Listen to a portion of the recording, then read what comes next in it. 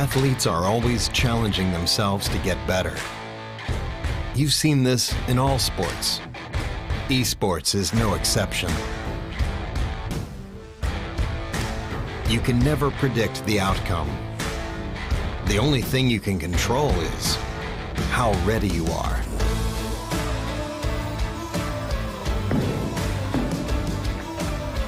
Over and over, players adapt, trying to improve, fighting hard for every percent gained. Give everything you've got to the challenge and show your finest.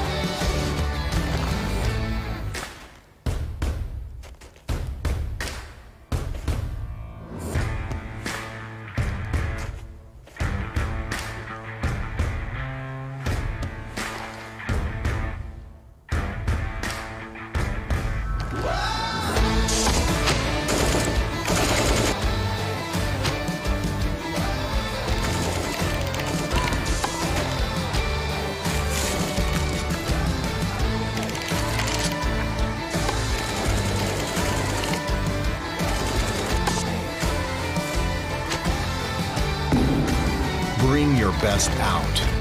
Strive for perfection. It's our goal too.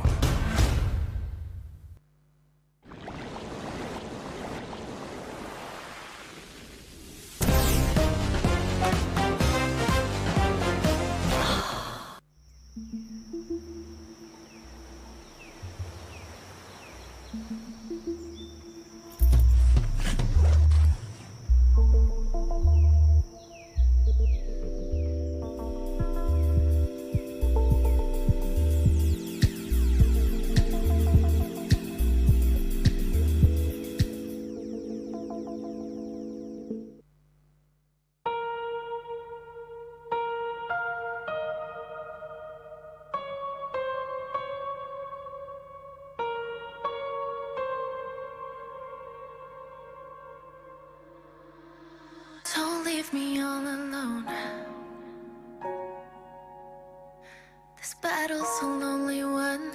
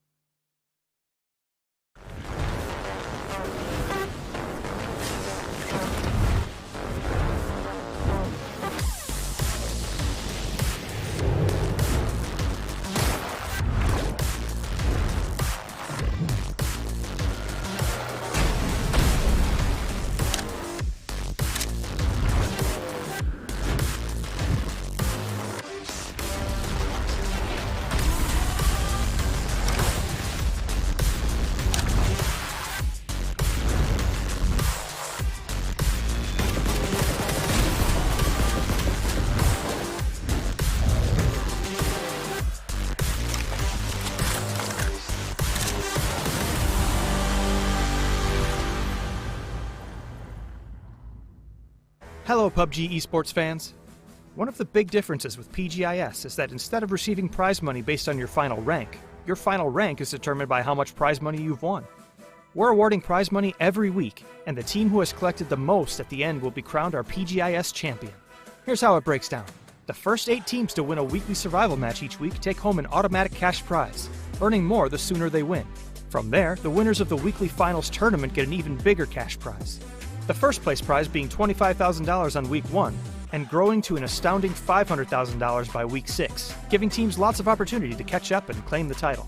Winning isn't the only way teams are earning cash though. 30% of the total profit made from PGI.S item sales goes back to participating teams. This money will be distributed based on the percentage of money each team won in the tournament, with bigger rewards for the higher performing teams.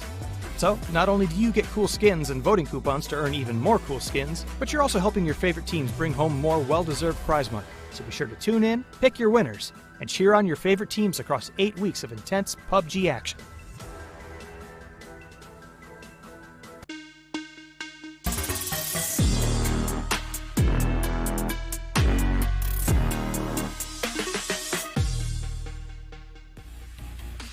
The final one falls and they go out in 11th place. 1 versus 1 does continue through, and it comes down really to the healing game. Nurin's baits him with the vehicle, taps him in the head, and Smash is gone. No heals left though. This is going to be the mad dash of hope. 1 HP. Didn't quite make it. Scary. Now DXG and Freaker Freaks. The pull up. Oh! The knock from the vehicle as well. The trade out comes in. Now DXG just kind of in a ditch here. They don't have much cover to play with. These nades coming back in though and keeping the Freaker Freaks at least pinned to this ridgeline for now. There's Neil T on the trade out. Finds Hands here as Susie tried to peek over. And now the nade comes right on back in. No one's making it out of here alive.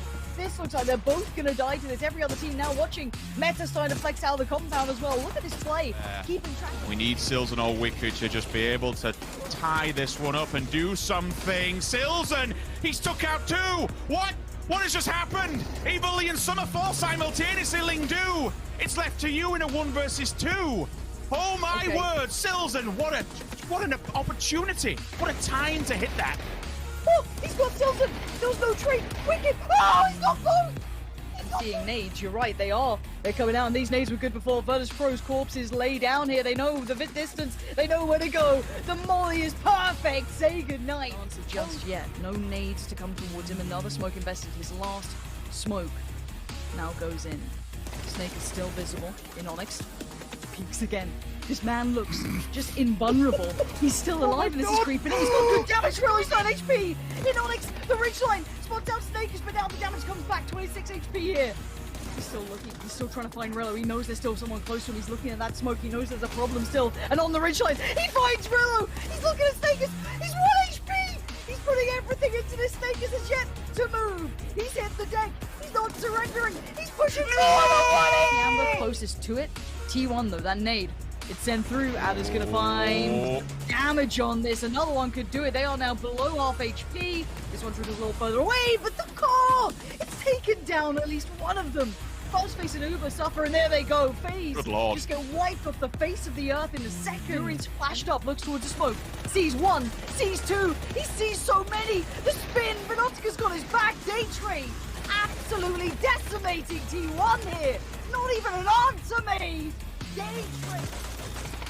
Well, in the fields here, should be able to get this final kill, you would assume. No, denied instantly from the opposing side. Dangche, 1 HP in a dream near goes off. Balefrost left to hold front and center here.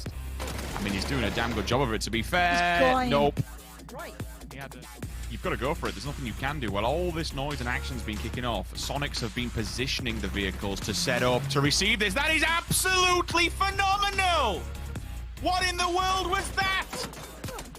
Bounces off the rock and just completely decimates Tiamba, hiding behind the vehicles, and Batulin just keeps going. Will kill them. Full send. This is the last chance to dance for VP in this match. The nades come out, they're ready. Tickleton is there, he greets him with a smile and a couple of bullets as well. Up and over he goes, Batulin leaps out, he gets one of the train! But the nade... Kill, that's not the style you want. You would be moving nice and quick towards the woods around the back of Mansion, but no. A Freaker Freaks, Tiamba following, not too far behind either, was following the path that a Freaker Freaks cut. But look at it, it is right this time to It's all that they're fighting for, and Longskull wants it for himself. Smash has even gone down towards Kickstart. Shoot to kill! Plow through them! Send in the vehicles! The Moys, they're working, they're burning alive! Kickstart's gonna keep his head down. It's another for Mings! What is happening, Rich? I actually can't believe this right now. Tiembra in the best position possible. There are 2 knocks for Meta, and suddenly appearing out through this is Sparky trying to find a way out. And there's no way out!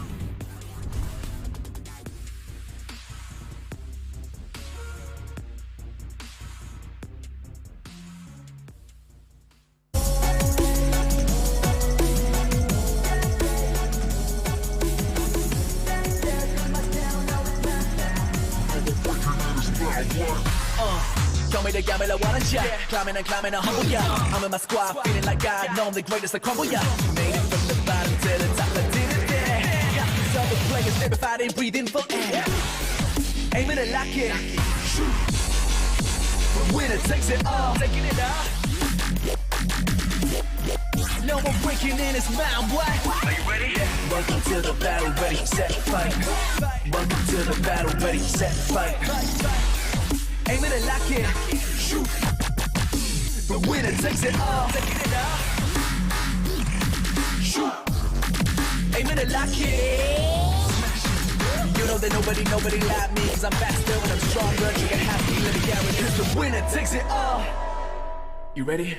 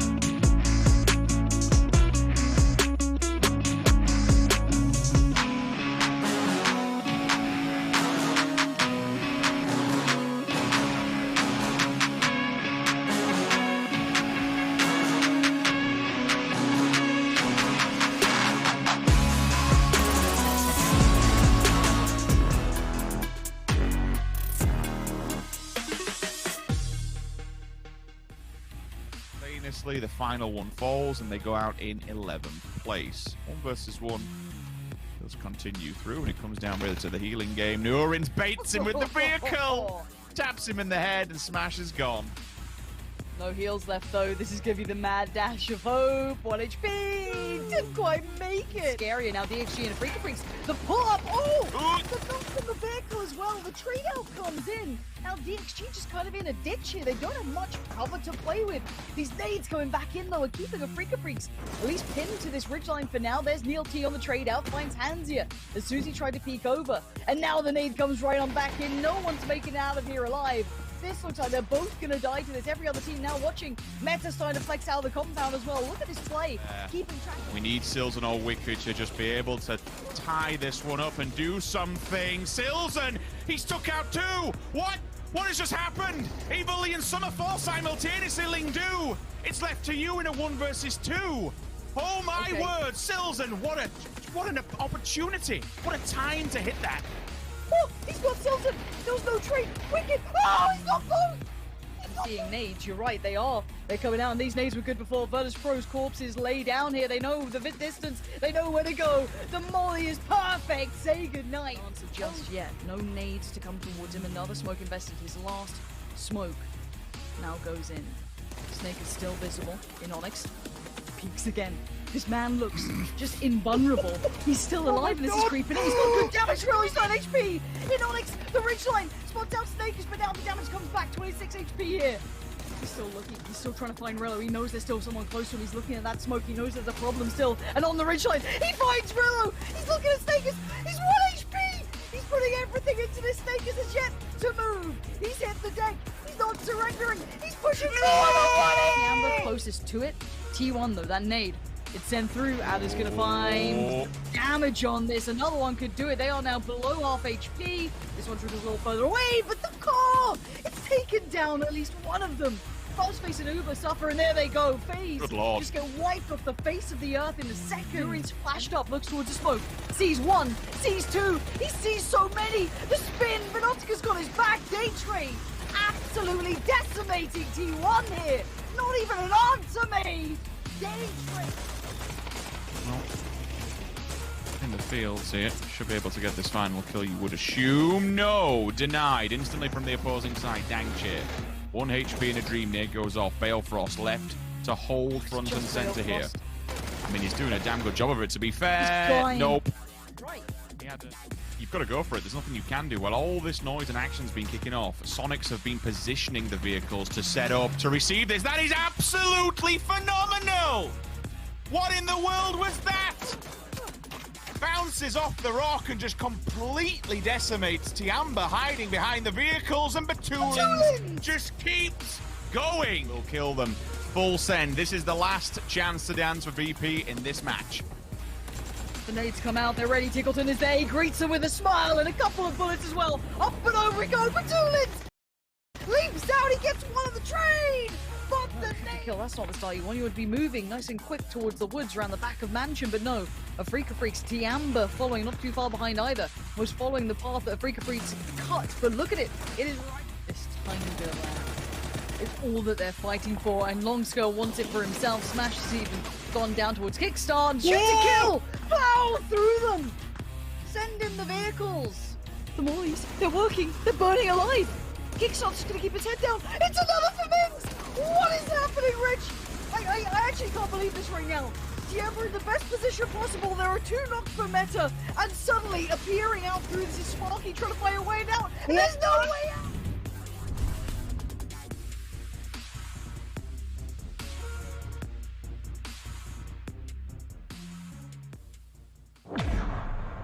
Hello there, ladies and gentlemen, and welcome to PGI.S. Day number 2 for Weekly Survival 6. We are getting down to the final moments here of PGI.S. as we are very close to that weekly final as well. My name's Kyle Laris. I have Avenger as well as Cameron here joining me to break things down for the games. Avenger, yesterday was so far so good. Some big names going through, and Tiamba towards the end as well, getting that little surprise going on when it came to dealing with Heaven and advancing onto the well themselves. Yeah, that was an absolute crazy game. So many decisions made that kind of tore the teams apart and left them with 1 or 2 players standing rather than having, you know, full team E36, losing 4 guys, the Zenith push on to shoot to kill. And then, of course, Tiamba getting through here, and they're getting replaced by a team in their own region as well for the 3rd time yesterday, which is going to be TSG joining us here in the first game today. Yeah, definitely. Cameron, obviously you're watching from the sidelines yesterday. Anything really stand out to you yesterday when it came to the games?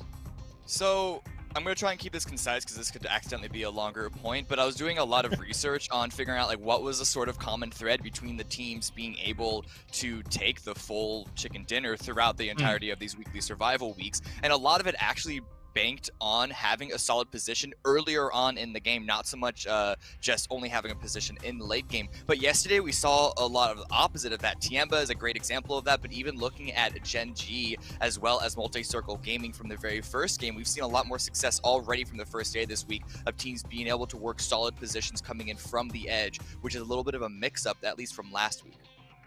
Yeah, I mean, of all Edge plays that were successful yesterday, I was especially surprised by how Tiamba was able to find themselves that success in that last game. But they were so consistent yesterday, which is crazy.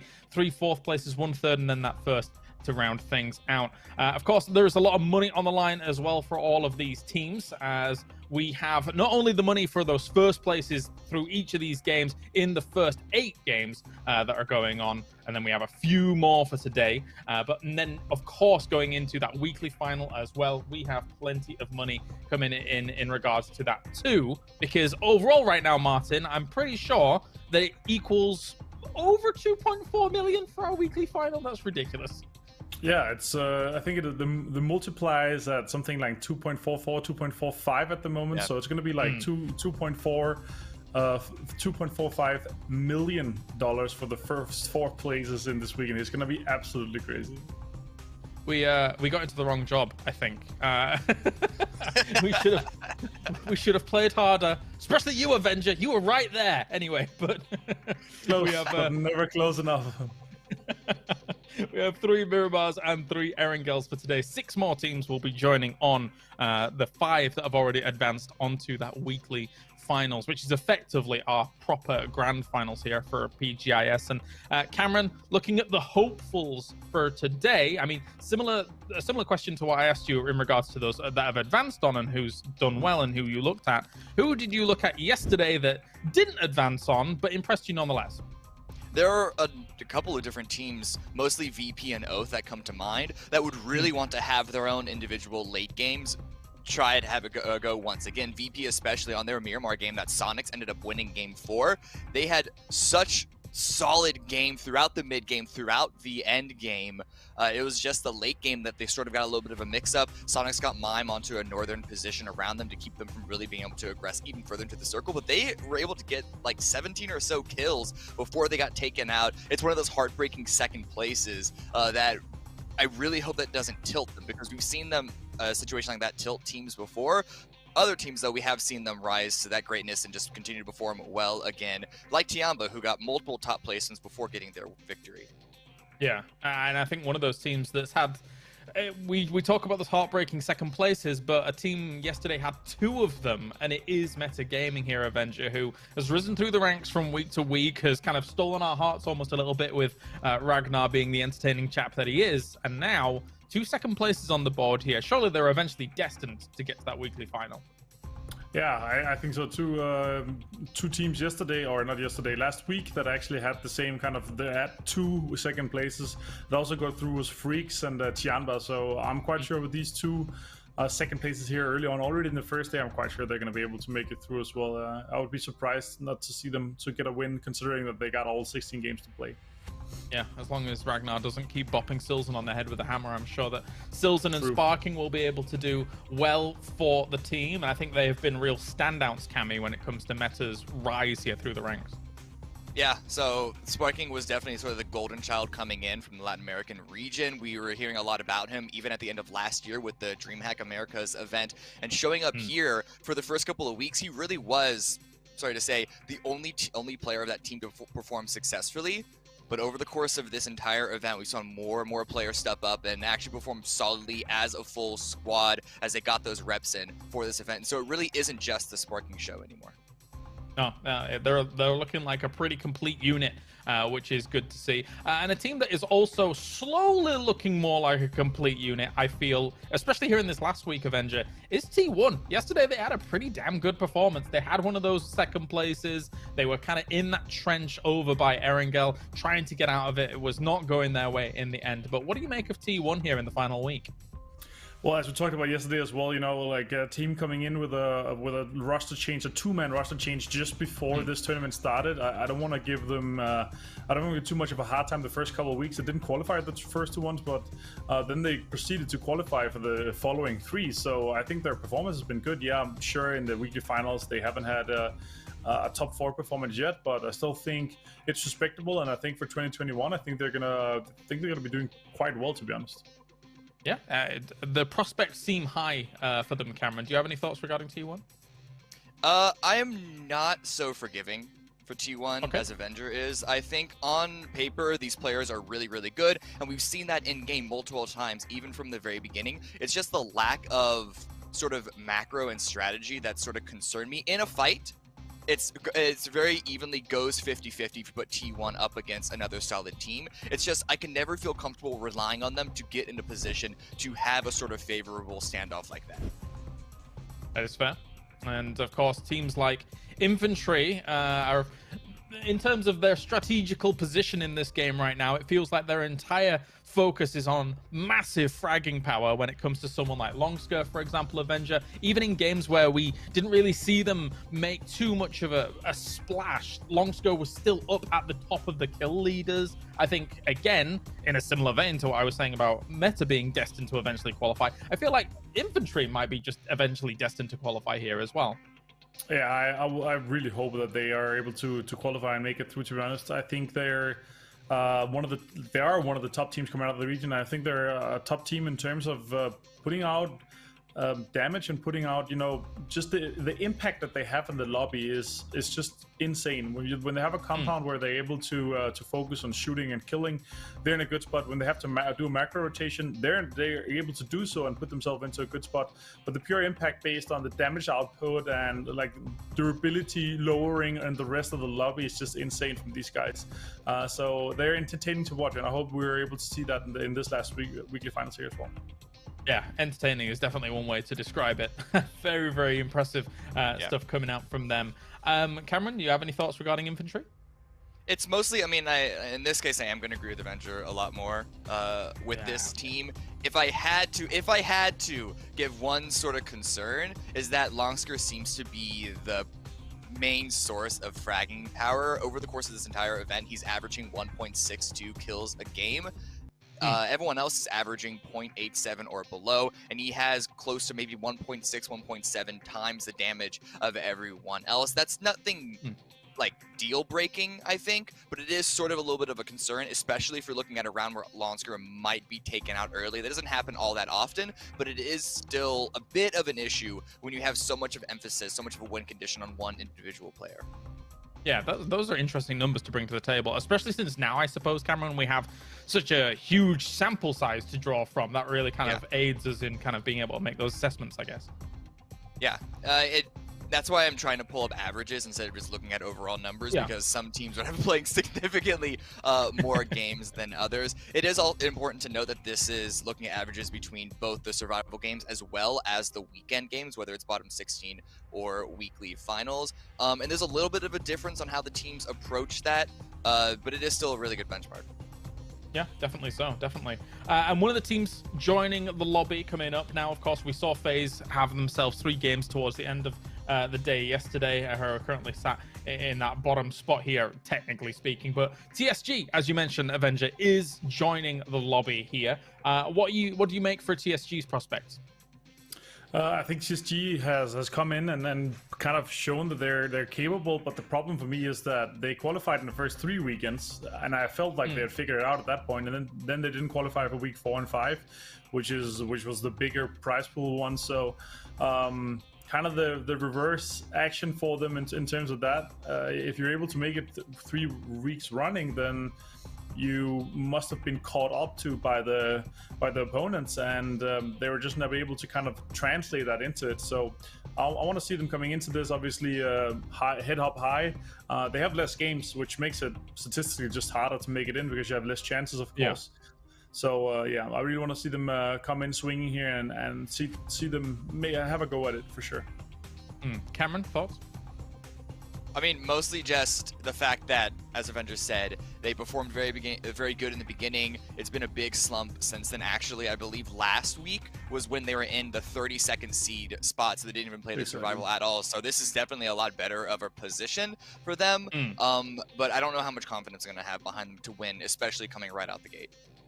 I mean, watching their progression, especially towards the end, I feel like Volibear's kind of been the standout for them. I don't know if the numbers back that up. I haven't quite looked into it, but he's been definitely very good on that side. I think they just need to tighten the bolts potentially before they actually get advancing on here into the ultimate week for PGI.S. Of course, everybody is looking forward to trying getting into that weekly final where 2.4 million plus is on the line. But it is week 6. It's day 2. We get to match 6 here as we head over to the commentators, Sims and Pansy.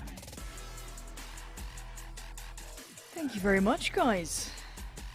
And I'm going on a quiet start, you know? I'm waiting for the caffeinated beverages to take effect.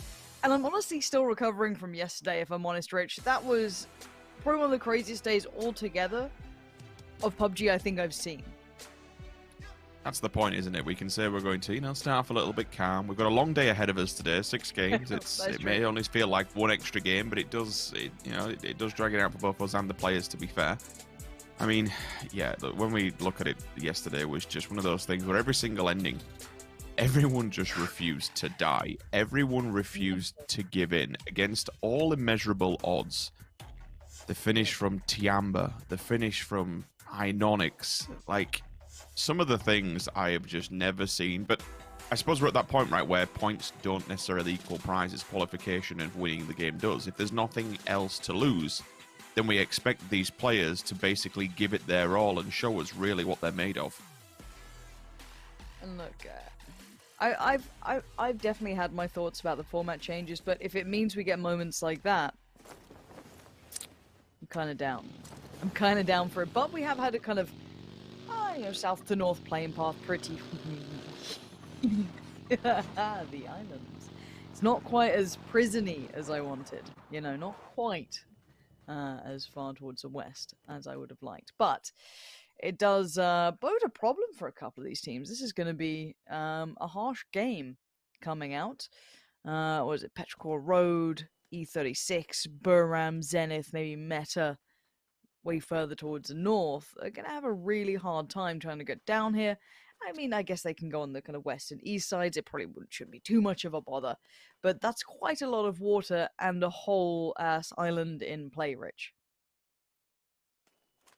There's a chance, all right? I'm going to give you it. There is a chance. The problem is it rests so much on a very finite balance of we're getting this next hard shift and then just continuing that trajectory down to the south. We've had a few. It's few and far between.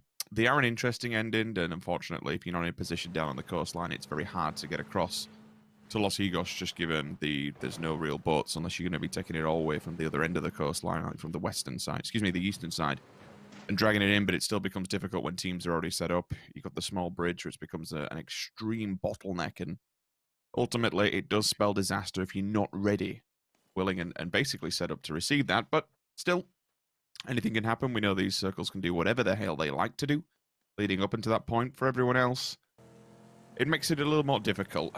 Even if we don't get the Los Higos endings, again, same principal factors that we spoke about yesterday. Around 45% of this circle is going to be situated over water. Maybe not necessarily the full percentage, but in terms of an entry point to the circle, because of how it banks off to Valdemar.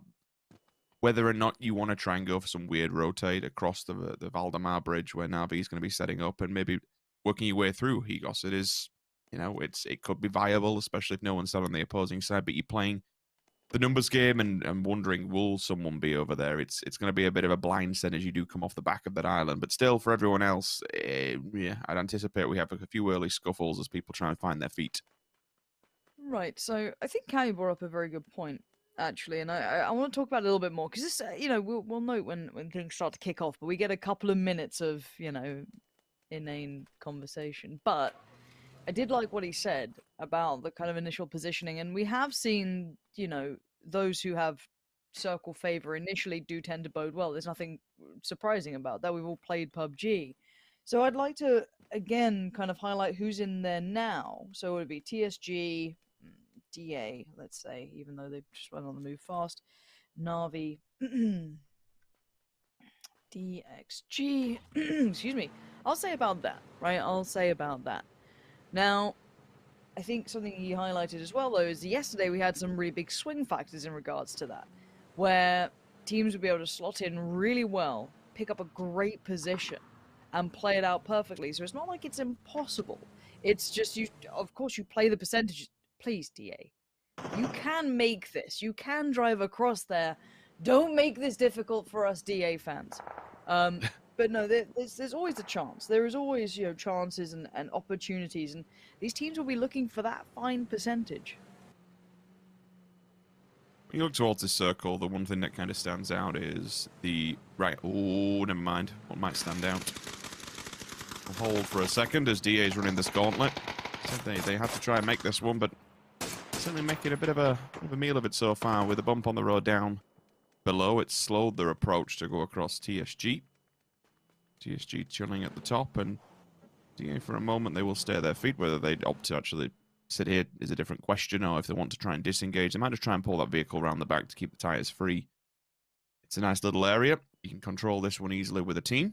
Yes, it gets a little bit harder further down the line, given that you are smack bang in the centre of the circle, and everybody will be looking onwards of this, and if they've already heard shots, then they have the information that a team is certainly up there and within a fight of somebody else, so that might pay them favours, or the team should kind of try and stay away from that if they are going to be wandering across this way and within close proximity of those noises. But again, Chumasera for me, I look at that and I draw the line straight down to the coastline, somewhere that actually kind of struts out just off from the island side on the more easternly, southeast as we look at this. And somewhere through that kind of cross-diagonal angle. A little bit DA on this side of it. It's a good position, you know. We have seen a few down here, and anywhere in and around that, it's going to be good. But ultimately, it still can't support everybody. That's the overarching story to kind of take from this one. That immediate area now that we've got cannot support every single player. I don't know why, but a suppressed barrel just makes you feel uncomfortable. It really leaves me with a sour taste, very unpleasant. Then yeah, right, it will be compressing. I don't like it. I don't like it at all. It's meant to be loud. But something I would quite like to kind of remind people of as well is how close VP were to converting, I think, 2 of those games. There was that crazy Miramar one where Sonics got through, and they were hammer and tong at that. That was one of probably... If they'd converted the win, probably one of the most hard-fought victories, excluding some of those like 1v2 clutches. So it was exceedingly exciting, and VP do very well on Miramar traditionally. I would say they do well on Erangel as well. But they're I'd say one of my teams that are going to go through, maybe not even this game, but within the next handful. I'd say a Virtus Pro are my team to watch in this. Who would you put up there with them then? Because I'll take the easy one, right? I'll take Virtus Pro. Who else do you think is making it through in the early couple of games today?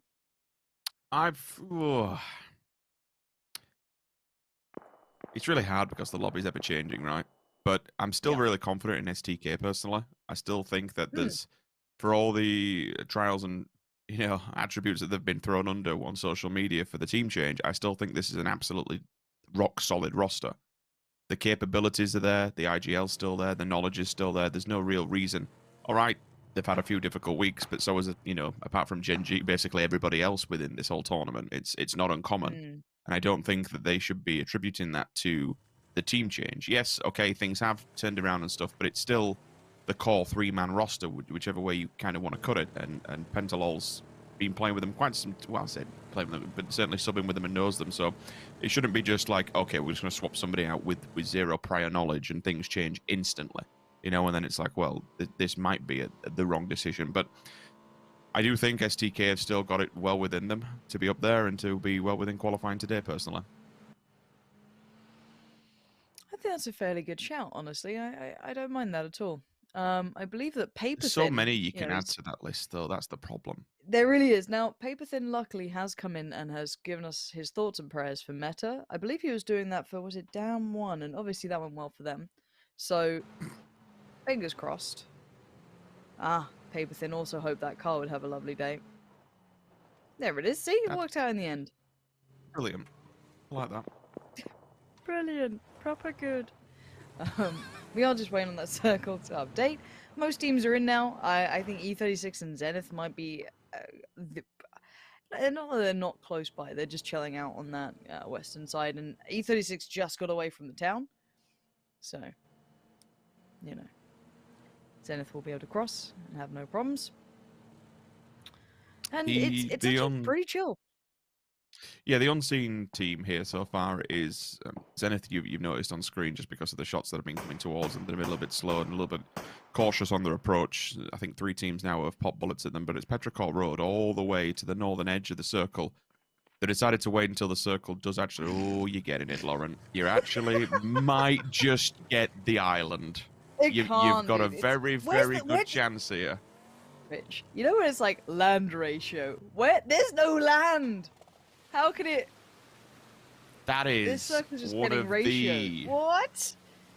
Oh, no, no, Hold on, no, boys, I gotta... no. There we go, right. Okay. Well, you said we you go. wanted a bit of a calm start. What the hell is happening? All right, let's get into it. Let's talk about it. I don't know how to really convey the nonsense that's going to happen because we have an island in play. We have Los Higos slightly in play, and of course that northern portion. Now, surely it's going to just kind of like close towards the north, but I imagine someone would be in there and phase fish, barrels, and a gun. Something about the saying of that seems kind of true here. And Virtus Pro are certainly not the fish. This is looking a little sketchy for FaZe, who now have to kind of dip their way around, but Fuzzface is alive. Makes it to the coast-ish. We'll see how he gets on from here, because he's going to be on foot, but he's not that far away, but they did lose one in that. Now, let's not forget, during all of this, it could still very much bounce back to the main head of the island. Senyu will fall in the kill feed. You'll see that now. Quick knock on the side of E36. They do match up against Na'Vi in home territory of Valdemar. As a rough area and guidelines of how the map is situated at the moment, because, again, it could be rather manic and pure madness that's about to unfold before our very eyes. You did see one player of FaZe Clan fall, but they still got the rest of them over with the boat. They will hold the keys to the gate that unlocks the island. Not Los Higos, but the one that kind of joins the two between the bridges. They will hold the westernmost bridge off against Zenith, and Na'Vi will be coming and backfilling Zenith. That's what they need to be very aware of. Zenith should have at least a scout looking onwards to make sure that no one does turn up on there. Infantry, you jumping out here? Just dropping one off and maybe laying a few people off in different places. That's fair. All right. Trying to do whatever you possibly can do. Fuzzface is still in the water, and that's because he's been swimming around from the right-hand side of this. Jumped out of the boat, and it gets really, really difficult with so many players up top. Zenith look like they've understood what's going on. Now, they've all just turned and faced. They see FaZe Clan on one side. They haven't realized the Na'Vi is yet on the opposing. That could be extremely, extremely dangerous if they don't keep track of that. With E36 also making their way out of water onto the beachhead, Zenith are about to be hit from 2 different angles. It's something you need to be really, really cautious of. Meta, again, landlocked. Nothing else they can do about this. They're on the island. They're smack bang in the middle. Same goes for infantry now. You got to stay your feet where you are. Best position, a freak of freaks. They took the main bridge. Yep. They hold the petrol station. For everyone else in the north, you have to hope and pray this swings your way, because if not, you're basically dead. Oh, what a start to the day. I'm not going to ask for anything more. That is me done. My official request has been met. And Kickstart, does he notice? There are a couple of players about to breach. Already the nades coming through makes it does seem as though they might have a very good idea. And yes, say hello. Now that's a bit of a problem. What year is this? They're shooting people in the water. I'm so happy! Shinboy just posted an aid down. That's why I'm playing catch. Now, PureBoy could do something quite nice with this if he gets the timing right. Maybe could do some work, but this is horrible for E36, really, isn't it? And I'd like to take this moment very briefly to thank Paper Thin for making the circle happen. I'm sure maybe PlayerUnknown did press the button, but Paper Thin did will it on, so I appreciate that. Now, this is a bit of a battle that's going to be raging for a while unless they decide to maybe try and get ahead of this. Zenith could get in the vehicles and just disengage away, get into the island itself. You'd already mentioned earlier, though, FaZe are watching that. The next island up, FaZe will be having maybe not like a main say in who can cross, but definitely some shots. If I'm not mistaken, Na'Vi is starting to leave. Kickstart finds Sasu, and this is terrible for E36. They're finding nothing. They have the water behind them, maybe a scrap of a building, and that's about it. Now, FaZe will note this. Hearing some shots come out as well, AC and co, but this is what we are up to. This is what is available for these teams. Absolutely nothing.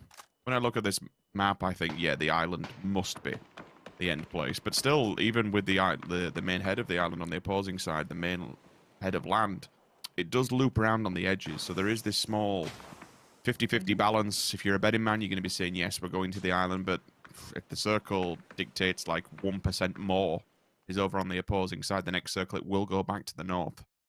At the moment, it doesn't look like it. It's looking very strongly like the island will come into play here. Very, very strongly. But again, I don't do the algorithms. Rich. I don't know how all it worked. Oh, yeah. Just going to Osigos, mate. Not a problem. Cheaper than Benidorm. At this point, still waiting on the north to resolve itself. Like, there's still teams living up here quietly going, come back, please, circle, come back. And because we have a bit of fun today, why not grab a little code for yourself? Pop it in game, get yourself some of the little coupons, get going, get into it. I'm not selling it as well as the Americans do. They're very good at selling coupons and such. Horo's got a real talent for it. Brits, not so much. We're a bit more deadpan, I guess, just across the board. But it is a bit of a divide in the lobby. You have the northern portion, which we're seeing now. You know, your T1s, your Burrams, your DXGs, such and so on, shoot to kills, DAs, VPs.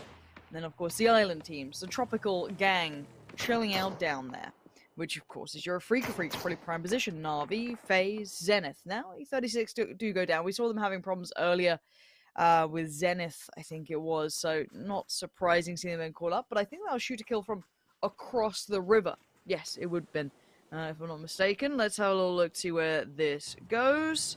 Ba-ba-bam. Back to the mainland. Now, I don't actually mind it, because I just get to see more teams having to pull off ridiculous things, and this is the circle that's going to kill half the lobby. Yeah, that's the devastating one. We have 6 teams, and I was jotting all the names down to see who would be surviving, and ultimately those 6 teams that are on my list is everyone from the island. It doesn't happen like that. And again, with the land ratio, this is what I was trying to say. It was still a finite balance, even though the circle is well and truly homing over the island. You do have this strut out from the main head of land.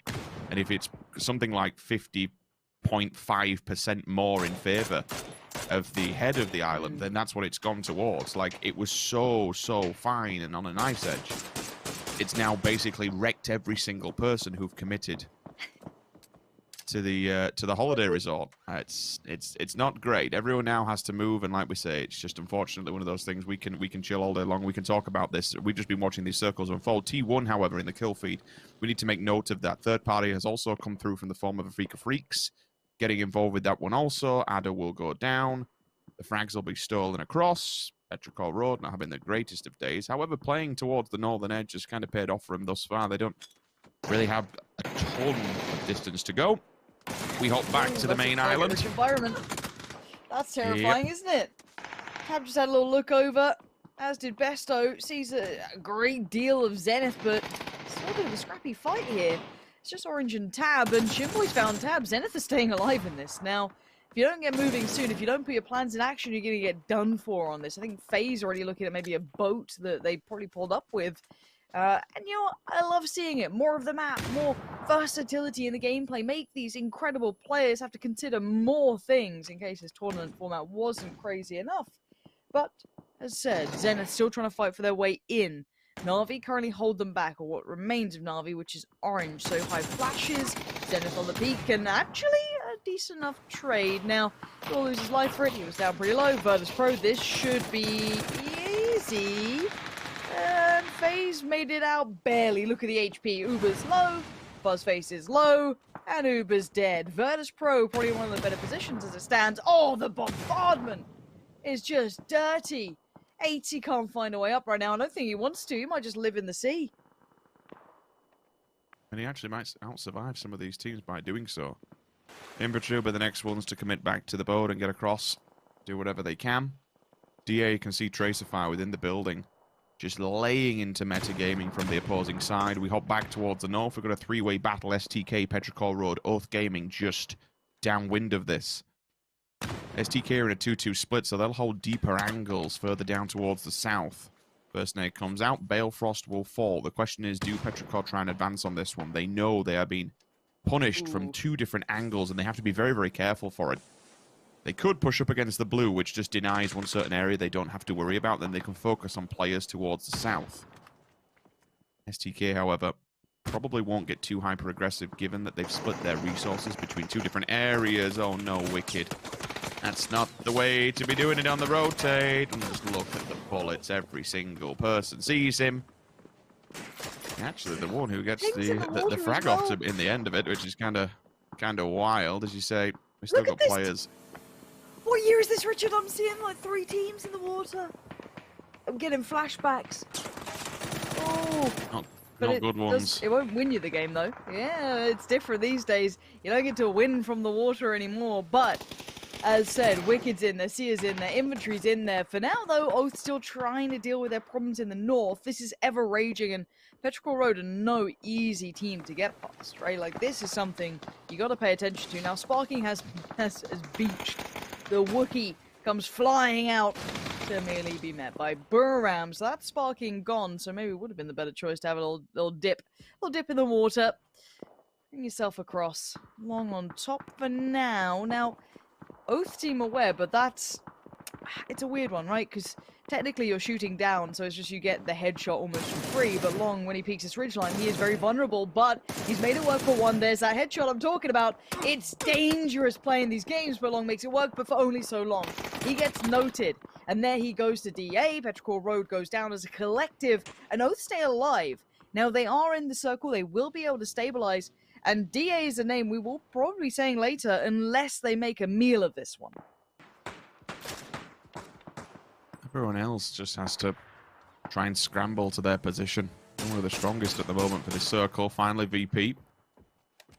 The safety net of the building that they've garnered for quite some time is now removed from them. I'd say it probably can't. Not really long for this world, much more to be fair. Doing whatever he can. Ultimately clutching at straws when you're up against the blue. You might just give it up at this point, to be honest. There's not a lot he really can do whatsoever. Zenith, I've got to say, like, with resilience has been in their favor thus far. They had several teams continuously battling against them on the opposing side, and they've somehow made it off the island across the beachhead and now to the foothills of DA. You do have to be careful because VP's still there, but VP, like, you've got this scenario where VP fires into DA, then Zenith strikes at the perfect right time. We'll always have a constant conflict between a Freak of Freaks and Buram just because they are battling off the back of this bridge. Either side of it, it's quite a nice area to be taking residency in at the moment, given that your back is completely safe. Then we hop back on board with STK, still up towards the northern side, looking at Oath, but eventually they do have to ramp down. If they do ramp down, they hit this trifecta of teams, VP, DA, and Zenith, all of which now are going to be forced to move by the circle. I'm watching Buram, and honestly, if they make this through, now that would be fun for me. Now, we are seeing Action 5. Ooh, this ain't fun. Penta tries to do the moves, and well, he does get knocked for it, but they at least get the flush, so they've picked up a little bit of a next kind of springboard position to work towards. So now we still have this scenario of, look how many teams are here. Oath, Shoot to Kill, Virtus Pro, of course, DA, Zenith, all around. Metralius with the switch out towards the SKS. Tap, Code Mark, we're going to find with 2 lins. Here comes out, Shimboy finally strikes. Now he gets 1, but he's quickly traded out on. Now the rest of Zenith is a little lower down on this ridge, playing by the bottom side of the rocks, going to try and relocate, readjust. No wide flank available, and Code Marco's going to attempt to go for the flush there. And the remainder not quite on deck. Punich is a little further towards the eastern side of these rocks, as you can see there in the smoke, and that nade's not bad now, is it? Oath's gonna start going through. This looks like NA on NA action now. Just to be careful they don't step into the fire because it is very well hidden, obscured by the smoke. VP comes in from the back lines though, follows up with a nade, so Smakel's removed from play. Hyruzen hits the deck, 1-2, thank you. The spray transfer is picture perfect. Balefrost now to hold the line, but the bombardment will commence. Halo comes into play now, into focus. STK have realized what's going on, and VP has been eliminated just like that. What a response. It was a bit of a mixed match, to be fair, between Oath and STK firing in to VP, so they got the blunt end of the stick from a third party. TA still have to get across this stop gap before getting to the circle. It's not the most barren of areas, so you do have some trees and obstacles that you can play off the back of, but still, with the elevation in the favor of a Freak of Freaks and DXG, how difficult that will be, I do not know. All right, so high percentage chances will be your DXG, Buram, and are Freaks down to 3? Yeah, okay. I'd say those are your 3 to watch right now. DA's positioning is pretty rough, as we can see. So, kind of putting them out of it. And now Buram are on 8 kills. We said this about Buram. They're a team that if they get to the right place, they play a wild game. Stylistically, it's hyper aggressive. And speaking of aggression, here we go, straight in, straight out. Shoot to kill is gone. I think it's placed for them. And look, in this format, it's all about that win. It's all about that final player, final team standing. And yeah, we're going to the beaches, Rich. This gets a little bit interesting because there's no players inside that circle. This gets very, very interesting. And also puts Boomerang now their fantastic and very formidable position. Same goes for DXG. They all have to remove themselves from cover. They all have to remove themselves from these safety nets that they've been banking on so much. But this is a very low wrap. If that nade's good, it's better than good. It's absolutely banging. 2 players will fall. And the big obstacle that was front and center of Boomerang to get by. They have made this look easy. The follow-up molly's good, and that should be a freak of freaks gone. That was so swift. That was a nade, bit of pressure, molly. Okay. Buram, they're on the map. They removed one of the biggest strikes. DXG is still alive, though. And I'd say DXG's position, pretty strong. Yeah, the new circle's a problem, but it's very good. Oh, now that's... Wait. That's a big boy up on the bridge. I just caught for his position, and he's inside the circle, Lauren. Like, if he has to, he could always jump off that backwards and wrap down low where Boomerang are to get to his teammate. Like, they could hold this with these long-range weapons up there. That could really throw a spanner in the works.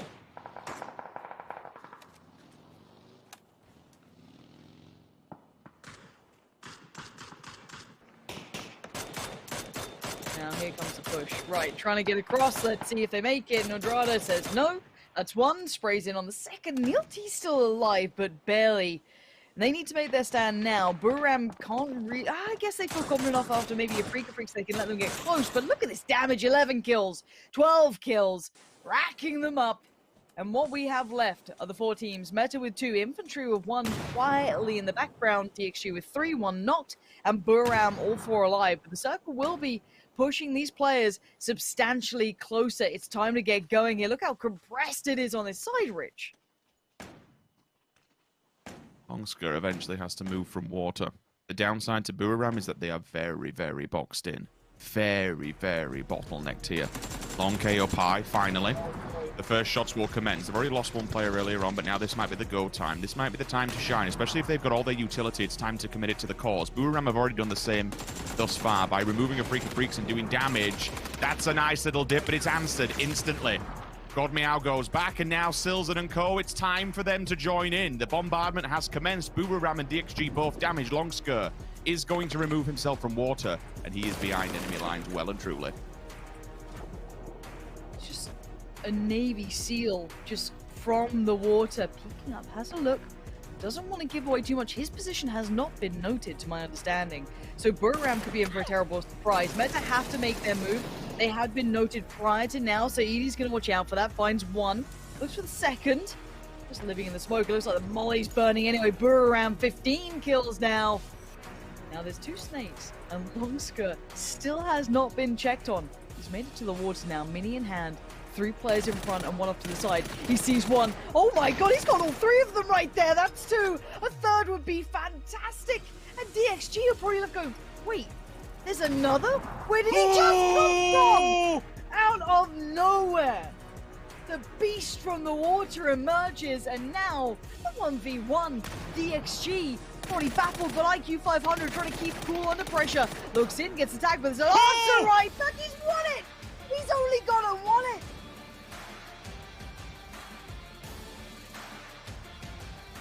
Coming into this competition, we knew this man could do incredible things. Longsker bides his time in the water. Patiently, he waits for the right time to strike. Makes his way up. Decimates Boomerang. Pound for pound, destroys them all. Takes the 1 versus 1 at a disadvantage when it comes to health. and ultimately wins it out and wins his team a spot in the grand finals.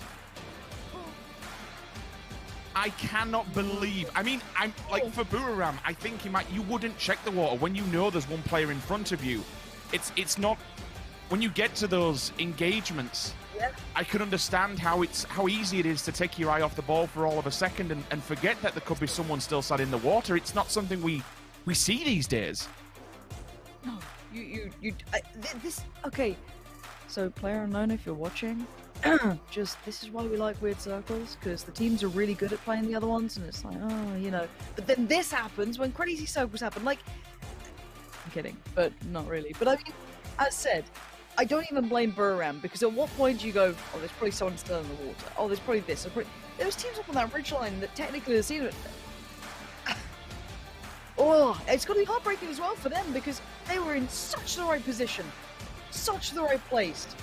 They finally pursued. How many kills did Buriram have as well? Like, unbelievable, unbelievable stuff. Absolutely love it. Fantastic work across the board from that final player. Had to kill, what was it, 3 players, knocks 2 with the gun, nades out the 3rd, and then has that 1v1 against DXG, who we're down to, I think it was IQ 500 was the last player, if I'm not mistaken. Already had 2 kills to his name, so he was having a good game as well. I'm thoroughly impressed. Thoroughly impressed. Welcome to the weekend, Infantry. Look forward to seeing that. It's as simple as that, those clutch moments when everything's on the line. We've said it time and time again, and we thought yesterday was just maybe a one-off, maybe a potential flash in the pan, but I tell you what, it keeps on going. These days are not living up. These players are not giving up.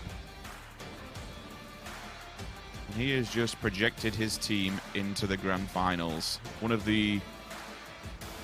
I keep finding myself saying one of the most clutchest players we've seen in a long time. He just basically took a 4 versus 1, took on a full team of 3, banged them out, took the 1v1 at a health disadvantage. He was down on HP. He was tagged. And still happily leans it and just baits him out, grabs him, and it's 2 grand and a spot in this weekend finals. GG Infantry.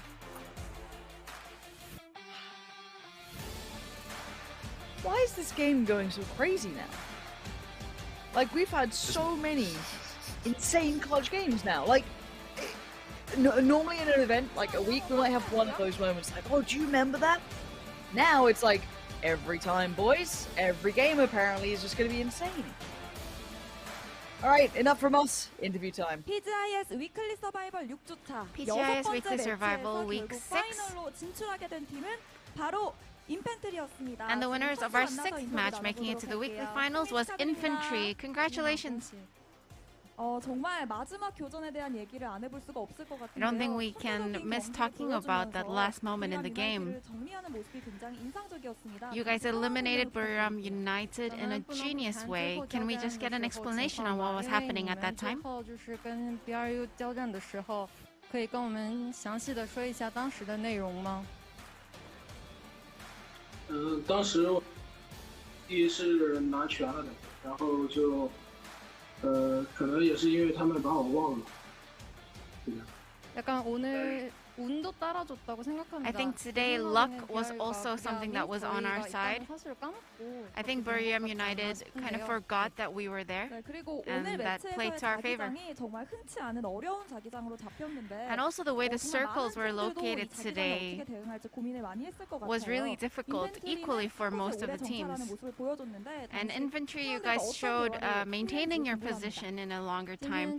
How did you guys talk about it with each other to make that decision? 但是你们一直保持在停留在一个位置，然后请对此说一下。因为那个2圈刷出来，我们就判断大概率是小岛圈了嘛，然后就开船上了岛，结果3圈很难受，然后就没办法，就只能再开船去水里面。 저희도 오늘 약간 자기장 부분이 많이 어려웠다고 생각해서 물속에 We definitely also thought that the circles were quite challenging, and so we decided to maintain our position inside the water. 최종 상금 Infantry, you guys are ranking number 5 with your total prize money, and I'm sure you are looking forward to this weekly finals to get closer to being the champions. How are you guys preparing for that? 保持的就是就好好打。 저희는 최선을 다할 것 같고 we'll be doing our best. 네, 롱스카 선수 오늘 천재적인 경기력 보여주셔서 Thank you so much for your genius performance today, and congratulations on making it to the weekly finals once again. 네, 참 6주차 파이널 진출이 PGI.S 챔피언을 위해서는 필수적인 만큼 아무래도 다음 매치 점점 더 치열해질 것 같습니다. 계속해서 7번째 매치도 함께해 주시고요. 분석 데스크 먼저 만나보시죠. Next level stuff. Where do we even begin? Brilliance. We were losing our minds as we were watching this game go down. Never mind the circles, but Longsker, the absolute genius of PUBG, is able to round out this game. Joining me, Avenger and Cammy here. Avenger, where do we even begin? This was ridiculous. Oh. I don't know, honestly. This from start to finish, this was just a 31-minute roller coaster. Like, this was insane. Oh my god, the boating back and forth, the swimming, the clutches, the whole situation was just crazy, right? And to start the day off like this we're in for a ride today, to be honest, Colors. Yeah, I think so. I mean, Cameron, we were talking in the back. We were like, but what if Longsker does? What if that happens? And then he makes it happen in the most ridiculous fashion. That was pure magic. It really was, and he said in his interview that he thought that Buriram forgot about him. I don't even know if Buriram knew that he was there to really begin with. I feel like the terrain of the beach, how there was that big, almost a ridge that he was able to play behind, that was able to obscure his vision enough, even while he was just being a little marine life form out there for the entirety of the mid game, that he was just able to stay unseen. And of course, we also saw the advantage in the end game, which I'm sure is going to be in the highlight, because despite all of the action, all of the chaos that happened throughout this game, that is definitely going to be the biggest highlight from this entire round. Just nuts stuff. I mean, we're watching the final moments here play out. Longsker constantly kind of waiting in the waters like that big octopus creature in Lord of the Rings that drags in Frodo as they're trying to run into the mines. And he just he pops out and destroys them and then takes the 1v1 against DXG, Martin. It was just amazing. Yeah, Buriram didn't prepare for this. This was not in the script for sure, and Longsker just popping off, winning like that, just insane. And the reactions just say everything, right? The happiness, the sheer relief is just insane. Yeah, absolute huge relief and just fantastic plays coming out. Infantry bagged their ticket to the weekly finals here for week 6. But on the opposite side of things, Buriram was having a great game, and then we saw a post-game here, Cameron, just destroyed. They were so angry at themselves considering the position they were in. Yeah, I mean, how could you not be tilted off of that? A single player coming in from the water? The audacity of Longsker to take that away from them. And this was the game that Buriram thrive in. They perform the best when it's a chaotic match. That's why they're so successful in field games. Once Circle shifted over to them, I'm not even talking about the northern shift in the mid-game off of Phase 4. I'm talking about Phase 6 and 7 where it went over to the bridge and just a wide open field. That's the game that they are primed to win. They had like, what, 12, maybe up to 15 kills after the DXG engagement, and then one player just pulled the rug out from under them. It's heartbreaking. You could really see that in their faces. Yeah, truly ridiculous. Let's take a look at the numbers from this game and add everything up. Infantry, of course, advances on into that weekly final. Not many kills. I mean, let's be honest, Martin. The Circle... We're focusing a lot on this ridiculous moment at the end, but the circles just were equally as ridiculous. Infantry was in the southernmost side of the island, then having to try and transition on towards the mainland. That's just nuts in itself. Yeah, for sure. And, you know, taking a boat, trying to get onto the other side, under the bridge, swimming under the bridge, getting into a good spot. And Noadra joining the 1K club as well from Buriram. Heartbreaking for Buriram. They were in a winning position for sure.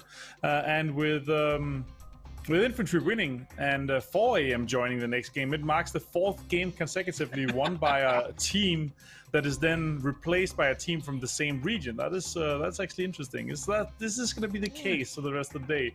Is E36 going to win the next game when Indonesia Gaming White they join the game after this? You know, a bold one, that one. We will see. Unfortunately, they did go out in 16th here. I mean, a lot of these teams were presented with very difficult choices, I think, Cameron, is fair to say. E36, of course, on the mainland, they tried to swim down to the south. For me, it looks like a death sentence 100%. I guess if you stay on the mainland, at least there's a little bit of chance that maybe it shifts back up. What are your thoughts?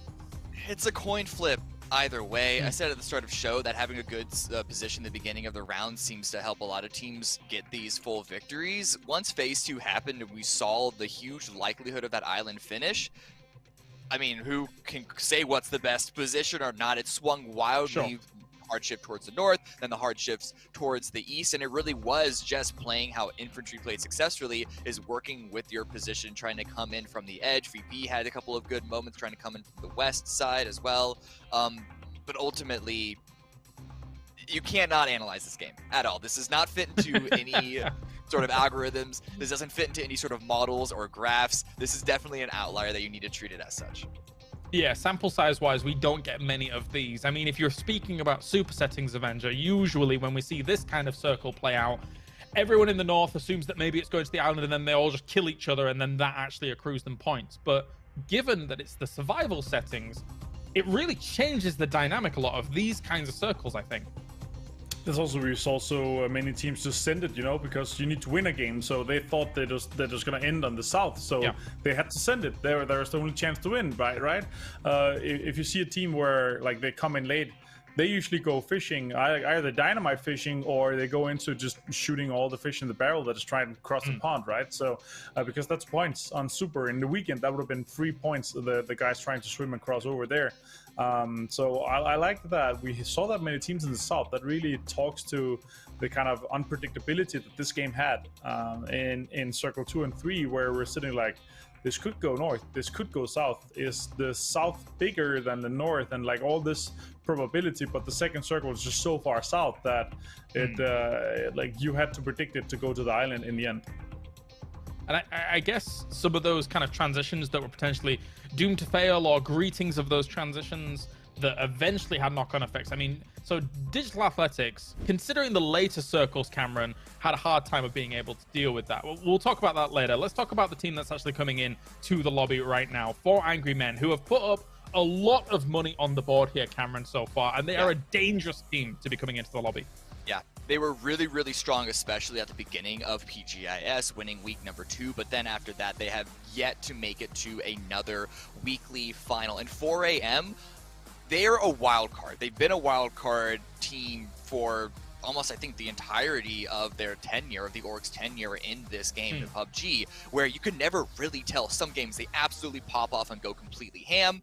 Some games, they really struggle, and it's almost impossible to tell which one it's going to be. So you definitely need to feel threatened by them, but I cannot call one way or another their probability, their likelihood of being able to advance to the weekly final, whether it's today or tomorrow. Avenger, your thoughts regarding 4 AM, one of the big fan favorites? Yeah, honestly, 4 AM, after God V's sickness and he was being sick, he had to bow out. They had a rough time coming back, as we said here. 3 weeks running not being able to come in, but they're a team that's stats wise and player mechanically skill wise, they're up there. They're definitely a team that I think we should deserve to have in our weekly finals here. So I really hope they make it. They don't have that many chances coming in here in game number 2 today. It's gonna be rough only having, you know, these amount of chances. It's going to be rough, so I really hope to see them step up, and I hope to see them see some good games here, and we're in for a treat, you know. DA is still in the lobby, 4 AM joining. We might be having some good Wrangle games.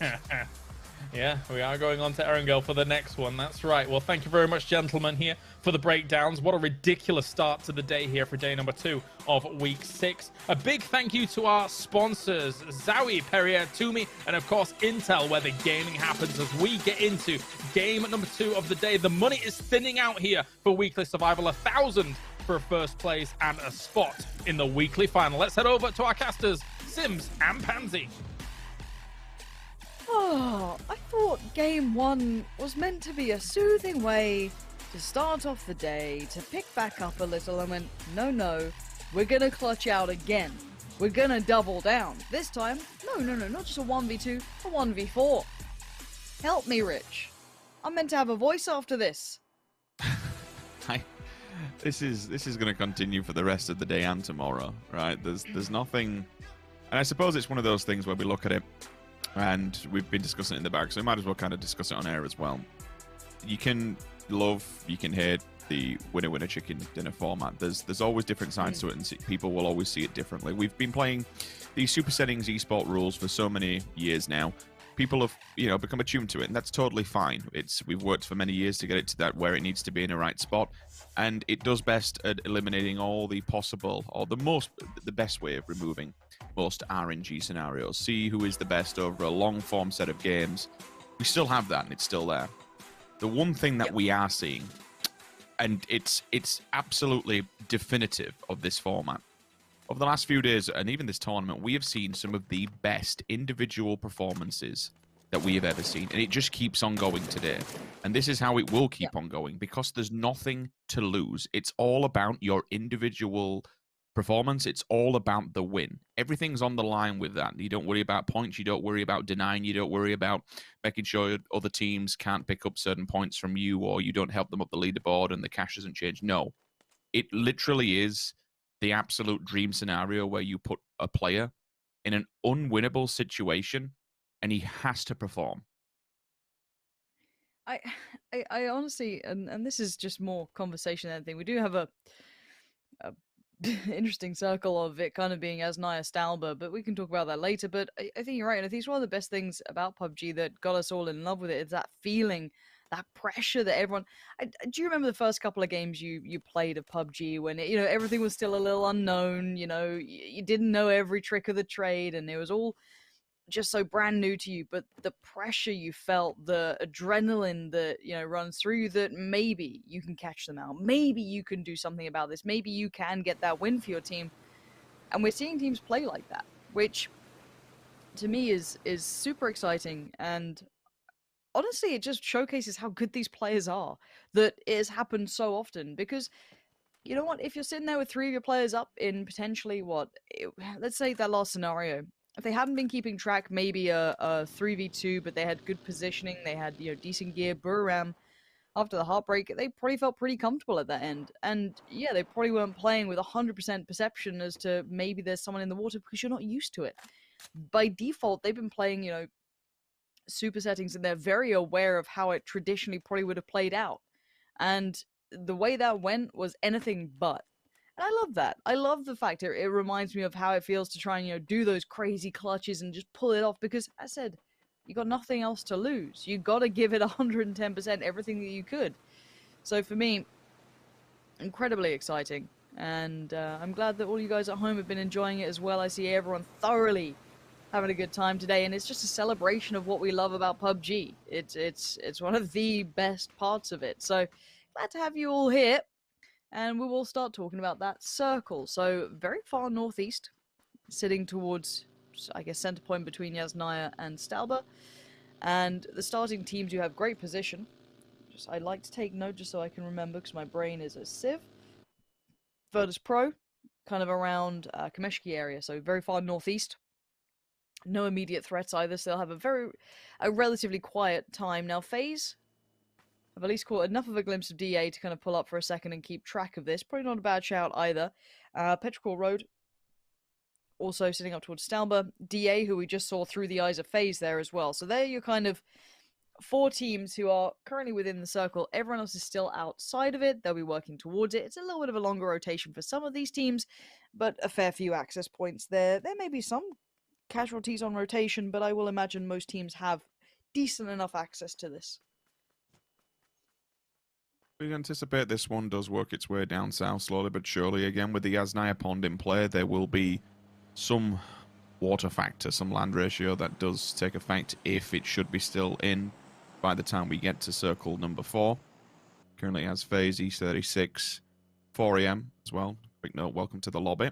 The Giants of old are here. We'll see how they perform in this one. They've been having a few struggles and a few battles to get to these weekend finals, and now the biggest struggle of all is getting to the grand finals. We'll see if they can fare any better than the weeks gone previous. Small note on that, it's still kind of weird that Liquid aren't yet in these lobbies. We've still got someone like Liquid. If you're a European fan, TSM hurts ends my heart like a little bit. so thus far. I mean, we haven't had a single PEL/EU team, quote unquote, qualify yet. You know, it's It stands out. Look, it hurts. But honestly, they've been outclassed so far. There's no way to put it other than that. And I'll be the first to say I always love seeing the teams that I know the best doing well. There's no shame in saying that. I love to see the boys do well when we've been watching them for years. But the way that other regions are stepping up right now, if you're not doing the same, you're not gonna get a gift of a circle anymore. Especially when we've been seeing teams just clutch out and push beyond expectations. It's all fair. You can't really argue with it. No one's saying, oh, you got to be slap bang center circle, otherwise, oh, it's just RNG. No, these teams are clutching the hell out, dude. I mean, I look towards Virtus Pro, and I'd say they're probably one of the teams getting the closest consistently. I think that's a pretty fair shout at the moment. But outside of them, I'm one of FaZe's biggest fans. I'll sit there and watch a FuzzFace stream all day long and have to occasionally mute because he watches the VODs back and I hear my terrible casting. I don't know how you put up with it. But they haven't been consistently good enough yet. If they find the form, fantastic. But compared to someone like Virtus Pro, or you compare to some other teams in this lobby, it's not been quite there yet. That's just simple as it is. And we move on. We'll have to see how they form now going into this 4 a.m. though. The newcomers to the lobby, a dangerous element to add to any mix. And I wonder how they fare in this one now, because they're a team that's had certainly highs and lows. So curiosity is certainly going to be building towards them, and they're in a fine position in this one as well. They're in a very good spot.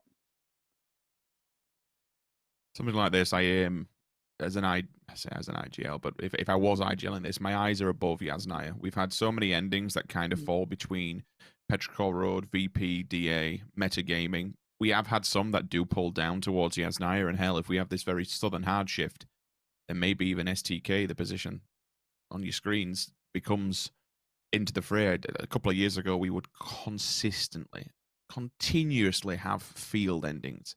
They were taken away when things were all changed up, and we don't get too many of them now, but we still have seen some. Anything can happen. It's all theory crafting. It's really just setting yourself up for success at this point and seeing in which is going to be the best lay of the land to get. Navi can't stay here too long. You can just see coming to the map on the bottom corner that DXG will be trailing this in on almost simultaneous rotation path. Boomerang, the furthest away from this circle at the moment. Oh, maybe not actually. Oh, excuse me, over on Sosnovka, but Boomerang will be, excuse me, I'm completely wrong altogether. I'm looking at the wrong colour. Zenith are the ones coming out with. I just saw blue and I thought, oh, Boomerang, it's not, it's Zenith. There's a lot of blue teams in this lobby. Yeah. Like, switch it up, boys. Let's get a little variety. You've got your DA. They're all in the cars as well, so you've just got the steering wheel. But Zenith, over by Georgia Paul, eventually will come into the fold. You'll see a Freak of Freaks maybe go toe-to-toe with them, depending when Navi goes. If they work their way towards Rossok, we could have some sort of a fight towards that side of things. Navi have pulled up on the edge of the white, so it depends where DXG makes its entry point here. I'm still keeping in mind that Oath are going to be very late to this one, but we've seen a few times Oath like to come off of that bridge and then they'll just go for the coastline. They'll straight up just go to the east and book it past Lepovka, for example. But TSG are going to be lurking there, so ultimately still have to be on red alert, but same time, plenty of space to not be losing players. I think for now in my mind, somewhere between Petrichor Road, FaZe, and 4 a.m. Maybe VP. I'm a little nervous for VP because they are a little split. If you're rolling your mind back to the map and if you caught it, you still have Batulins, I think Hiruzen as well, a little split from the others, and then E36 have kind of parked themselves somewhat in between it. Now Na'Vi are out on foot at the moment, seemingly scouting away, but the 2-tap, Penta, just posting bullets so freely. Look at this, 6 times on the old slot. Don't know why I did that, SLR. And interesting to see how the changes come in with the weapons. Once that's put through to live, that could be quite interesting. If that changes things up, the barrel getting a bit of a nerf potentially could be enjoyable, but a variety always keeps me happy. And once again, I'd say that, yeah, Petrichor Road, 4am and FaZe were the power positions. That's not necessarily southern, but now with that water in play, Rich, we kind of look towards the east, you know, trail around that. It's probably not going to go towards the west side, of course. But this is that mad land grab now. You can obviously go to the apartments. Zenith, they're going to catch one towards a Freaks as well, so a little bit of a knock and a little bit of a trade out, but good luck on the minimap. Can you see our problem now? A Freak, Zenith, same color, 100%. No idea who's who. It looks as though Freak's fine. They'll be getting that res, so no harm, no foul. And this is going to be that kind of, okay, let's pile in towards the east of Yasnaya. Let's head on through Meta. Good position, and maintaining a 2-2 split as well is very, very bold and brave, but I like that. Now, FaZe going to be locking themselves in towards the pond for now. I don't think they're going to be happy with that. I feel they might shuffle a little further forward. They're not quite out of the vehicles. Maybe just a pull up, a little bit of a mini scout, and then head in towards potentially a compound or two. Eyes towards T1 as well. Yeah, the observers are on it today. Woof. Okay, T1 heading in from the north. Now, this is the split that VP were holding that caught my attention when E36 were amongst them. Now, add in the T1 here, they could scout this out and see that there may be only one here. Maybe they've already been scouting potentially. They could have good information on a potential compound crash. Yeah, they're 700-meter shots that are coming in just below Stalber from Lou, who's keeping them all in check and just really peacocking them away. But they have split the compound between VP and T1. I can see Ada looking for somewhere else to try and stay his team's feet. Kameshge will see Starlord. So even T1's a little bit broken up at this point. Understandably so. I kind of get it. FaZe Clan, you touched on it, and that is the perfect principle. The pond was just really a stepping stone. You don't want to be near water. Let's be real. So they take a quick peek, and they go in a full 4-man split. They're trying to just put as many puzzle pieces in play to complete this thing when the circle does update. Again, it has its positives, it has its negatives. Positives being you're going to have a much better grasp of land when the circle does update. Negatives being if someone pulls up, well, you're just in the car and booking it before you die against a 4v1, unless you're called Longsker, of course, and you're completely fine. This is totally fine. Circle like this, Petrichor Road, banging position. Gets a little bit more difficult eventually if the circle does central up towards the end and they have to come down from that hillside. If you don't have vehicles, getting off of that hillside can be very, very difficult and very, very rough. 4am and E36 will be the two teams that stick it towards the north, just below Stalber, hoping the circle will hard shift towards their way, in which case VP, DA, Meta, 4am, E36, all looking lovely. They're all above the Yasnaya pond. Everyone else, they're kind of committing to the cause. Between the fields, between Yasnaya, it's you got about 5 or 6 teams, and before this powder keg explodes, you know what? Let's give you a code left-hand side. Get that bad boy banked in. Get your free goodies, because after this, when the next one does come into the fold, I think we'll see a lot of action firing up in the kill feed. And do people have to DM you or Hypoc to get hold of? It's actually Martin. It's Martin now. He is the Martin's turn this week. Gatekeeper of the codes. I see. Got it. All right. Waiting on that circle update. Let's have a little peek. It's a pretty fair spread, actually. No one obviously going anywhere. It's just kind of weird. Imagine east of Yasnaya. Yeah, moves away from the pond. But that's a lot of field in play. That's a great deal of field. Those fields to the east of Yasnaya get dicey. Petrichor Road's position is big, too.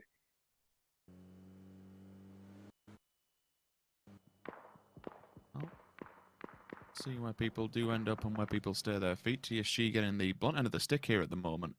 Where's that fight taking place? That's not too far from the center, actually. That's Booram, and I can see Metagaming with on our map. They're actually pulling up behind that to try and backfill and third party, so don't be too surprised if you see a Metagaming kill or two come through. 4am, again, the position that they were in, they've now had to fall down to where Petrichor Road was setting up shop. Understandably so. Okay, pull up, full commitment has to happen now at this stage. It's a very interesting one. Straight out the back of it. Wait, using him out of the vehicle. Uber died to an Uzi, and I don't know how to feel anymore. My emotions are frayed, and as a fuzz faces, it's just down to 80. This is horrible between these two. DA still alive with 2. 80 looks dead, dude. This is over. FaZe. Oh. We've seen, I swear I've seen like 2 Uzi kills now, and like some weird UMP kills. And Oath are like, yes, look at this. Softened target. You've got DA trying to get themselves back together. You've still got like Metralius very, very low. This ridgeline peaks could be the death of him. The double down, Rello makes it look oh so easy. Why couldn't you have done that, FaZe? Huh. You do have to question whether, you know, what was the scouting then to even drive a vehicle through the straight through the middle pack of it. Like, you always have to anticipate that someone's going to be there. Like, it's a prime spot of land, right? You know, you've got to think a team's going to be setting up shop and working off the back of it. Whether they maybe assumed that DA or somebody would move, but it's central map. So I am quite surprised by that one. Whether or not they thought they could just take them in the vehicles hap-handedly and have done with it. Fair play if so. I respect the attempt. But this time for FaZe, it fails and it doesn't come through. It's a little unfortunate. 16th will seat them. DA instantly. Well, like I say, even, I suppose, hindsight, we think about that. Even if FaZe had made it out, would they have gone further? Probably not, because Oath just jumped on that. Yeah, the third party was perfect from Oath. I mean, they played that to perfection.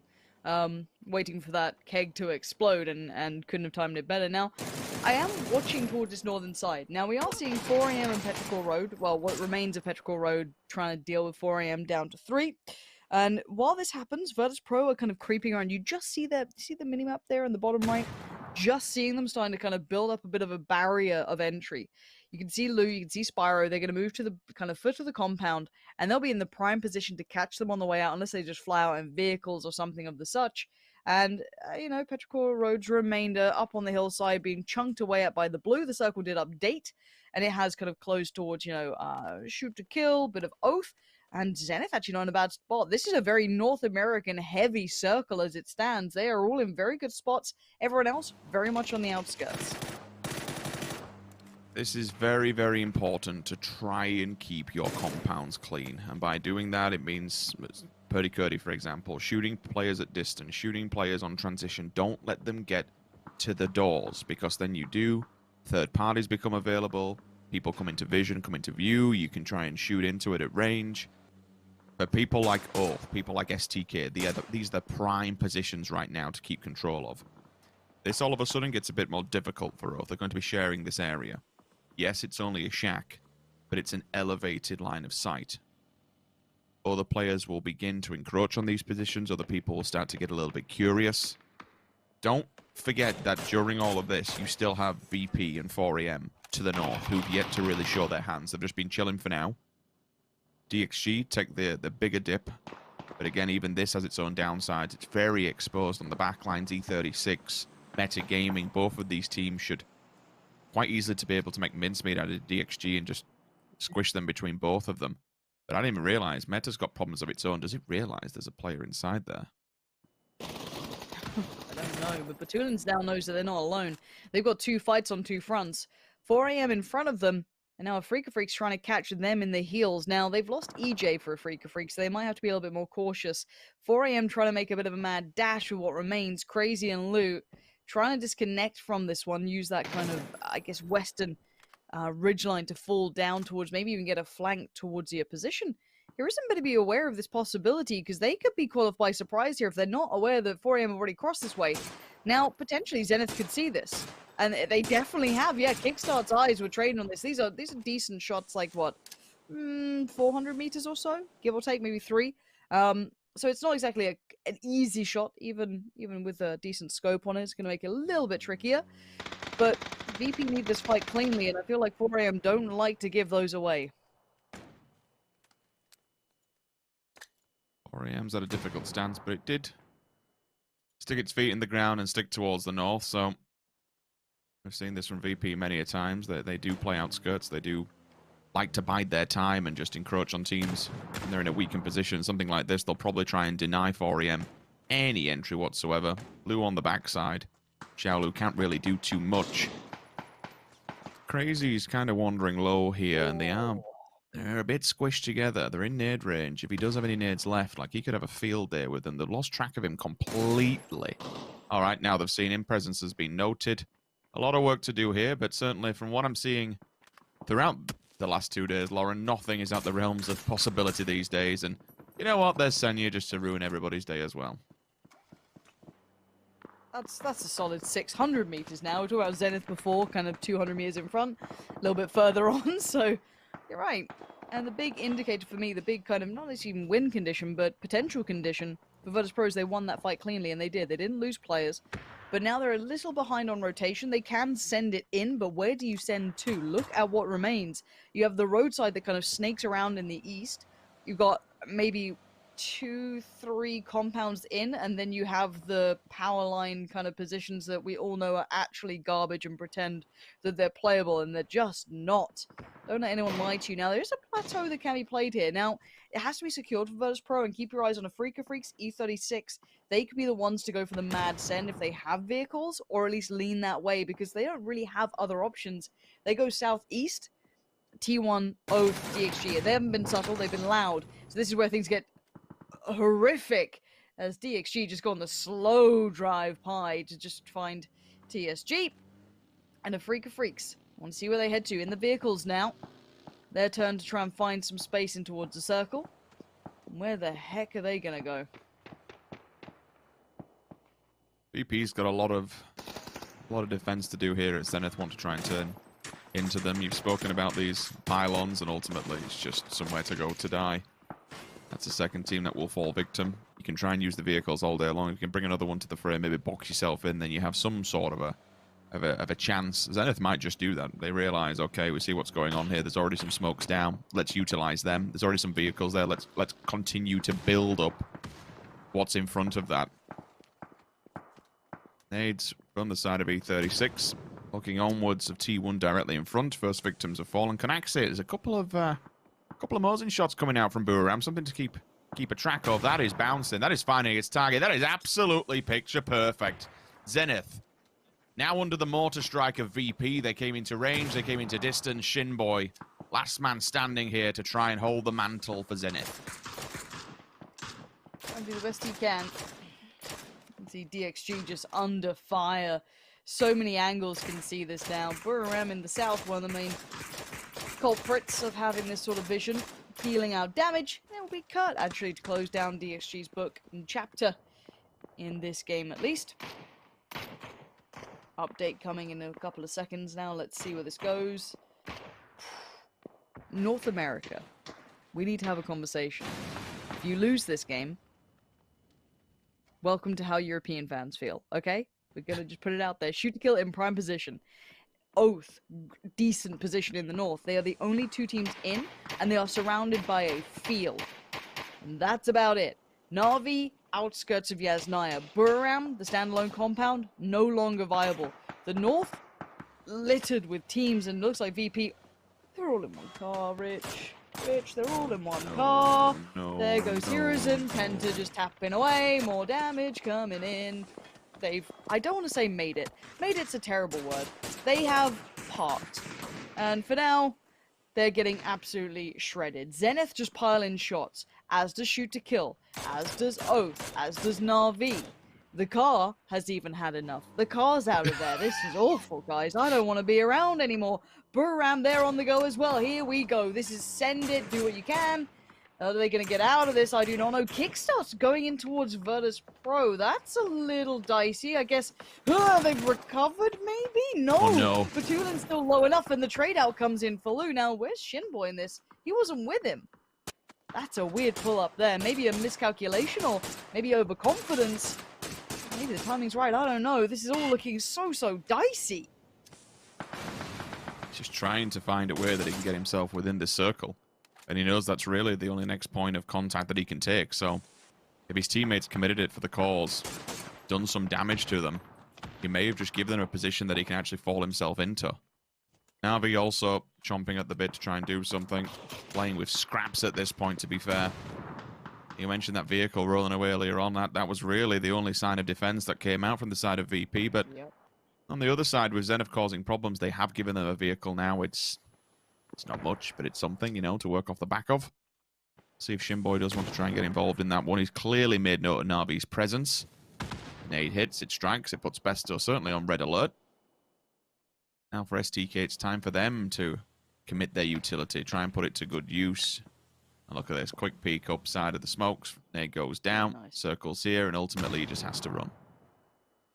Yeah, he's got to make his final stand on this and pick your poison. I don't know if he gets in towards the VP side, maybe feeling they're the weaker target, which could be a fair assessment than maybe Na'Vi. Na'Vi are up at full strength and have decent position.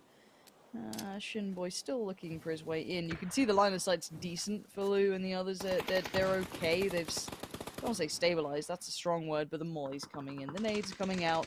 Shinboy just trying to creep forward here. That's about all we can ask for. As Na'Vi start getting tired of this, they're tired of waiting on North America to clear through, so they'll do it for themselves. Virtus Pro gone, and now next on the chopping block will be Shinboy, and he's done as well. Alo's there actually to nab that one away, so shoot to kill coming back into the action. 3'd up as well. Luke 12 is in absolute, final boss mode.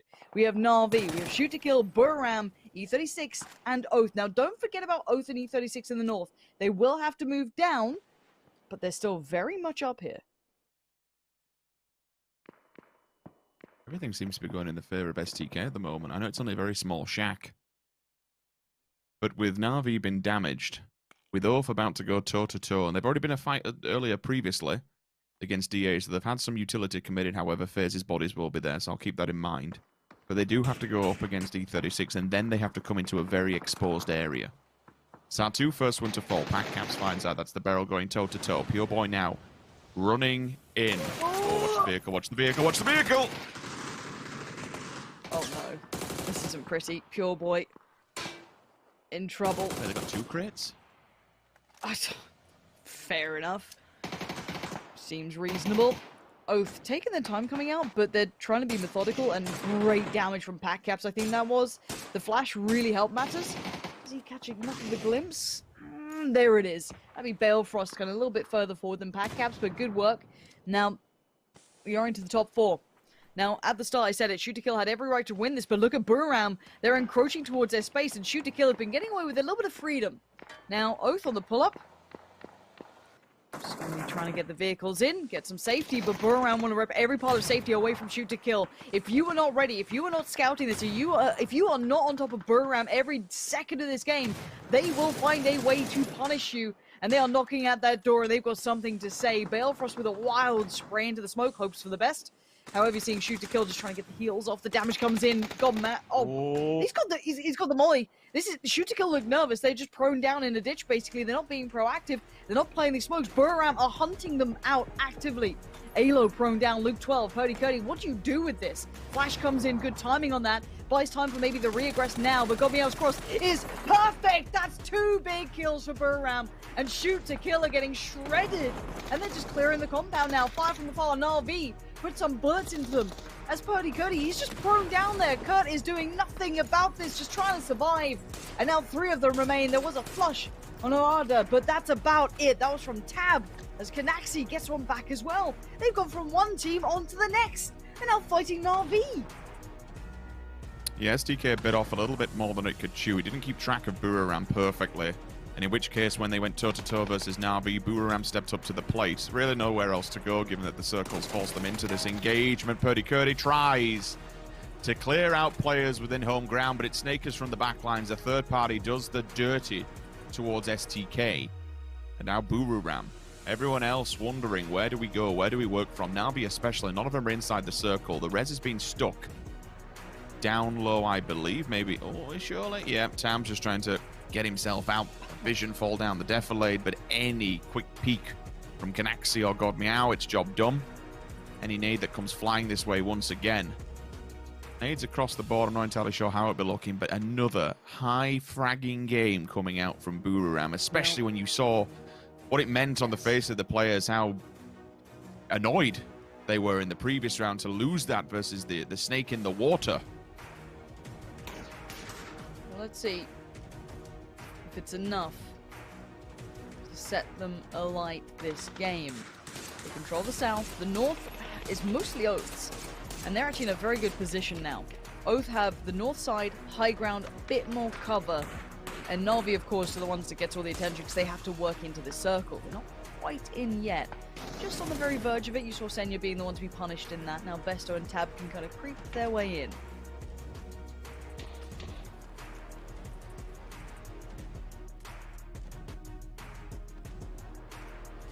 down on the floor eventually. They'll come into close proximity of Boomerang and they'll read the info, especially with the very slight elevation. Canaxi and Godmeow working off the back of that building. Surely he spots him. Absolutely. A bullet to the brain and down goes Besto. Comes down to the tab to try and hold the line, but with the blue on his back, what really can you do? It now focuses on Boomerang versus Oath, top and bottom of this circle. Both teams forced to fight and forced to move eventually towards a central point. Vehicles in abundance for Oath. Let's keep track of that. They could move them into a position which gives them something to work off the back of. Yeah, I was looking at Belfrost there, but look at Edie. He's in the middle of the damn field. What a madman. And here we go. Tab is still alive, and that's going to be Packcaps finding Edie. He was way off in the open. Opens up for a trade, though. And keep in mind, there is still a snake out there in the form of Tab. Oath on 12 kills, too, putting up numbers. Buram 10. These two are fragging out here. Tab just going to be trying to keep his head down. Buram are getting aggressive. Look at them. They are ferocious. They are frustrated after the last game and put all of these emotions into maybe trying to dig deep enough in this. Going for a combat res right here is mad. And Oath are locked into those smokes. Buram have them pinned to the back of the circle, at least for now. I actually think Buram are playing this like... Buram are playing like they are the favorites in every scenario, even though they're in the middle of the field up against Oath. They're choking them. They box them in. The molly will be great fantastic. Molly, great molly. Oh, it gives away the position. When they go down, they now know which angle they were holding. Canaxi's just pushing this. He's directly to the angle of approach that they should not anticipate. All the way up against the blue. You'd have thought that maybe they'd have fallen back. The numbers advantage will go the side of Oath for all but a second. But Canaxi is playing so damn aggro at the moment. He's holding this line. And this has worked for so many teams in the past. Edie's found Packcaps, that's a problem. And now Balefrost and Snake is called upon. And they're still just behind this smoke wall. They have so little information on this. Tab is watching all of this unfold as well, holding his breath patiently. But Edie, Canaxi still alive. Godmeow may be looking for information here. I think he might just stay forward. Edie, he's found Balefrost. Oath look like they're terrified, and I don't blame them. Buram are looking dangerous. Tab stayed out of nowhere, almost did them in. But no. Buram, after heartbreak, pull it together. A 14-kill win, fired up off that last loss. They pull it through here and prove they deserve their spot in the weekend. What a wild set of emotion these players must be feeling right now. From being on the cusp of qualification in game number 1 to having their hopes and dreams shattered, everything going well for them. And one player just emerges from the water and batters them all. We saw in the pre-game, like, anger, throwing the hand warmers down on the desk. You could see what it meant, and you could see the feelings that were going through the players' minds. And then instantly, no regrets, no remorse, no nothing. They continue as normal. They continue the fragging prowess, and they qualify. For now, I'm going to pass it back to James and the desk team to break it all down a little bit more.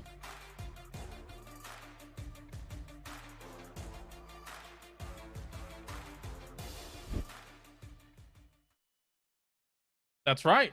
We have them getting themselves the victory. Great stuff. And of course, now moving on here.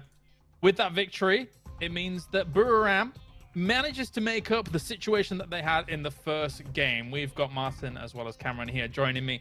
Martin, that was brilliant by Buram. You were with them all the way.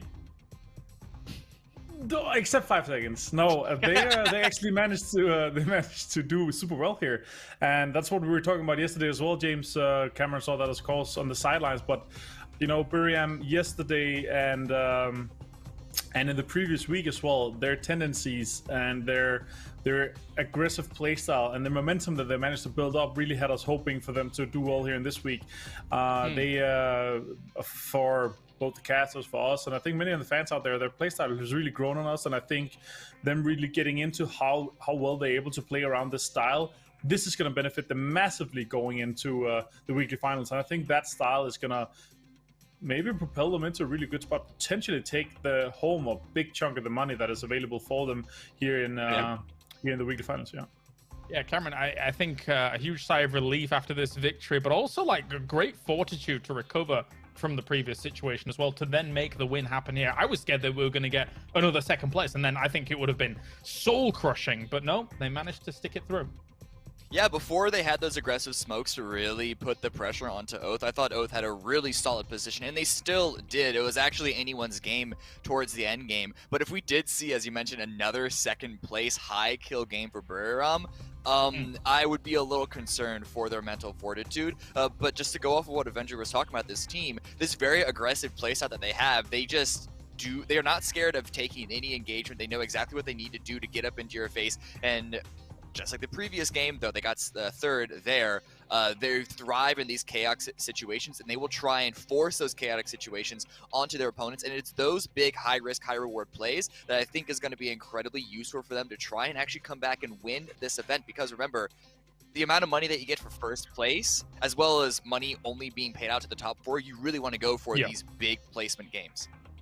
Let's take a look at the standings coming on in then and see 7 teams that have now qualified here through to our weekly finals. Buriram will be joining an elite list so far here for our final weekly final here, Martin. It's a good list so far. It's a super stacked list. It's honestly a crazy list. I'm super happy to see it stack up like this super nicely. Oath with a second place as well. Their other second place was a 17 kill second place. This is a 13 kill second place. I'm quite sure with the performance that they're showing up for today that they're going to be able to potentially make it today, if not maybe just tomorrow as well. So they've been able to perform so well, and also one of the only 3 teams to make it into the previous 5 weeks consecutively. Yep. And we will see if that comes to fruition in our next game. Of course, our next team joining is Detonation Gaming White. We'll get onto them in just a little bit's time, because we still a lot to talk about in regards to this game. We go, Cameron, from one of the most ridiculous starts of any day to this game, which was kind of a bit more meek in regards to its circles and kind of how things played out. SDK had a great spot for a huge swath of this game, but it felt like things did not come together for them when they were being pushed from potentially multiple angles, and of course Buriram comes to ruin their day. Yeah, it was a very strong position on paper, being in the center of a wide open field, but then when you actually look at their small little, I mean, it's a little more than a shack, I suppose, but it's still only one little one-story house, right? A trailer, essentially. The hill that it was on didn't give them a huge high ground advantage just because of this particular angle. And so Buriram and Na'Vi both had avenues to approach that building. And SDK essentially put themselves in a sandwich position, no real way for them to safely force one engagement, come back, and then force onto the other side. They really just had nothing to do other than wait for a team to approach them. And of course, as we've seen multiple times today throughout this entire event, Buriram, if they are running at you like Raiders, like Barbarians, you're in a lot of trouble. Yeah, and speaking of running at the next team they had to run at, it was Oath in that situation up towards that pylon position, Avenger. And I guess for Buriram, you're already talking about these aggressive tendencies that they can show. I guess it's the perfect opportunity for them to get aggressive. They know the angles that Oath can take, because there's really not that many, I suppose, on that pylon, and they're able to dismantle them. Yeah, for sure, 100%. And also, what I want to kind of elaborate on the whole situation with this shoot to kill as well. When that circle, it's sent that perfectly on them center-wise, that position becomes like, it goes from a good spot and you're like, oh god, nice, we're in the circle, to being surrounded by, especially due to the terrain, how it is. The teams can get super close to you with just 1 or 2 smokes, and also because the terrain of the sides east and west is going quite elevation-wise, is going quite low, so they can get quite close. They can use one car rotation, and they got into them quite easily. Buriram capitalized on that, and then you see the same situation happen with the pylon. You come into a spot where, with a few smokes, pylon can be smoked off. Vision is completely disabled for Oath, and Oath, they had to get out into a spot where they already been extremely bruised and battered from a situation like this. Smokes being deployed and used quite well offensively from Buriram's side as well, and that actually netted them the win from that one. Yep, very nice to see. As we take a look now at the highlights here from this game, and already to start things off with the circle being all the way up to the northeast here, Cameron. A lot of teams had to make pretty wide, heavy rotations to get up there. I think there was only 2 or 3 teams even in that first circle. Yeah, actually, I think it was only, what, Virtus Pro and Petrichor Road that were in there in the very beginning, neither of which are actually able to make it to the late game. We're seeing in the highlights all these fights that started off pretty early on. Just because of the amount of open area, the space was limited in terms of playable positions, strong positions, even from the get-go. So while it did seem like a pretty slow game, it was not an easy one to maneuver for a lot of these teams. By the way, this play by Kickstart, so close to actually working out. Yeah, definitely so. VP were under a lot of pressure to make anything happen, and then Zenith decides to just throw another wrench in the works for them. Zenith eventually going out in 6th spot, but I think Zenith, Martin, as Pure Boy runs away from cars. That was a little bit scary in itself, Martin, too.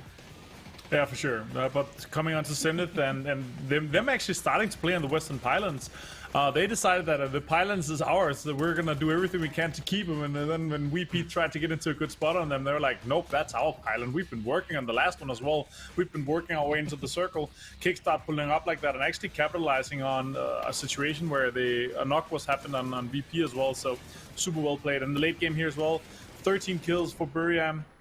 And a super 13 in the end, of course, on a super well deserved chicken dinner here for Buriam. Super nice and super happy to see them coming into the weekly final. Very much so. Hard work pays off. Buriram moves through as our 7th team and bags themselves a cool 1,000 alongside that. And I think for a lot of these teams up in the north of these Yasnaya fields, you must construct additional pylons if you needed more cover. But beyond all of that, we move on to what is effectively our next game and how all of these teams are going to be able to move through these matches.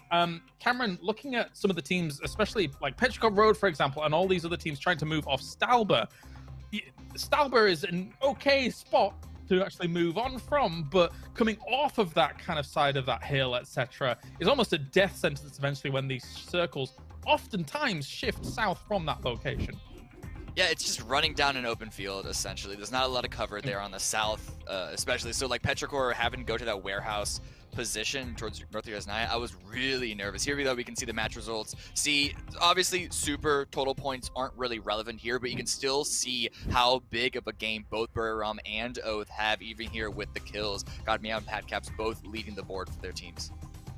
Yeah, only one North American team through so far in Sonics, but I think still, I said it yesterday, Martin, and I'm going to say it again. You know, I've become a North American believer. I feel like an Oath, a Zenith, potentially even STK, kind of in their weird spot that they're in right now. There's a lot of opportunity for them to be qualifying through into this weekly final. Yeah, for sure. They have a lot of opportunities. They have a lot of chances as well in terms of how many games there's left for them, and they're still in it. And they've been doing quite well for them so far. So good to see. Patcaps also nearly reaching the 1K club with that one, but not so far to make it in there. Also, he looks slightly disimpressed with not being able to make it in this game here. I guess so.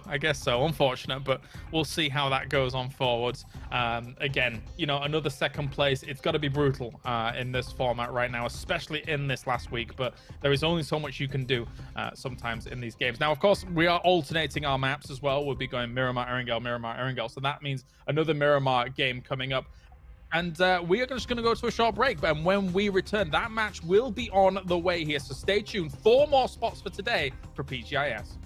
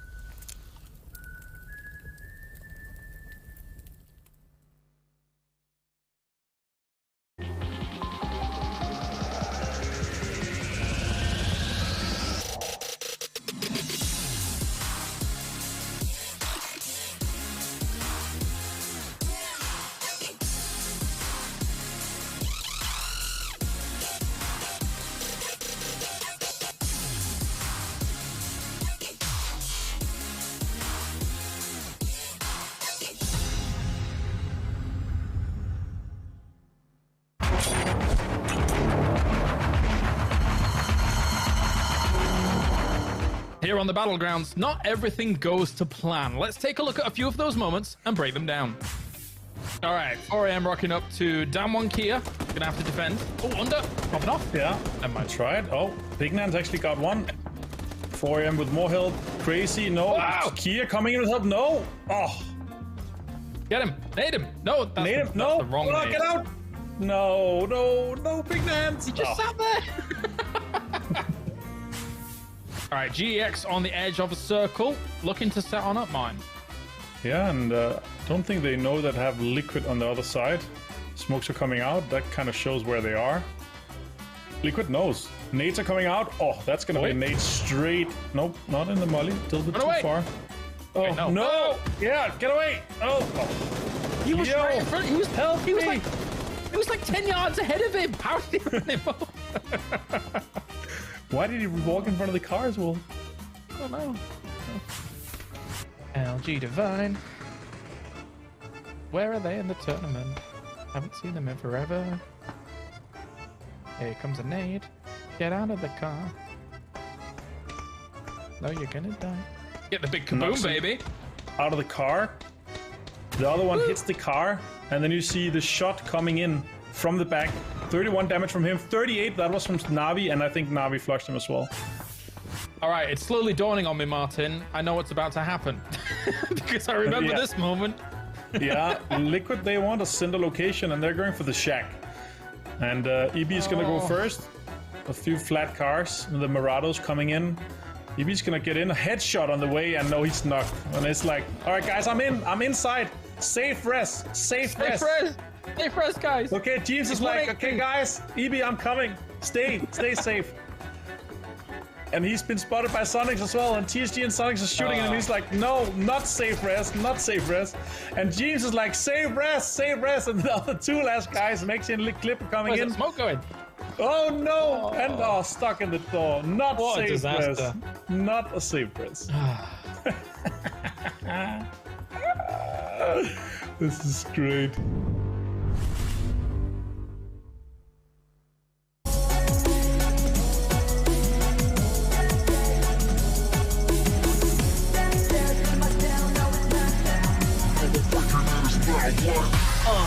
Show me the gamble I wanna check. Climbing and climbing a humble, yeah. I'm in my squad, feeling like I know I'm the greatest I crumble, yeah. Made it from the bottom to the top, I did it there. Yeah, some of the players never fight and breathe in for air. Aim it and lock it. Shoot. The winner takes it all. Taking it all. No one breaking in his mind, what? Are you ready?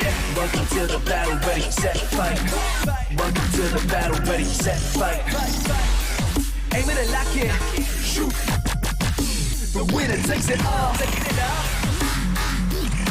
Shoot. Aim it and lock it. You know that nobody like me, cause I'm faster and I'm stronger. You can have me, let me guarantee. Cause the winner takes it all.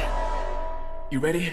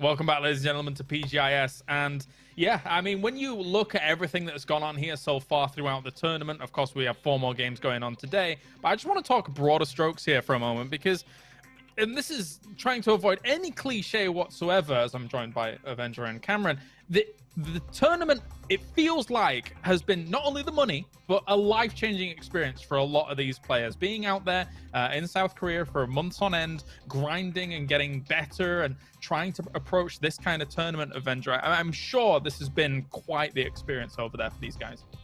Yeah, this has to have been a life-changing experience for them, both in terms of experience, meeting so many different nations and interacting with all these guys, and this is for me what I love so much about this, right? Especially when we were able to travel as well back in 2019 and 2018, meeting all these people, interacting with all these people, and seeing them play games for a living, and I think. Once these guys, they look back into this and look back onto these times, and especially maybe this tournament here, they're gonna be like, damn, that was one hell of an experience, and what a time to be able to do that. Yeah, one hell of a ride, I think, Cameron, is fair to say for a lot of these teams. We've seen some teams go literally, well, not literally, but we've seen teams go from rags to riches. We've seen teams be in a position where we came in and we really didn't give them that much credit, and then now being able to turn up here on the big stage, they've done fantastically.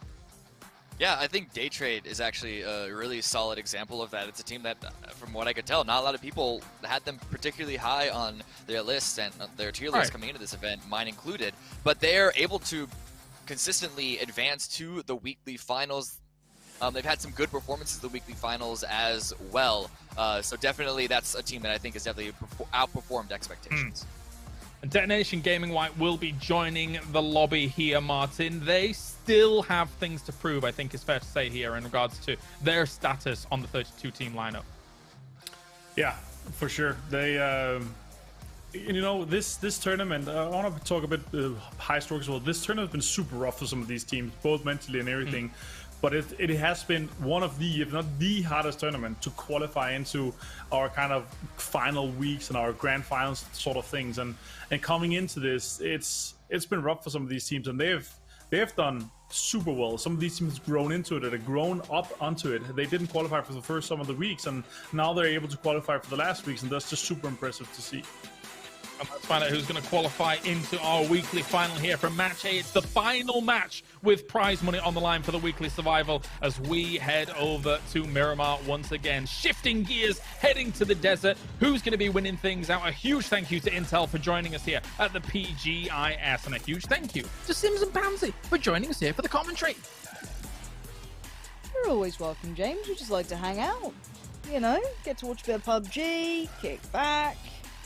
What a time it is, and we are back in Miramar, starting off in the south, heading up towards the north, not too dissimilar to that previous circle we had that did take us all the way down south.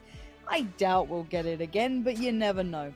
And we do have another team joining us, so we'll have to have a little chat about them once this game gets underway. We start to see how they're looking in this, but already what a day it has been for PUBG, and I'm glad James mentioned this is the final time of prize money in this, but I promise you, I'm sure none of these teams are even considering that right now, are they? Because this is all about that weekend.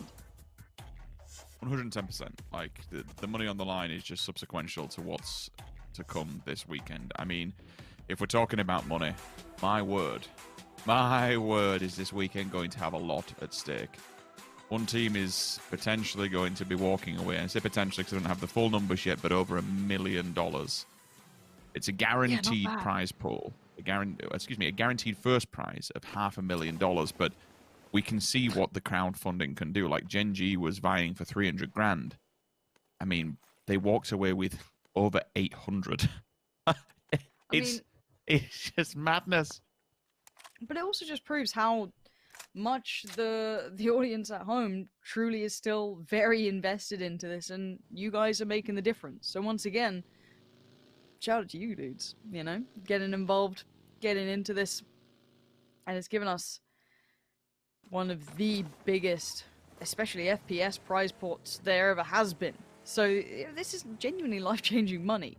That's the crazy part, the clutches just on their own are pretty incredible. But you add into the fact that this could be, potentially life-changing money these players are fighting for is just wild to me. But Circle coming in is southern, but not quite as southern as before. No, is there a bit of water? There's a little bit of water, but not that much. It is just kind of, honestly, center point is where DA drops. So if you're aware of that by now, you can imagine the sort of game we're in for.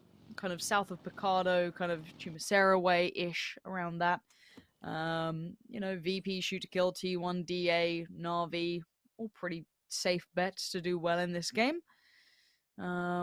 Outside of that, though, furthest out team would be DXG. Not too surprising. And DGW have joined us, and they'll be looting out towards Impala.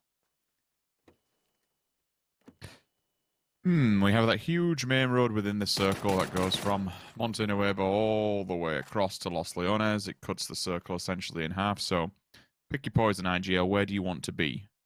There's, Laura mentioned, not really any water in play in this. So it's kind of which lay of the land are you going to be playing? Are we going to go down towards Navi, topside Chumisera, the darker area, the more rough terrain? Or do we kind of stick in and around Picado? Do we hope that something comes into play from that area? We've seen actually not just yesterday but throughout this competition, that small crater where Sonics won yesterday. We've had an absolute abundance of circles go in that area's favor, so that'll certainly be in the minds of all these players. If we can see it, they can see it.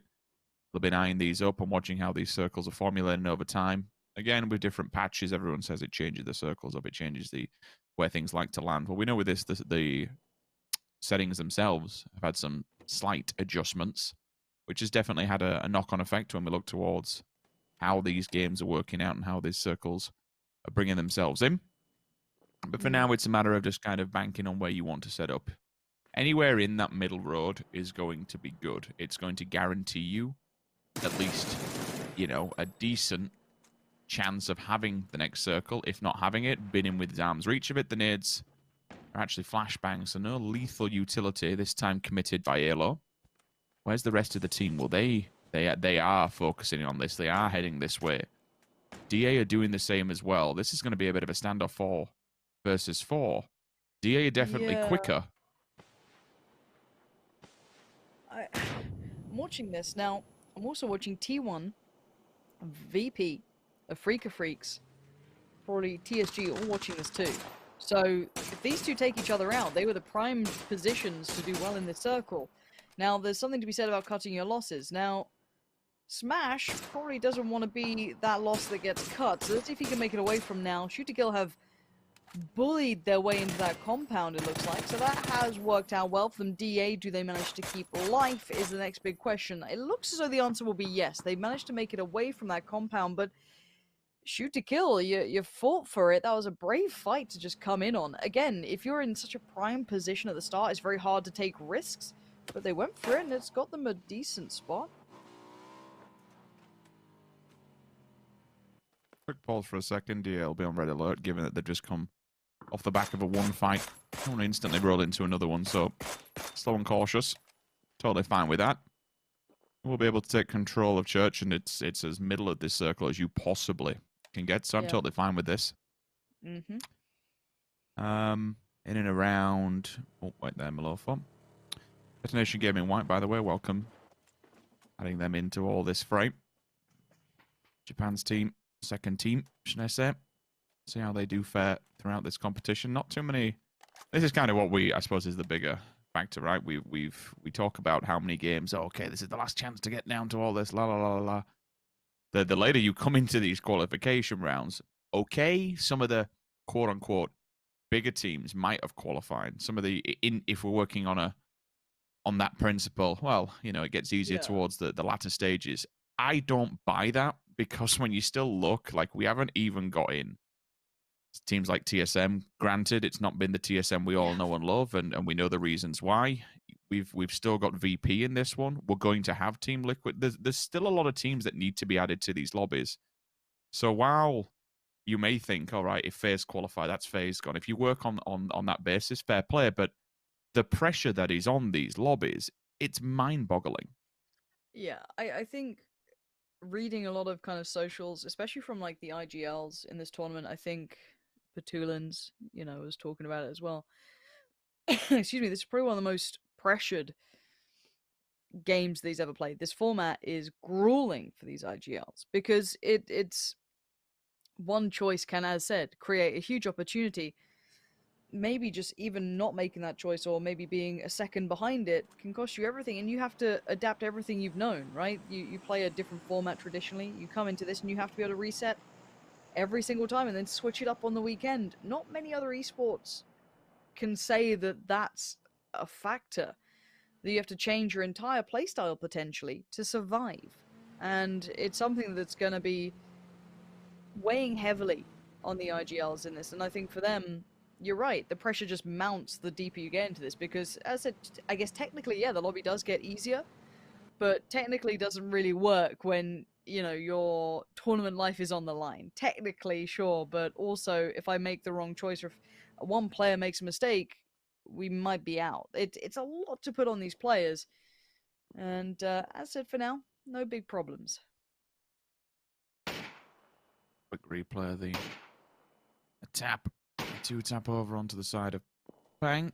Very nice. T1 earlier. Again, it's not too far as sharing compounds at the other side. Dang Chase here, and probably some of the shots from T1 may have been known. You can see Relo on his map, just lurking and looking to see what goes on here.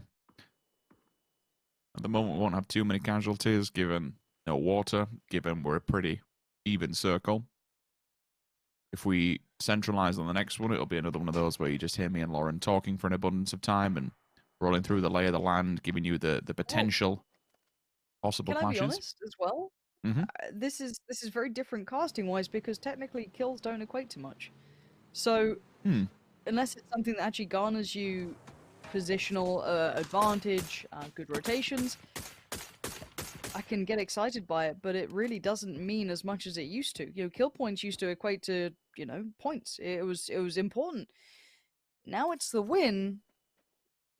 Everything else kind of pales in comparison, doesn't it? The whole kind of meta changes. So, as I said, we can't really overly read into early frags, early kills. We question, okay, well, what's the value more than anything? Was that actually a good move in the long run for you guys? Because value to what should be technically exciting is now the win. It's now securing safety in the future. This is a very different dynamic. So you're right. I think this does change how we even view the game.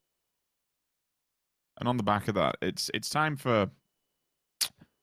It's probably where we get more enjoyment of being able to see those end game moments, those absolute rare treats where players are able to jump and pull the clutches. And also for this kind of lobby, regardless whether you say, oh, well, it's all about the win, there'll be a lot more camping.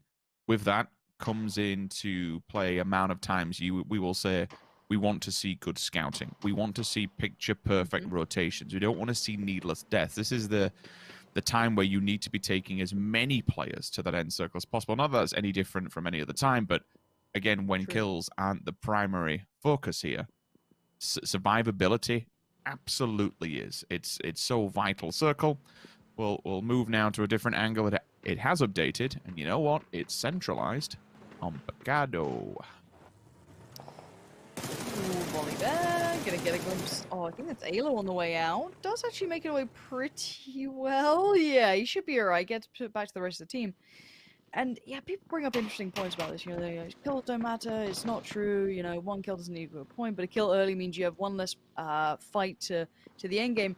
Well, I think we all know that's not quite how PUBG works. It's not just you against one team, right? It's a lobby of 16 teams, 64 players, obviously, including you and your squad. It's not as one-to-one as that. This is why this game is so unique and incredible to watch, is that the knock-on effect and the entire kind of I guess the way the lobby works. I mean, this is why Battlegrounds was such an outlier to me in the way they approached the game, because they held almost true to the way they approached it, right? They was hyper-aggressive, taking a great deal of fights.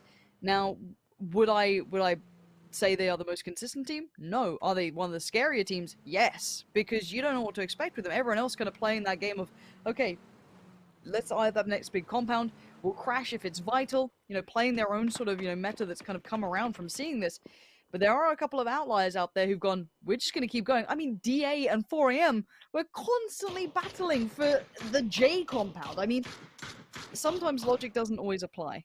And it definitely stands out to us. Now, the next circle has updated. We are down to 62 players. So not too many players have been caught off guard here. And it is kind of that east-southeast Picado circle. At least it seems that way, because the kind of power grid ridgeline, very very rare it ever goes up that way. So it is all about that southern swing. Now, so you'll be expecting someone like T1. Afrika Freaks often have good position on this circle. It's something I was wanting to mention earlier on as well, Rich. Afrika Freaks always love this position, and it normally does them okay in the circle, especially because it has seemed to favor that kind of close in towards that, as you said, that kind of like ditch that's in between Picado and La Bandita. So again, this could be a good position for them. T1 not too far off. DA, TSG, Zenith, DXG, all these teams, E36 as well, actually. Relatively good positioning. 4 AM, wide swinging around on the far north. And FaZe on the outskirts, Na'Vi outskirts, Meta outskirts. But so far, no problems. In and around Picado now is the safety net, right? We look towards Power Grid. It's not going to go there. It can't pull up, and that takes out the entirety of that plateau around Power Grid, but also the rock faces of where 4AM will be working off the back of. They're coming off of that now, and I'm totally fine with that. It's not going to go there. We can at least say now that we know 30% of this map will not be playable, and the circle will not go there. But where does it go? Again, Picado's a safety net. We've still seen that crater that comes in. Same principle factor here. It is going to push down. It is going to pretty much hard shift as far central south as possible. Yeah, you'll have Picado in play over by the crater standard. It's the standard circle, quote unquote, of Miramar, but a little bit more teetering towards the west to bring Picado into play, and everyone's just going to have to commit to it because it's very barren. That's the main point, the openness of the territory. Now, E36 are in a decent position, kind of the motel, slightly adjacent to Picado. Now, they've done well to catch T1 on approach. There has been some help from the ridge lines around, but T1 have managed to at least pull into this. We'll see if they stabilize. Petrol Station is shoot to kills. Now, most teams will just send to Picado because it's safe. You can actually kind of get into this. And I say safe as a loose term because the hillside is just open, right? There are ditches and there are divots you can play into, but it's not as sustainable. Now, the next challenger... Afrika Freaks are holding the 2-2. If they've scouted this, maybe TSG could do some damage, maybe not. A CAD with a nice shot there towards Volibear.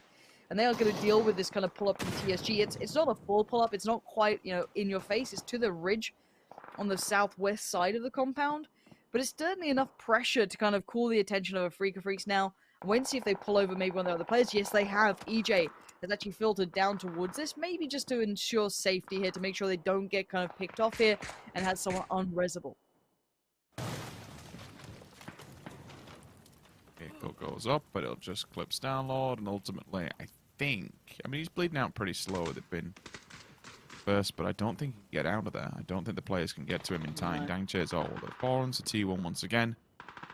It comes down to Ada to try and hold the line. It's very, very difficult when you have so many teams encroaching on your position. Everyone else is just committing to the cause now. V will be the next team that roll into this one. TSG in the distance. Sparking catches them going up against Afrika Freaks directly in front of them for the barn compound.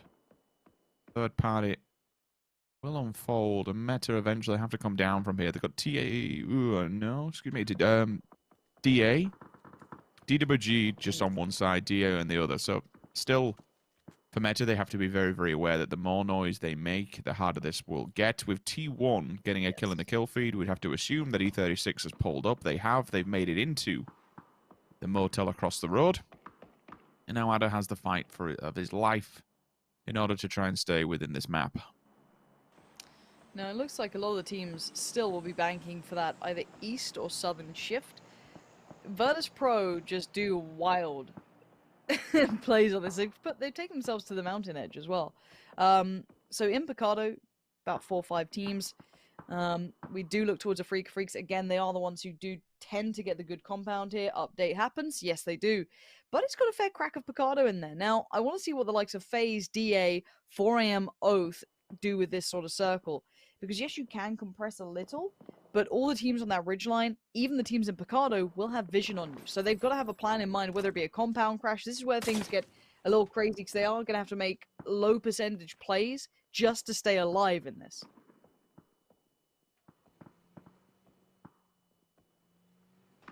Everyone Picado will just inch forward.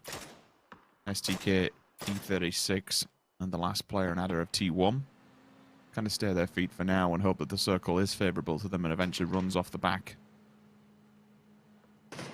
of that crater, which is the crater I'm talking about on the right-hand side of Sparking's POV. They're driving both of these teams heading Head first, and away we go. Vehicle just comes flying through the air. The damage has been done, though. He stalled him for all but a moment, but he's run back into his vehicle.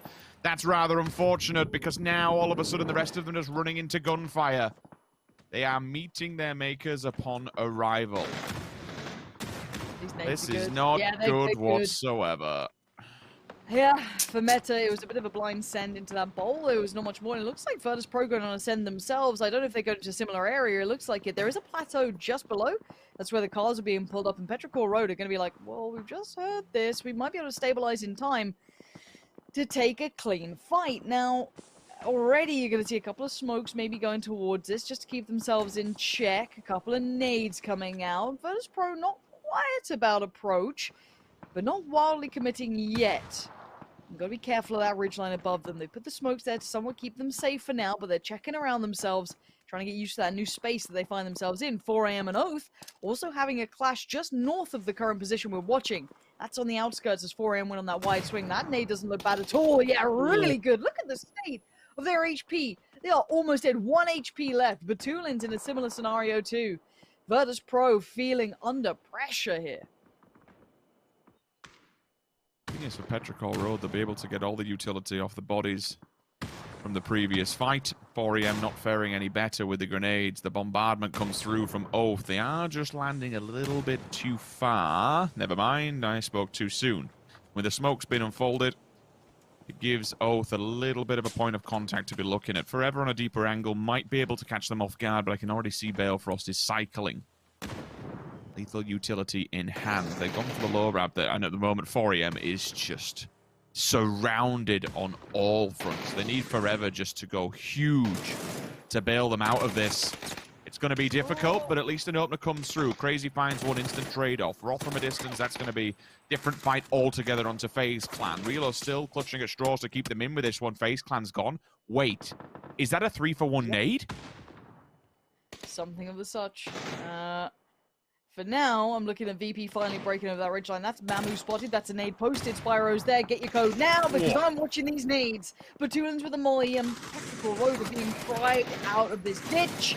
Lou finds one, and there it is. The reses can come in. Spyro's there. No quick reaction from any team. No one's close enough to punish this, so they should be able to stabilize for free. Now, Petrichor Road, you can see, so now there's 2 teams who've died for this. This is a highly valuable area to be playing towards, and there's maybe 2-3 teams outside of the current circle as it is who could go on a mad send for this as well. FaZe went in the meantime. They're having a horrible day of PUBG. They are not playing to their capabilities right now. Put it to the side, we move on, and RV deciding to slow themselves down here. Can't slow down too much because Oath is just driving themselves down this hill.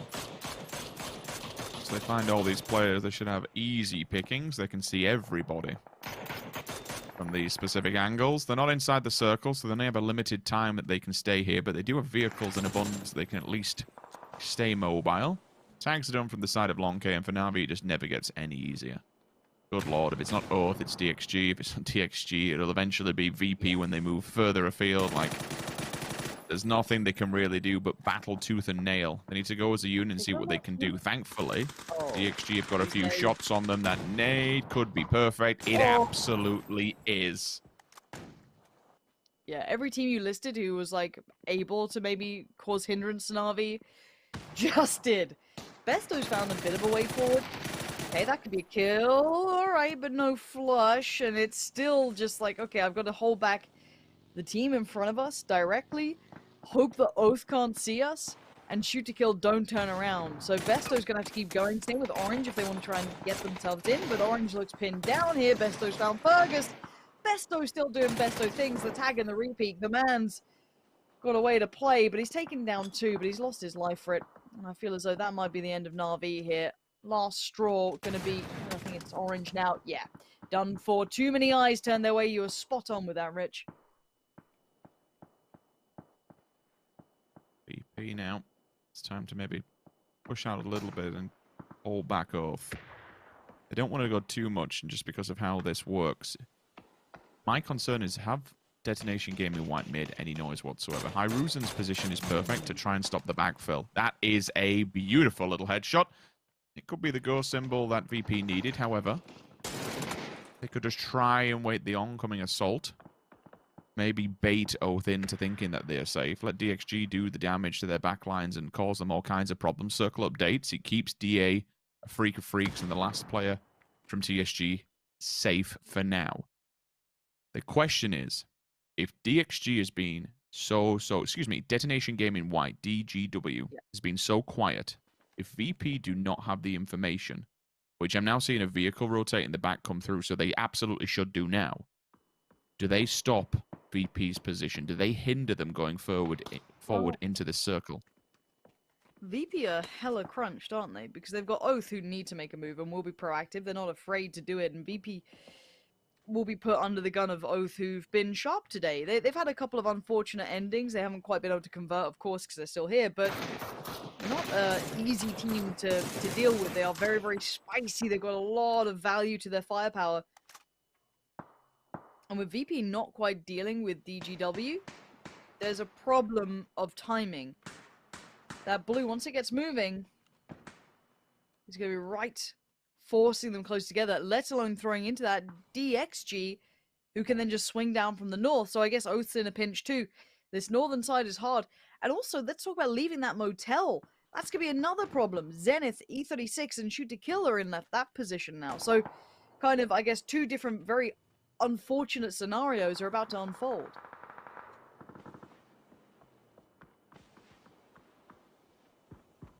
DXG are the ones who do make the first move, and they'll take the vehicles and really just get ahead of the pack.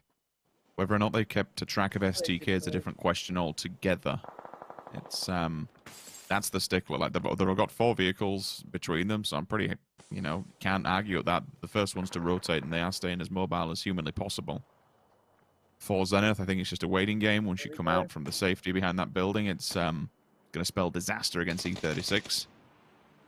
Let's see if finally, people are paying attention. Yeah, this is the telltale sign, right? You have to get through these first. Spyro on the ridgeline already. It's going to be Reload, Fly, and Lou. That's going to be VP down to 3 and 4 standing for Oath. And Spyro could be the changing factor, but there's Milofo very cautiously joining in. But yeah, there's that pinch we were theorizing could happen. And VP, there was no right choice, no easy choices. DGW didn't give away too much. They made it hard work. Balefrost, lovely spray, good control, even with the prone, and VP go down. And a similar situation has unfolded towards the motel as well. It looks like just Roth has been able to escape to be able to tell the tale.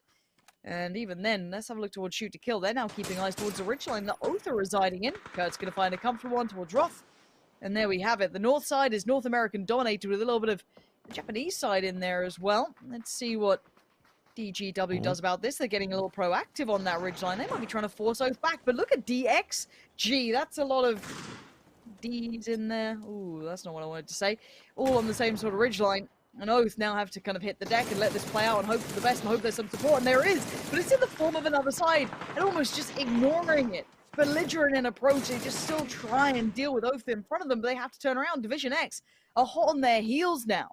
So now, Division X go, wait, hold on, that's a lot of presence. We didn't realize this. We can stabilize and just steal this ridgeline. This is the whole point, right? They've got so much limited land to be able to play with. They can get themselves involved within this fray for now and kick people while they're down. It allows basically a freak of freaks in DA to fight it off, and DXG could have all the room of this map to play with. They're going to have all the utility. I can already see the damage is ticking away. That's got to be Molly's on the floor. There has to be damage done in abundance. STK, time to pull up. Yes, indeed. Sees him for 1 dead, 1 down. Oath now completely distracted. And Detonation Gaming White's like, we did not anticipate this. We did not cover the backlines here. This has been so punishing.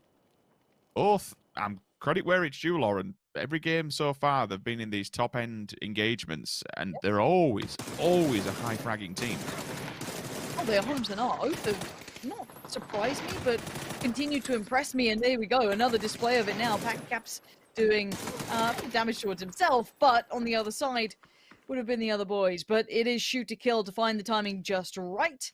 Penta's timing could not have been better, but from further afield, DA finding an angle on this. Now, North America sadly goes down together at that point. All of them just get crumpled in. That north side just a massacre, isn't it? Everybody just compiled upon itself. And I've got to say, I'd say DXG were probably the winners of that, taking the right time to just hit that middle kind of rotation, head up the road, everyone too preoccupied with their own fights, and they get to go on the mad flank around the back, so they actually walk out with the big ridgeline themselves. But now we pay attention towards the compound that remains. Now, this is always going to be a stronghold for Freaka Freaks. They play this area often. This is something that's very strong for them. DA waiting patiently too, just towards the kind of southwest side. Now, I wouldn't say this is a Freaka Freaks' game to lose, but they're probably the most favored side right now. The one thing I don't like about their position is that the building's up against the edge near enough, even though it's actually staying in. But they've split their resources. That hangar is ridiculously hard to hold. Like, with how open it is. They should have really had everybody committed here to the cause. Little boost up onto the roof. I'm totally fine with this one. DA's trying to individually cap off any players on the opposing side. And I think if they do this, A, they win it, but B, it's like kind of a failing from a Freaka Freak side. I like the information they're getting, but it's just very, very open. And if they attack that building and two players can't rebound the onslaught of 4 pressure, like, yeah, I don't know. I just maybe preferred to have seen a Freaka Freak sort of 4-man stack in here to defend this a little bit more aggro. I'm with you. We'll see how they handle DA. The one nade gets traded, but the kill comes back in, and it's just blue in the kill feed. Who'd have thunk it? Andy has done very well, though, to secure this. Code Marco now called upon to look towards a res. You can see those headshots came out real sharp. Helmet removed. DA on the recovery, but a Freaka Freak's on the push. EJ has been flushed, so that's a bit of a problem for them going forward. They are down to 3, and they can't get rid of these guys quickly. Smash trying to hop up and over, but a Freaka Freak's one in. That nade could be big. Posting it through the window. Does it find a target? It doesn't. A CAD makes it out onto the roof in time. An assassin creeding around this one. Finds Smash again, and this is not without an answer, though. Code Marco is doing damage right back. Neither of these teams will walk out cleanly now, as it is just Hikari left alive, as DA have somehow done well in this. They have, but it's whether or not it will be all for naught if Detonation Gaming White can somehow get up that ridgeline and get into the fray. Then there is a sign of life, and there is a small chance. It is only small given the position, but now they have shown their hand. Now both of these teams know there is a third-party situation in abundance, so you have to be extremely careful as you evacuate that left-hand side. The bigger giant that we've not really spoken about in all of this is the fact that DXG still has a hell of a lot of room. They are backfilling into this fight, and most importantly, they have a 4-man stack alive and kicking. If they can split off that solo player, even though it is a team of 2, you know, Gokuri is completely away from his teammate. If he goes down, he's dead. If they can just single him out, they can swing on this third party and crush them all. I'd say DXG, initially I'd say Freaka Freaks had the position, but having to deal with DA's left them in tatters, of course. And now DXG do take that crown. DA are so preoccupied with trying to deal with this compound, it's put them in an unfavorable situation, I guess. And this ridgeline is very, very usable. The Freaka Freaks' remainder, Hikari, going to try and work his way back into safety. Maybe try and keep his head down until late game here. Neil T from above. Keep him watching this, and this is the power of this ridgeline. DA can't leave this compound easily. This is the problem for them. Well, the circles here and the smokes are being committed. Vehicles being used wherever possible, and although it is a bit of a weird and wonderful place to see people driving by, whatever works. Sakari goes down, a Freaka Freaks out for position. Malofo from the angle does have his teammate behind him. The vehicles on the opposing side will now be put to good use. Fergus has got into a phenomenal position. Yes, it is near distance, and yes, he probably will go down if it does clip him. But it has drawn the attention, and it has given information to where Detonation Gaming White will be forcing its last stand. With another follow-up from IQ 500, it starts to make things that little bit more easy, but they still have to go up against DA. That's the bigger thing, right? All DA have to come outside. There's only limited windows of movement that they can take. Yeah, leaving this compound is almost impossible now. They have 2 doorways, and that's about it. DXG have them surrounded. Put the guns down, come out with your hands up. You are not escaping this one. Long K is going to keep them locked in there as long as he can. DXG on the verge of this. Yes, you might be able to get a res, but you've still got to find a mad way out. Neil T says, no, You need some big utility, something wild. Maybe they'll hop through onto the other seats. You can get outside of this. It looks like they can't. Mert now just has to make the last stand. This is Division X all day long. DA left it too late in the day. They could not make it out, and DXG work their way through. Well composed, good rotations, great adjustments. They make it to that first place into the weekend. Nice play towards the edge of the crater up top. On the northern side, they swung up Huge. all the way onto the east, and they basically just get involved so well within that third party. I mean, there was, what, 4 teams at one point? STK, VP, Oath, everyone just fighting tooth and nail. So, hindsight's this wonderful things. It's like, if Detonation Gaming White may have got involved earlier and maybe stopped that approach, you got to think that they drove straight through the middle of the map, essentially, and backfilled on everybody. That's the thing. Around the 20-minute marker, when we had, it was like shoot to kill, Oath, VP, all up towards that north side, DXG took the initiative, got in the vehicles, and, as you said, sent straight through. And that got them on a mad flank, because the Freaka Freaks weren't watching it because they were preoccupied with DA. The fight towards the motel was still kind of just preoccupied with each other. DXG saw the moment to make the move. That consideration in that amount of pressure is very important. Now, I saw Batulins at the time trying to get some shots towards DXG, but that made his eyes turn away from Oath, and that's when that all exploded. So, I mean, don't get me wrong, Batulins had the right idea. It was just, it opened up that window of opportunity, and that's exactly when Oath took the moment to strike towards them. But credit to DXG to make that move, Rich. I'm glad you kind of pointed that back out. I think that was probably one of the smartest choices they could have made, because otherwise they'd have been in the same situation as, I guess, Oath or VP. They wouldn't have made it out of that circle. There's not much places to go, especially when that final circle. They'd have been locked with all the rest of the teams that died. They were near enough on STK's same position. So to set the vehicles, it does have its risk-reward factor. You are going on a complete blind send. You're even dragging it uphill, so it's going to be a very slower approach. I just wish that maybe we'd have seen a bit more of a proactive rather than reactive play from Detonation Gaming White. Maybe they could have looked this way. Maybe they could have checked it harder. I don't know. Hindsight's a wonderful thing, and we can sit here with all the information. We don't really know what full information the players have at the time, but certainly to be able to get through the middle of the map, make it to the edge, and then not just sit around and do nothing, but actually get involved in fights, actually third party, it gives them an abundance of breathing room. And ultimately, it leads them to the grand finals. And that's what it's all about, isn't it? That grand finals waiting now. We have another team added to the fray, and further chances now being taken away from the other teams. Another team will join the lobby, but there's only so many slots, only so many teams can make it to that final weekend where pretty much it all comes down to, right? Like, there's no need to sugarcoat this.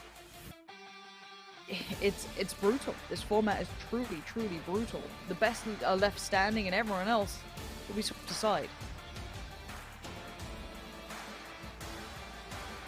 It's a grand in the bank, as you can see on screen, but that number is going to change and going to escalate rapidly come Saturday and Sunday.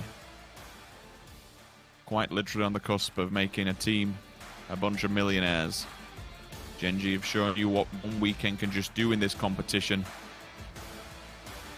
It's going to be fun. It's going to be a very interesting one to watch. No idea how it's all going to unfold. If we've seen what we've seen from some of these players thus far, we can guarantee that it will be explosive. We're all going to be set up for that, but still, we have to find more teams. And now, we're going to bring in Team Liquid. The question is, can they fare better than we saw previous? PGI.S 위클리 서바이벌 PGI.S Weekly Survival Week 6. 치킨을 가져간 행운의 팀은 바로 디비전 X 게이밍이었습니다. And our winners of our 선수 만나서 인터뷰 나눠볼게요. 8th match 축하드립니다. was Division X Gaming. Congratulations. 디비전 X 게이밍은 원래 전력 유지를 또 참 잘하는 팀인 것 같기도 합니다. Okay, your team has always been strong at maintaining your strategy. I want to ask about facing DA at the end of the game. What kind of decisions and orders did you guys have to make in that situation?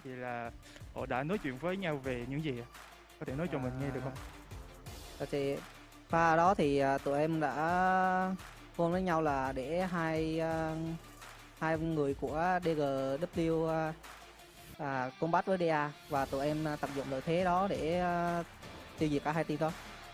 DA 팀을 먼저 좀 저희가 주시를 많이 했었고요. 어떻게 We 하면 저희가 definitely 천천히 접근을 were 하면서 trying to focus on how we could eliminate DA and eliminate each player at a time. And so we had a lot of discussions about that amongst ourselves. Last week, that was your first time making it to the weekly finals, and you guys ranked number 6, which was actually a really good result. And I think we can look forward to seeing you guys at this final weekly finals.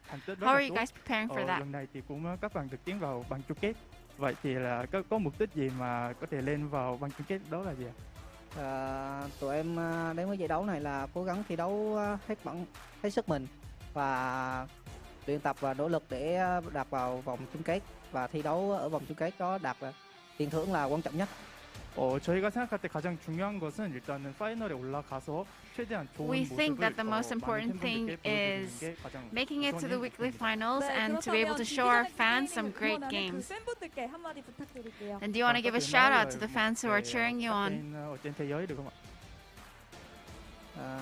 Các team trên thế giới thì các team hơn tụi em về một bậc đó là xử lý tình huống và những xử lý trong trận đấu, nên tụi em thua thiệt về việc đó và tụi em đã nỗ lực cố gắng xử lý những tình huống đó tốt hơn.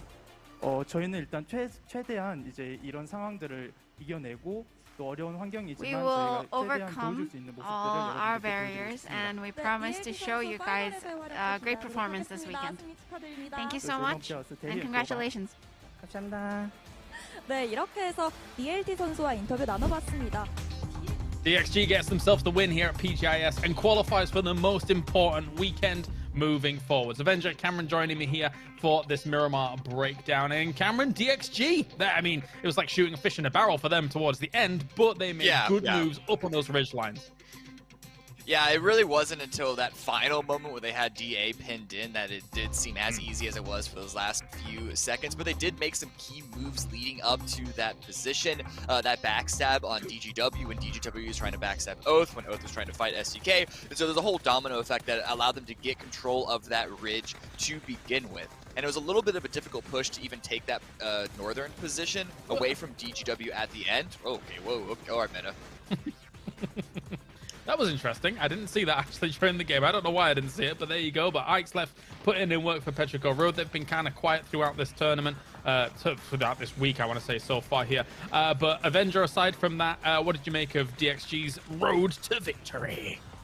That's great. Honestly, starting off from the northeast, rolling down into Picado, like I often say, you know what, don't go into the city unless you know it ends there, because it's going to be hard getting out. It was not hard getting out for them. They controlled the east side.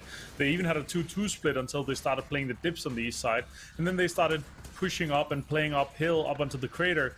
Their road to victory here was one of the most impressive ones, albeit the circle was super similar. So I was super happy to see that it was a non-Picado resident team that managed to get into a really good position and win this one here, because this was a hard-fought victory for them. Yeah, definitely so. As we take a little bit of a look here. Once again, not a lot of North American teams up in the north. They ended up being dispatched of a few teams, though. Aside from DA getting themselves kind of caught in this position, I did think, Cameron, that this game was going to be better for Africa Freaks. They had great position throughout the almost entirety of the game, but it just felt like they weren't warm coming into some of these final circles, it felt. Yeah, I was incredibly disappointed with their result. The fact that they let DA get up to that building to even have the opportunity to get those first few frags that they needed to steal that position away from the Freaks was a bit of a disappointment for me. I know that towards the late game, we saw that the warehouse was going to be the more central position. Holding the warehouse, the barn only, is very difficult to do. But that's why you want to hold the double building, the double tower building, and then eventually transition to the barn. They tried to hold both at once, and by virtue of that, didn't really hold either of them. Yeah, and here we have DXG joining the ranks of our final week's final. So impressive stuff by them to be able to join this elite roster so far. And I think for a lot of people, Avenger might have looked at DXG and thought to themselves, they're one of the weaker teams joining this to start things off. However, after watching last week's final, them getting a 6th place with consistent placement as well, they're on the up and up. Honestly, they had, you know, 4 placement with third. 2 of them was with 12 kills. They were 2 points away from, actually 3 points away from taking third and 2 points away from taking fourth in last week. So there's weaker teams than them that have been in weekend finals before. I think they're definitely a good team coming into this. It's good to see APAC representing so well here. 2 of our Thailand teams, and now DXG from Vietnam here. So super happy to see these guys coming into this. It's going to be a stacked weekend, especially looking at the fragging power coming out of these teams. Yeah, let's take a look at the numbers that were racked up here. But what matters most is that 10 placement points for Division X. And when you look at the performances from last week, Cameron, even if you got a 6th place, anything through 1 through like 10th from last week is so close to being in the money. It's insane. So DXG missed out just by a whisker's hair, and who knows what could happen this coming weekend. Yeah, and on one hand, that could be really tilting just because whenever you're that close, that's why people, like, they say that silver is worse than bronze in the Olympics. But at the same time, because they are so close, hopefully they're able to keep their mentality straight. And one of the things that I like about DXG is that if you're looking at the numbers throughout this entire event, there's no single player that really stands out. We're seeing a mix of them here in the leaderboards just from the previous. Sure, Long K might have overall the best numbers, the best stats throughout this event, but it's not by a significant margin. They're all pulling their weight properly. Yeah, definitely so. And we've seen Pentalol getting himself the max damage coming out here from this lobby as well. So not too bad. STK getting themselves, I would say so far from the games that they've been participating in here, Avenger, pretty consistent placements. Not quite, of course, able to attend at the kind of podium finishes, but very high placements. STK looking all right here today. Yeah, they for their sake, I hope that they're able to continue to do this, and that they can pop in and maybe win one of these games here. I feel like, you know, we talked about it yesterday, closing out after qualifying for the first 3 weekly finals and not being able to do the last 2 here. I really want to see them in the last one, and I think they can do super well in our weekly finals format. Yeah, definitely so. And another team that is always consistent for the most part, Cameron, Virtus Pro, had technically a rougher placement in this previous game, but came out with 9 kills. I feel like they truly have found their footing in regards to how they're playing out these games. It's just a case of, you know, getting that W on the board. Yeah, so even from yesterday, a lot of their games that they played, especially on Miramar, I think is really standing out to me as having really solid runs, getting a bunch of kills. Unfortunately, they're just never really in a position to put themselves in a position to win, and that's what's important here. If they're performing like this during the weekend, which whether it would be the finals or the bottom 16 reseeding, I'd be really happy with that performance. It's just a little concerning that they're still not able to put themselves in. Even if they are in a position in the late game, like we saw yesterday against the Sonics, they're not able to have it come their way. So I'm a little worried that we're maybe seeing a situation almost like FaZe a few weeks ago, where they perform tremendously points-wise, but we're not going to see them in the finals. Yeah, that situation against Sonics yesterday was a bit unfortunate for them in regards to that circle. They had to try and go for a crazy Hail Mary. But one thing that they did do well, I think, in this game, along with some of the other teams, was take up residence along that ridgeline Avenger that, you know, again, initially, Africa Freaks had that 2-2 split across. Virtus Pro took up that spot alongside the DXGs, etc. and stuff like that. So if things had gone a little bit differently up in that position, maybe it could have been their day. Yeah, it could have been for sure, and it's a good spot for them. It's a close spot. They know how to play this area in general. I loved how they're able to play out and frag out how they did. In general, how they're able to kind of push and put on some of these frags are super impressive. But you know, position is super important, especially in these areas here where high ground matters a lot, and especially when it comes down to playing in the crater. If you don't have some of these really crucial spots, it's going to be rough for you to get out of. Now look who it is. So far, we have no European teams qualifying in our first 8 here for the weekly final, and now we have another one joining the lobby. Team Liquid will make their entrance here, Cameron. And what are we thinking for the Liquid boys? It's kind of concerning, especially when you see them granted, you could say Mixie's comments online were a little bit of a joke about that, but he's saying that they feel lost in this, and it sort of reads in their results and watching them play.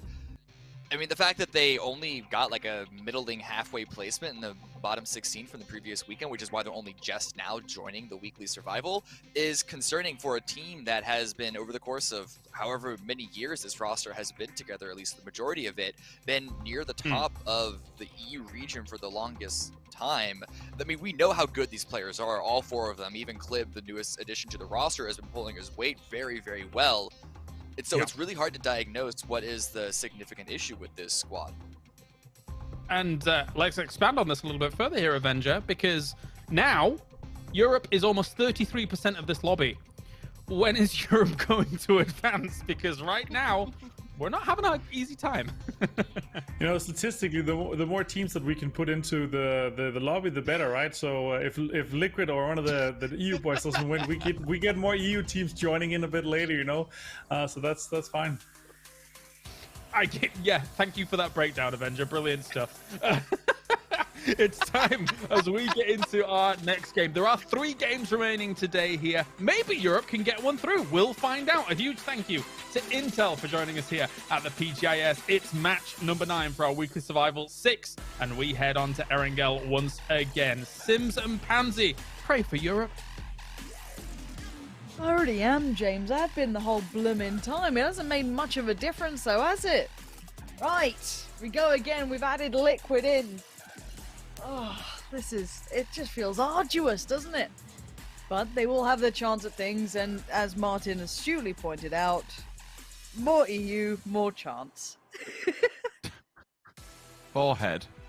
I appreciate it. Quick math, it works, right? Thank All you, that Martin. we have in here, This the is why he's better on it the analyst works. desk. Yeah, Danish math. I'm a big fan.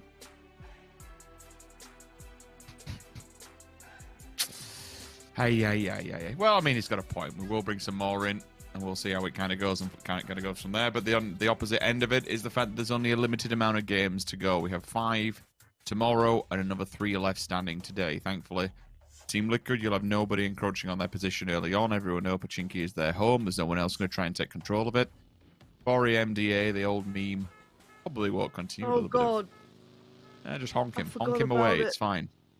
Yeah, I mean, you can't play this game now. It's not gonna work. Don't bother. Don't ruin your own setup. I mean, they've done well since they've been avoiding it. Hell, I think we've got about something ridiculous like near 200 grand for DA since they've stopped messing around over on that side of it. Circle will pop, and we spoke about this kind of scenario yesterday where you land on the car. Uh-huh. Oh no. Ay. Anyway, so limited amounts of entry points for this circle. Thankfully, given the flight path, you do have the head of the teams already set up here. You're going to have, maybe 6 at most, 7 tops. Between Roshok, 2 teams down on Sosnovka, and then further afield, Stalby, you'll find VP. Outside of the circle, everyone else generally is already within there. There will be a limited amount of land as such, just as you go further towards the coastline. Loads of compounds that you can take residency in, but still a fair amount of water. And then you'll have from Yasnaya all the way down to the farmlands is going to be your crossover point of how you get into this one. Still a lot of teams will be playing that kind of border and that boundary. FaZe and TSG between farm and Milta, that could be something to keep an eye on, see if that does kick off or flare up in any way, shape, or form. Detonation Gaming White in the thick of it all. They'll be splitting on the Badlands and upwards of Shelter. On the opposing side, you'll see Prison to Mansion area. Zenith. So not too far apart, not too much of a distance to cover. Probably look for a lot of teams in this one early on to be setting up in 2-2s, just to keep as many compounds as viable as possible for the late game. Yeah, it's not quite predisposed yet as to where that circle's gonna lean towards. It's a pretty tricky one to predict. So we've had a couple of circles here and there. We had that one towards like Heaven, where we had that wild 2v. Was it like a 2v4 or 2v5? I don't even remember. But the 2 of them who just had no right winning it. Pulled it off towards heaven, so we've had that. I don't think I haven't seen like a shelter or a milter, you know, lumberyard in a little while. Prison way, I haven't seen that in a little bit. I'll have to wait and see. For now, the teams with the most kind of, I guess, the easiest springboard going forward, I'd say, I'd argue Zenith probably has the best shout. DGW, a Freak of Freaks, Shoot to Kill. FaZe with their classic drop as well, I guess I could throw in just because they're in Milter and they get to kind of just go up north. They don't have any rotations going in south of them and maybe the east to west road, but that's about it. Check in here in with 4 AM, kind of parallel to DA on rotation as it stands, both going at similar timing. So those two are aware of each other thoroughly at this point after those mad battles that went on. And look at that prize money, man. That's ridiculous.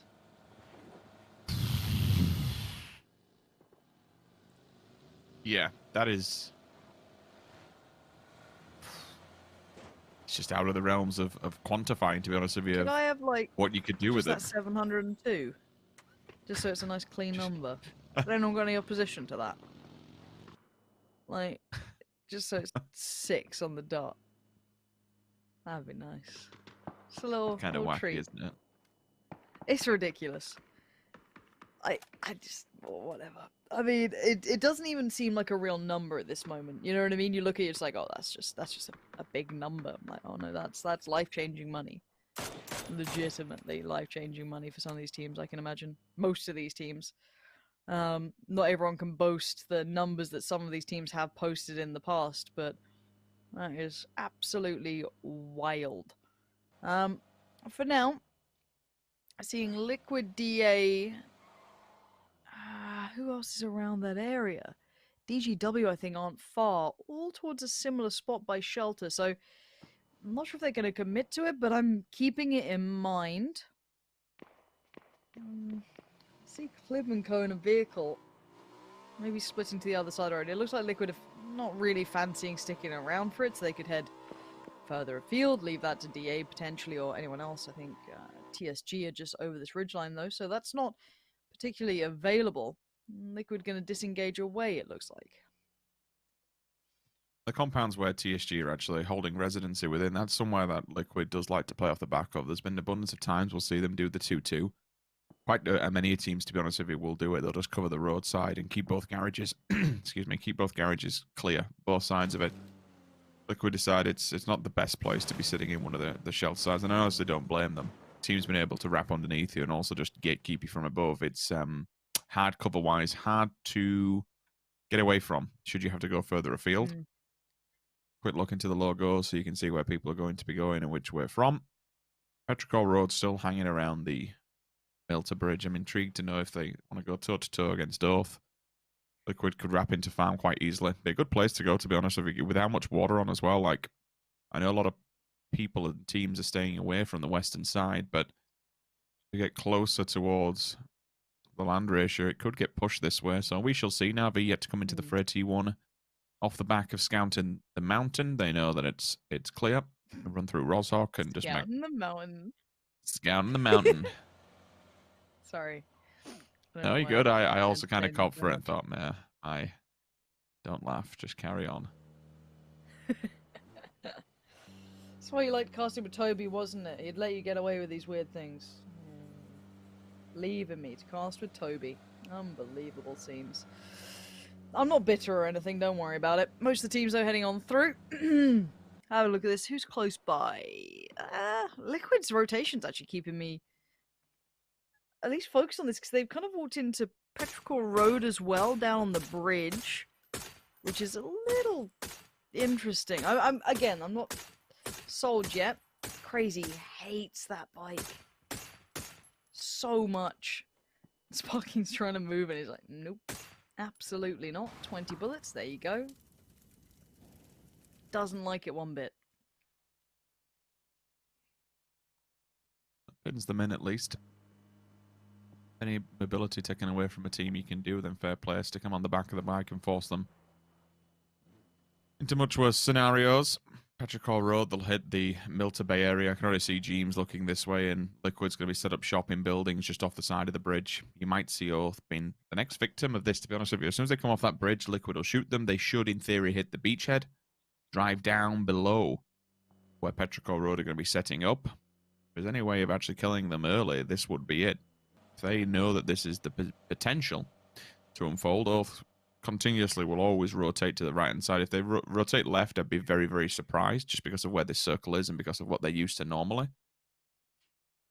Maybe he'll take, I think he's in this 3-stack here. Can't fully see just because of the angle of the camera, but if he is, he'll just shoot them, pop them down.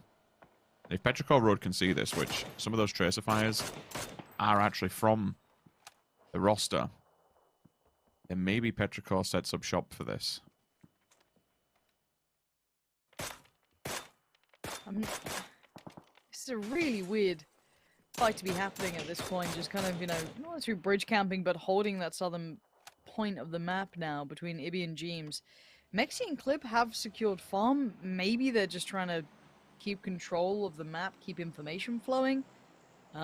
Considering they adjusted away from shelter, which is, I'd say, drastically closer to center mass than this position is. It's definitely catching my attention. And I am waiting to see where this circle goes towards. We've got about, what, 7 seconds now. This is where my attention must be drawn to that map, because this could be quite defining.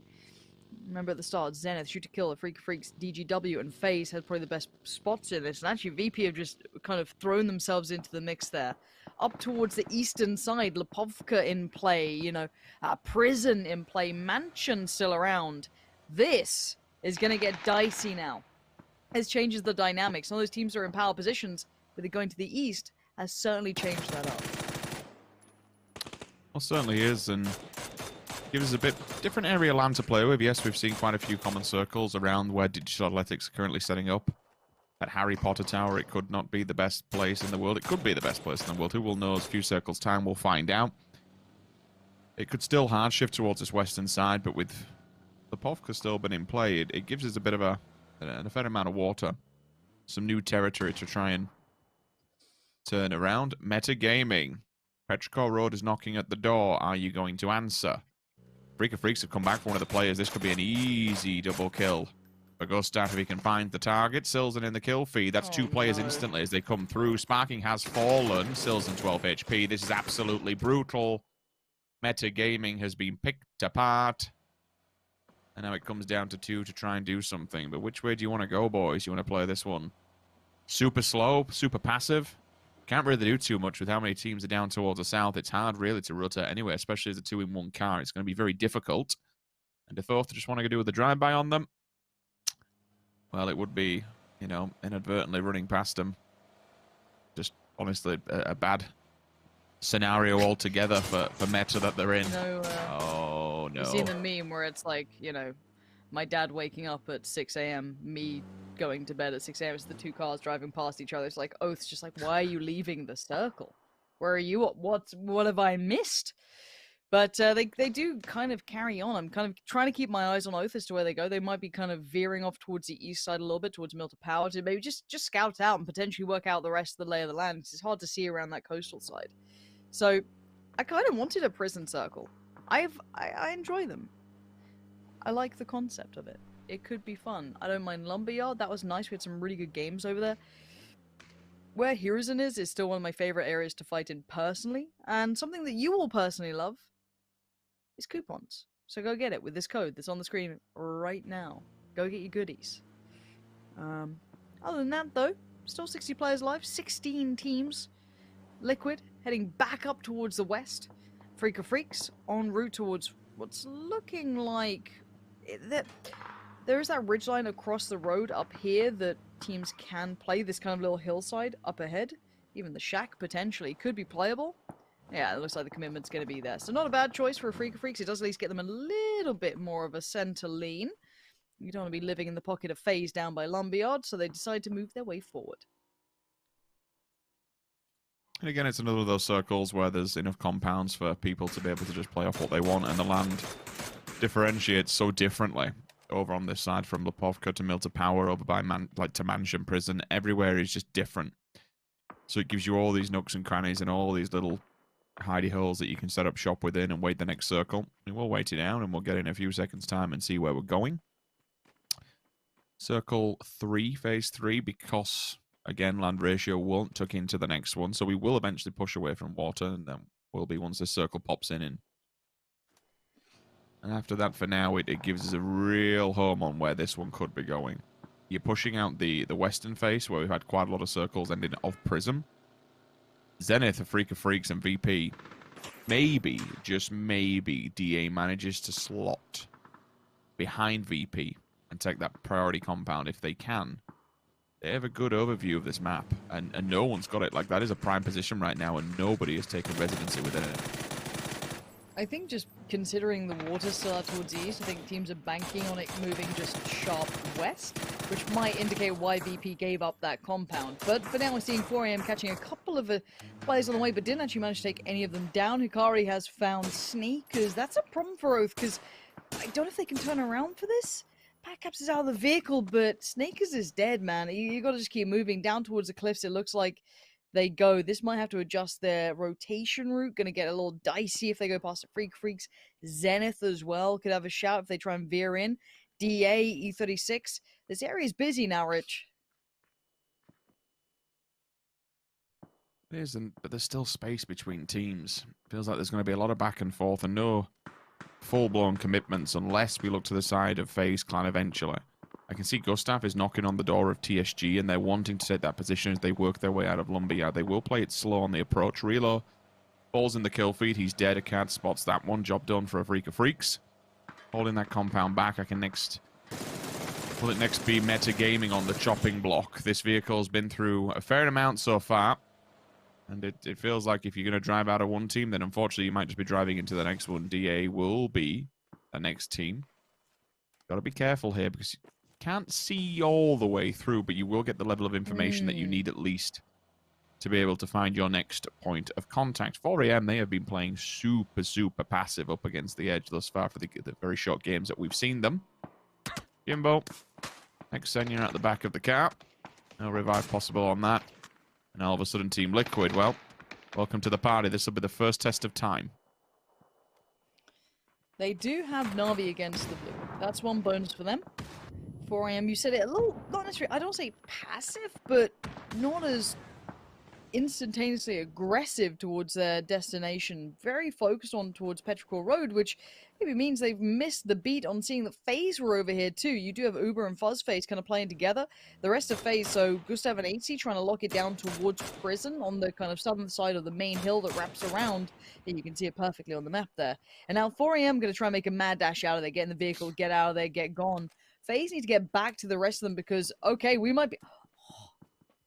Okay, look, I know I was like, hey, Prism might be fun. Look at you, look at the circles treating me right. Oh, this is a treat. And we even get those new, like, trenches in the north side of it. This is very nice. I still say new. They're not that new. But to me, it's like, oh, that's exciting. We don't see it that often. This is cool. Now, it used to be pretty barren around here. If you went around that hillside on the Prison, you're pretty much dead apart from maybe, like, Zenith's position or Virtus Pros. But now, plenty of territory around here. Meta look like they're about to get in the vehicles and try and make a move. I don't know where they're going to try and get towards. And there goes one. That's towards, you know, VP claimed that. I'm seeing who's still alive. I think it's just Wicked still alive. Yeah, there ain't much here, bud. And that car's not looking so good. He's just doing whatever he can to try and keep them up high. Vehicle goes up in a ball of smoke, but he gets a few seconds to run. Navi also on the gauntlet here. Time to run. They've moved out of Team Liquid's trajectory path, and they're just going forward, but they are going for the full send. Spoke about the trench on the opposing side. STK has had residency and had a hold of that for quite some time. Wicked. No rest whatsoever. Down he goes. Navi will then slot themselves into this position and try and hold on. Ultimately, a lot of people still have eye line onto this position. Orange and Besto, last two standing. Orange, probably not long for this world, too long, given that TSG are now bowing down on his position. Yeah, this is... oh, dear. How are they still alive, though? Zenith could have ripped them to shreds, but somehow Forium have been able to pull up towards poor old Bestos. They're like, what? Am I the one who gets found and 4AM get to roll in for free? Na'Vi go down in 15th. And 4AM, look, it's a usable spot. It's not ideal because, as I said, look at Volibear. But sadly for Volibear, he's got a mutant. And look, gun balance is hard. But the mutant, it do be like that. Now, there's still 14 teams. This circle ain't big enough for 14 teams. You're gonna have to kind of thin the herd here already. Volibear, yeah, you can use it as maybe an alarm system. Petrichor Road gonna work their way in. They were still down pretty far south after that earlier fight with way earlier, 4 AM. So they're just trying to snake their way in. FaZe might notice this, and we'll have a little look towards that in a second, see what Mill can do, because there's still a battle towards the east. DA, E36, Oaths over here, and some of the Freak of Freaks. But as you can see, Hikari's already in a bit of trouble there. Might need a res pretty soon. Smokes come up. And Patcaps can't quite get vision on this. The smokes have at least occluded his eyesight for now. Can't go too far from this one, given that Zenith's position is so strong. It overwatches all of this one. FaZe, they've been playing border control for quite some time. It's time for them to move, because TSG is actually forcing this fight. They're rolling into them. You can see from the Tracer Fire down towards the south on the map stream. FaZe Clan is backed into a corner. All of TSG... In fact, no, it isn't. We've got actually one of the players is a little bit disconnected. They're further down, but the off angle could be fantastic if he's managed to work his way into an angle of opportunity here. Smokes will go down, and this will just allow TSG to get a little bit closer. When you knock a player like this on the side of Gustav, you know they're either going to commit for the res, or they're just at a weakened position. So try and stab them in the back. This will be the play for TSG. But hold on. Hold on. We got another team rocking up to the party inadvertently. Guns out, hanging out the window. You know what, boys? There's action here. Let's get out and get involved. FaZe are going to be baffled. There is no way they expect this. They try to make a run, and no. Hikari and Akad, they get out of danger over towards the northern side, and they make their appearance, and in some style, Fuzzface on the run, and this was just unpredictable aggression from a Freak of Freaks. That's madness. FaZe gets shredded in a second. Left just blown away from this. Triumphant Song on the other side, sure, they're loving it. They're saying they're like, sweet, we don't have to now deal with FaZe, but wait, do we have to deal with you? That's another problem we'll have to face, because the Freak of Freaks probably want to just kind of clear through this if they can. And again, I feel like if Freak of Freaks are willing to do that, that's mad. They are proper aggressive. DGW, clear out T1 quickly at that too. Everyone just got swept aside in a second. 11 teams now alive. The issue is for both of these rosters, Zenith. Zenith is holding the cubes in front of them, and they have that ever so slight elevation in height. Line of sight is in abundance for Zenith, and they can just keep peppering. Even if they don't get the knocks, just holding them back and slowing their approach. Let the blue do the rest of them. FaZe goes down. Liquid find them. Liquid now up on the rock side of Prison. And eventually Liquid will have issues of its own. I don't know how many vehicles they have. And to cross that road, you have 4AM. To cross that road, you have Zenith. To cross this gap at the moment, still a Freak of Freaks trying to do whatever they possibly can, but Shan says no. Down we go, AKM in hand. Ansia would be a madman to try and stick that res. Instead, he's going for the fight, takes it to them, and it's job done. Freak of Freaks go down, and now all of a sudden Liquid, you see them, kill feed. Detonation Game in white, try to pass them, but it's not without response. One victim will fall, and Liquid now have to look onwards of TSG, who will be rattling down that mountainside. Okay, who's still in this? Okay, VP and DA, they've got their own fight kind of building in the north, and E36 might be heading their way too the more they kick off. Luke 12's going to tuck himself in, and this is one of those like newer areas. I love the terrain. It's just so fun to fight in, and already DA going to be down to, I think, 2 standing, if I'm not mistaken. Virtus Pro, I don't know if the res is possible. Spyro is still in the blue, so he might be done for at this point. I don't know if that's a possibility. And DA are going to make this tricky. And look at E36, though, quietly back building. They could completely destroy DA. I don't think DA has any idea. And, oh, Liquid, another dire straight scenario. E36 just battered DA. All of them go down, they're eliminated. And now the next target would be VP. E36 going to sweep through. Madness in front of us. Liquid on their knees, struggling here. 2 knocked, or at least flushed, I believe, at this point. And now you can see the Vertinades coming out, trying to deal with TSG sweeping through that prison side. Shoot to kill still in the trenches. And you got 4am keeping their heads down for a second or two, trying to be quiet in this. As Virtus Pro get ready to deal with E36, and a little helping hand from Roth from further afield actually might make matters easier. Hiruzen and Batulins double down, and Batulin's got knocked, but he is resable. And they stay alive for now, and there's no way that Ibby and James pull this off. No, Peng said absolutely no. Prone down there, die on your belly, I don't care. We're moving on. 6 teams now alive, 21 players standing. And Zenith in a very good position. I've got to say it, shoot to kill, not bad either. This could be the NA lobby. VP are down to, I think, 2 players, maybe 3? Question mark? 3. Look at them go. 4am, I don't know what to make of them. TSG, big amounts of players. And DGW quietly working away in the north, but that circle position doesn't instill me with confidence. TSG, they can't really do much, given 4am, given mainly Zenith. You're not getting off that hillside alive, really. You might be able to just make it inside the circle, but you're not going to be able to do and go much further. Their height advantage is just it's too damn good. There's too much vision towards you. VP go for the full send, and at this point, there really is nothing else they can do. I'm totally fine with this one. They'll find the shack. If they can build the vehicles around it, then maybe there is something. It's better than nothing, and that's a true fact we find ourselves keep saying during some of these lobbies. STK have to deal with Detonation Gaming White quickly. More importantly, cleanly. Try and keep as many alive toward the latter stages of this game. TSG, same principle factor of VP. There's nothing else, nowhere else you can go. So it's time to get in the vehicles and maybe send it forward. It's a blind send, it's a deadly send. And they are dropping like flies, unfortunately. STK will probably be the ones to try and put the nail in the coffin. But Shan says, you know what? We're okay here. This is inside the circle. We'll just stay. But you know what? People don't want to let him get away with that one. 4am says, no, we want to clean you out if we can. If he gets another nade closer, that is going to be all she wrote for Shan. Stay away from the vehicle. It's burning, my dude. Okay, at this point, I'm going to bring up a couple of these teams have had moments towards the very end circle. Zenith, I look at, and I want to see them stabilize here. I want to see them play this out well. They probably have the best position currently.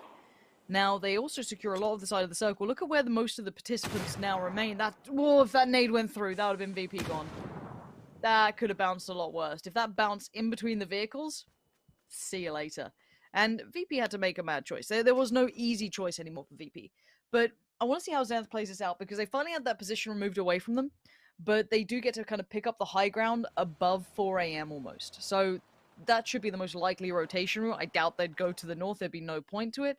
It's probably the best play for them. Now we have to look and kind of consider, do they take a bit of a clear towards 4am? Do they do much about that? Do they let the north kind of battle itself out as well? Because you've got quite a few teams or players remaining still up there. DGW catches my attention because they will have to work towards shoot to kill now.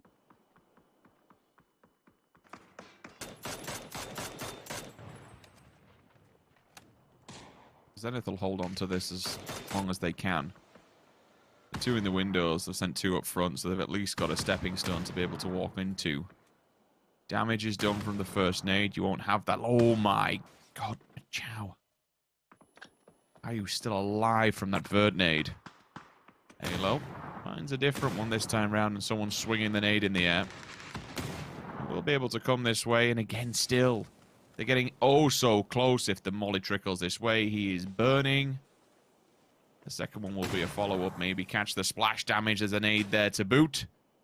And at the moment, all this utility is being committed to the side of Detonation Gaming White, and for good use. Ooh. But none of them are going down. The same can't be said for Malofo. Nade comes in, Pentalol pushes.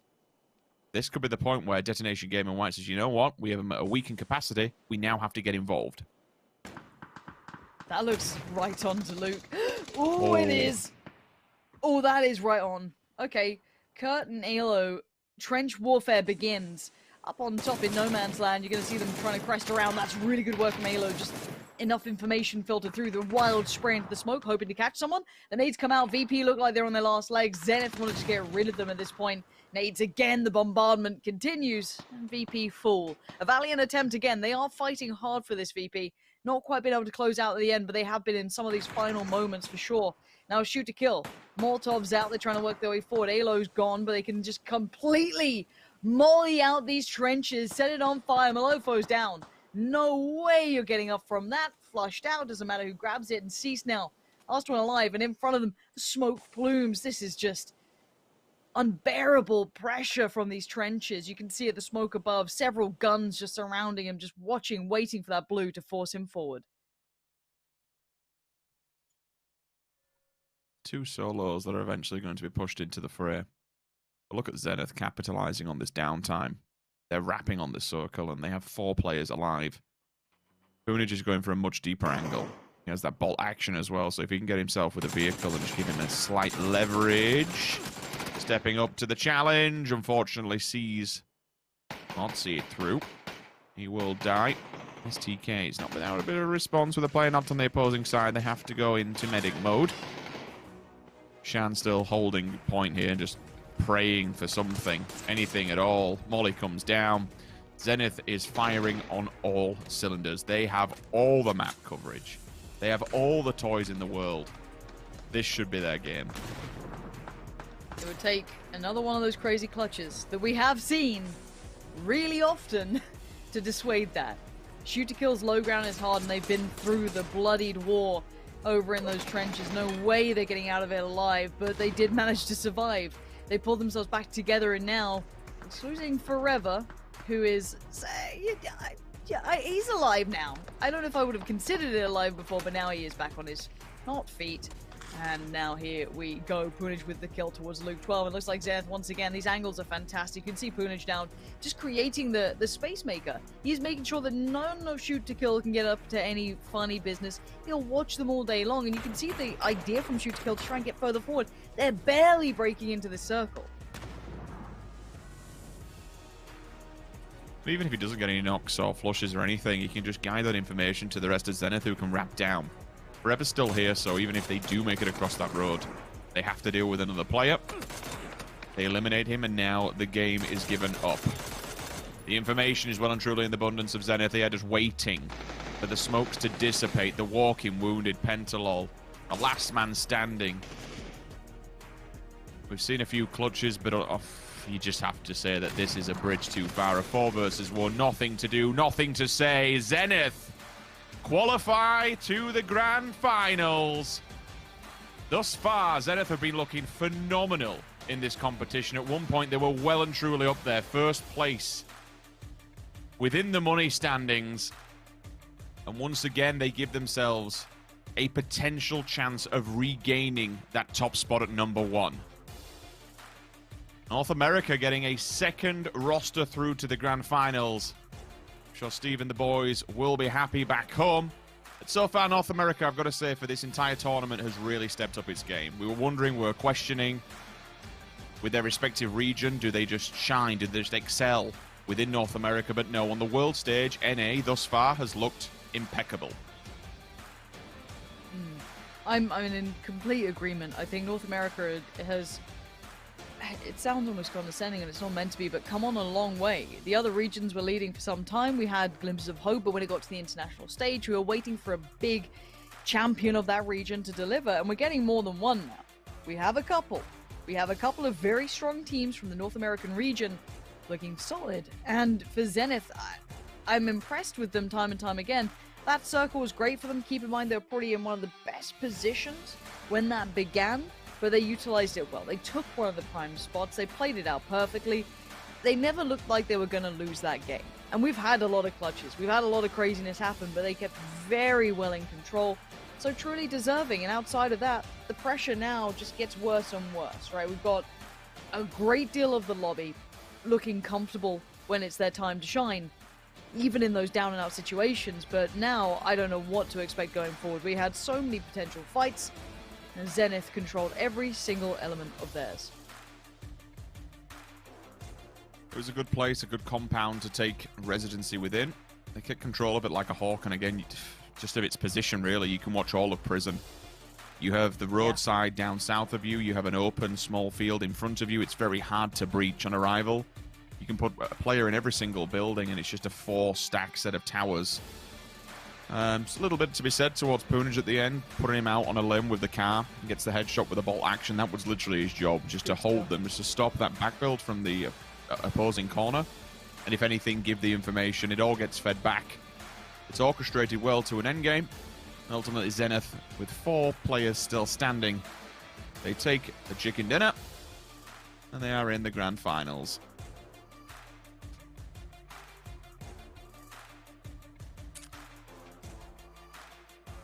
Question is who's joining them next, right? I can't even predict at this point. It's like, it feels like Virtus.pro have been consistently getting closer, but that final moment just evades them a little bit. They've been third-partied, you know, but I would say VP has probably been the most consistently up there, unless I'm forgetting someone. I'm trying to think through the lobby, but I'll say that for another time because the interview is ready. 위클리 서바이벌 6주차 9번째 매치에서 승리한 팀은 바로 제니스였습니다. 로스 선수 만나서 인터뷰 나눠보도록 할게요. 승리 축하드립니다. Congratulations on the win.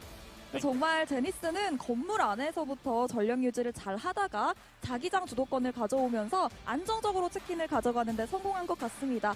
오늘 중점을 두고 플레이한 부분이 있다면 어떤 전략이 있었을까요? So you were able to get the circles, hold the compound pretty well. And then from that, how did you play to win this game? We did exactly the opposite thing we did yesterday. We decided that we wanted to try to play our zones as smart as we could, make sure we took advantage of the opportunities presented to us by other teams and play out at the right times.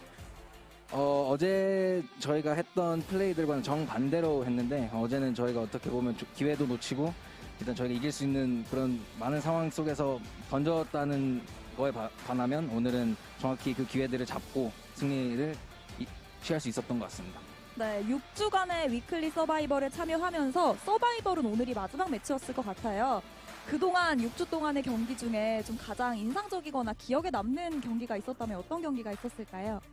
So this is probably the last survival match they're going to play. And out of the whole survival matches you've played so far, is there any special match that comes to your mind or that you remember the most? I mean, we had a 22-kill win. We hold the record for international stage for most kills in a game. And it came on a game where all we needed was a win. We know this team can frag, and we're more than willing and ready to show the fans that we can be the best team in the world. 가장 기억에 남는 경기는 저희가 이제 국제 대회에서의 기록을 가지고 있는 22킬 치킨을 먹었던 그 경기가 가장 기억에 남고요. 이제 그런 거를 토대로 이제 저희가 아직은 세계 최강의 팀이라고 말할 수 있는 것 같습니다. 아니, 제니스는 22킬도 그렇고 일하는 숫자랑 연관이 좀 많은 것 같아요. 또 2등을 진짜 많이 한 팀이잖아요. 파이널 진출은 지금까지 한 번 했는데 이번에 파이널 진출은 우승은 지금까지 한 번을 했는데 이번 파이널에서 우승을 하면 그것도 두 번째 우승이 될 수도 있을 것 같거든요. 자신 있으실까요? So, you know that Zenith is really related to number 2 so far in this tournament, including the 22 kill, and you have a lot of second places. But this is your second weekly final as well. And are you confident in winning this one? I believe we're more than confident in winning any lobby that we're in right now. We won the bottom 16 last week versus some really impressive teams, and we won the week before. So there's no doubt in my mind that this team comes out and blows away the competition and wins first. 저희가 지난주에 비록 바텀에 있었지만 거기서도 1등을 했고 이제 그 전에도 위클리 파이널에서 1등할 경험이 있기 때문에 이번 주도 1등할 것을 의심치 않습니다. 네, 또 그렇게 1등하면 1등이 또 두 번이 되는 거니까 기대해보도록 하겠습니다. 로스 선수 인터뷰 정말 감사드리겠고요. 승리 축하드리겠습니다. Congratulations on the win again, and just to let you know, if you win this final, it's going to be also second win of the final. Congratulations. Thank you. 네, 이렇게 해서 로스 선수와 함께 제니스 팀과 인터뷰 나눠봤습니다. 계속해서 10번째 매치가 Is that a bird? Is that a plane? Or is it an eagle with a rocket launcher shooting fireworks out of its talons? That's right, it's North America back again for another victory. Pew, pew, pew for Cammy. There we go. I don't know what I was doing. That's weird. We've got Adventure as well as Cameron here joining us as North America gets another team through. You know what, Cameron? I asked for a Europe win, and we absolutely don't get that. We get North America once again. Not at all. And you heard Roth sort of explain the thought process of his team about that. They had a really solid position in the early game. There was no reason for them to leave that compound, even though there was all this fighting happening around them because of how open the center of the circle was. They waited for the circle to close. The space got opened up, cleared up, and just won out from there, honestly, using the high ground. They didn't have to do a lot of work in regards to going and fragging out and getting those kills and putting themselves in rough positions, but they played it smartly, intelligently, and they did not overextend their position. I feel like North America throughout this Avenger, throughout this week especially, has been very good about sniffing out some of these central positions in some of these later circles and kind of running with them. Some have not kind of come to fruition in terms of the win here, but Zenith makes it happen here with this one. Yeah, Zenith getting a home turf circle and capitalizing on it as you should. Often you see teams, you know, getting home turf circles and then they don't play well in them. They often end up losing them, and also defending and trying, and also successfully pushing in a way that were close to considering a breach on them. They put a lot of peacocking in work as well, and yeah, they're able to take control of the southeast. Nobody held them. Usually getting out of that compound is extremely rough, but nobody helped them coming out of the compound as well. They're able to come out quite nicely, so they were definitely capitalizing on them getting an eastern circle. So that was super good to see them being able to do so. Also getting 10 kills in the get-go. But yeah, I surely hope they will be able to put up a good statement for our weekly finals as well. Yeah, and one of our weekly finals winners now ascending to the position and ascending off the floor as well, apparently. Zenith is getting themselves the victory and moving on into that grand finals weekend. They've got to be elated with this result. But also, just to look back at the interview as well, Cameron, great answers across the board in terms of, you know, discussing the fact that they have that leader position in terms of the kills during the survival game, no less. They know what they're capable of coming into the weekly final. Yeah, and it's really exciting to see how they've come such a long way. This roster move, I mean, it was what, like maybe 9 months ago, coming up to a year. It was quite a while ago. And for the longest time in the North American scene, they've been performing well, consistently 4th place almost every single PCS. But it's great to finally see them get locked in.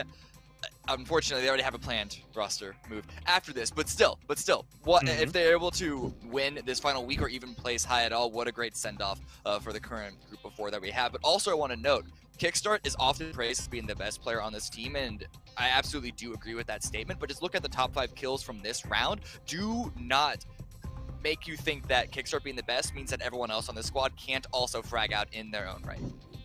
Yeah, definitely so. Seeing Poonage up here as well. And if you saw our pre-show going into week 5, he's also not only proficient at being able to put the damage out, but proficient at spelling out his own name by wiggling his bum, which was great fun to see as well. So impressive stuff by him, as well as Roth sitting up at the top here for Zenith. So very entertaining to see them being able to get themselves the spot that they so thoroughly deserve. STK got themselves a 2nd position in this game here with Purdy Curdy putting up some numbers as well. Avenger, is it a matter of time before we see STK make themselves a decent spot? I mean, a 4th, a 6th, a 2nd coming into these games so far. Yeah, for sure. And on top of that, you know, Oath and Shoot to Kill, they both have been doing extremely well. There's just 2 more teams from North America to qualify, and I could definitely see one, if not even both of them, make it through for the weekend. And before the game started, you gave me 20 seconds to explain why the EU teams are not, or how the EU teams are going to be doing well here, and I had to give a very short answer. Let me give you a proper answer why I think, obviously, before, now that we have ENS joining, we will have a rounded up 44% of the teams in the lobby is going to be EU. So statistically, it's obviously going to be higher. But in general, once we come into Miramar and some of the areas that we see, it's pretty well covered by the EMEA teams. And obviously knowing them from covering them throughout 2020, surely there will be a higher chance from just statistically them having more teams in there. But it also, some of the better teams have been going out, and in our weekly finals is extremely stacked already. And we have some of the teams that have, you know, made less weekly finals joining throughout these next games here and for the rest of the day and tomorrow as well. So it should be a higher chance for them of having to make it. But I have been, especially the last 2 weeks, I've been surprised at how rough it's been for some of our EMEA comrades to make it in, and I've been super elated to see DA do well and represent EMEA that well. Yeah, definitely so. Here are 4 winners so far, but actually, now that you mention it, and with ENS also joining now, this is like the most teams from a particular region that have probably been in the lobby throughout the entire situation here for PGI.S. So it should happen eventually. They keep getting themselves top spots. But Cameron, at this rate, we might see all of the North American teams events before the European teams. Hey, I mean, listen, at the rate that it's going, the more EU teams enter this lobby, the easier chance it is for the NA ones to continue to make it out. So keep them coming. We still have TSM up. Oof. Okay, then. Oh. Well, that's one way to look at it, I suppose. I'm the only NA guy here. I gotta get a few in. Mate, I'm sat here as the EU host roasting our region. What is that? Well, we do what we can. We do what we can. So yeah, in a few moments' time, of course, we have 2 more games remaining for all of this. But when you look at how some of these teams have been able to play things out, I mean, Liquid got themselves 7th place with a few kills here and there. It was their first game on the field here, Avenger. Did you make anything of their performance?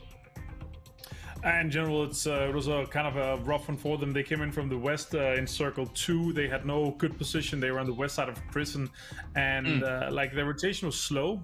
They didn't rotate as fast as they usually do and get into good spots as they usually do, and they got into an inferior spot, so not much for them to be done. When the circle popped up and kind of in the west area, we had Dia in the center versus Pros in the center as well. Zenith sitting in a good spot. Zenith putting out a lot of pressure. This kind of indirect pressure with, you know, both peacocking and putting on damage on the teams, making everyone around you aware that you're there. That alone makes the teams not wanting to breach immediately because they don't have the information maybe on how many players is in that, if there's a full 4-stack versus maybe a split. So Zenith definitely fought for this one here, even though the Circus was with them. Well, gentlemen, time for a short break, and when we return, 2 more matches, 2 more teams will advance on here into our weekly final, the final weekly final. We'll see you in a few for more PUBG.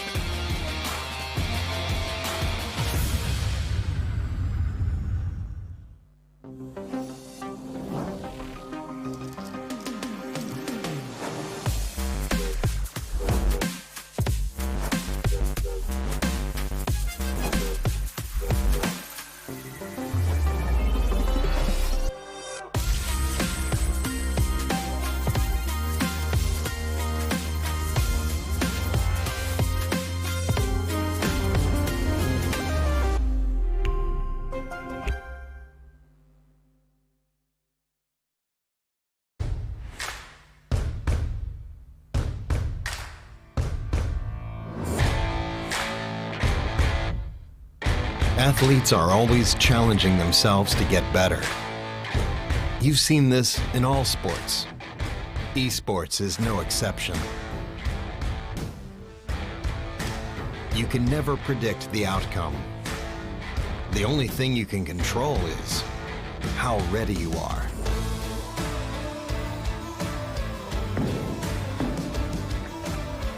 Over and over, players adapt, trying to improve, fighting hard for every percent gained. Give everything you've got to the challenge and show your finest.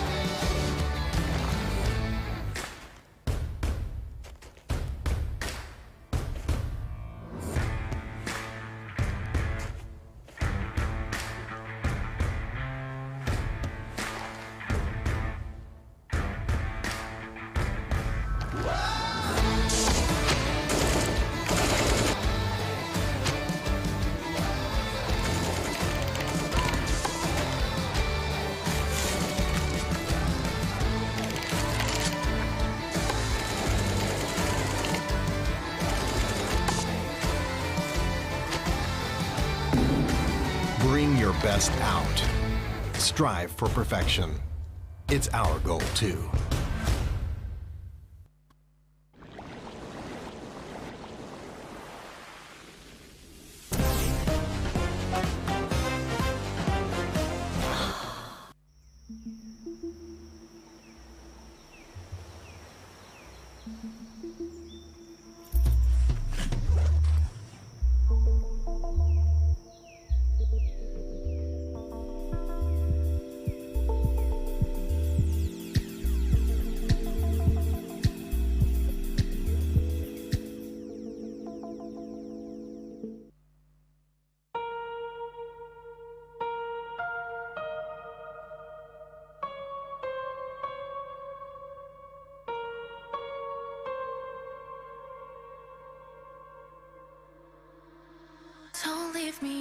alone. This battle's a lonely one.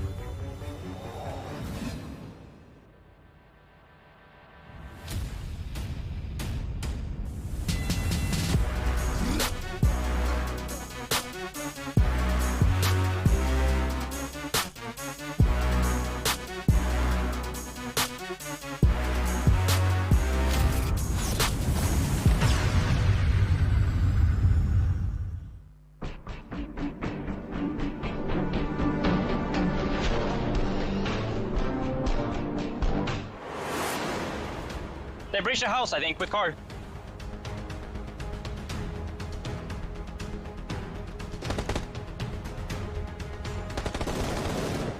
One's outside. One's in the bathroom.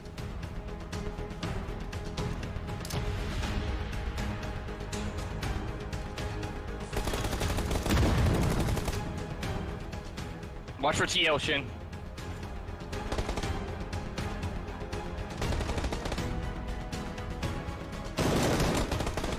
Peeking. Is he roof still? No, he jumped off. I almost knocked him. Okay.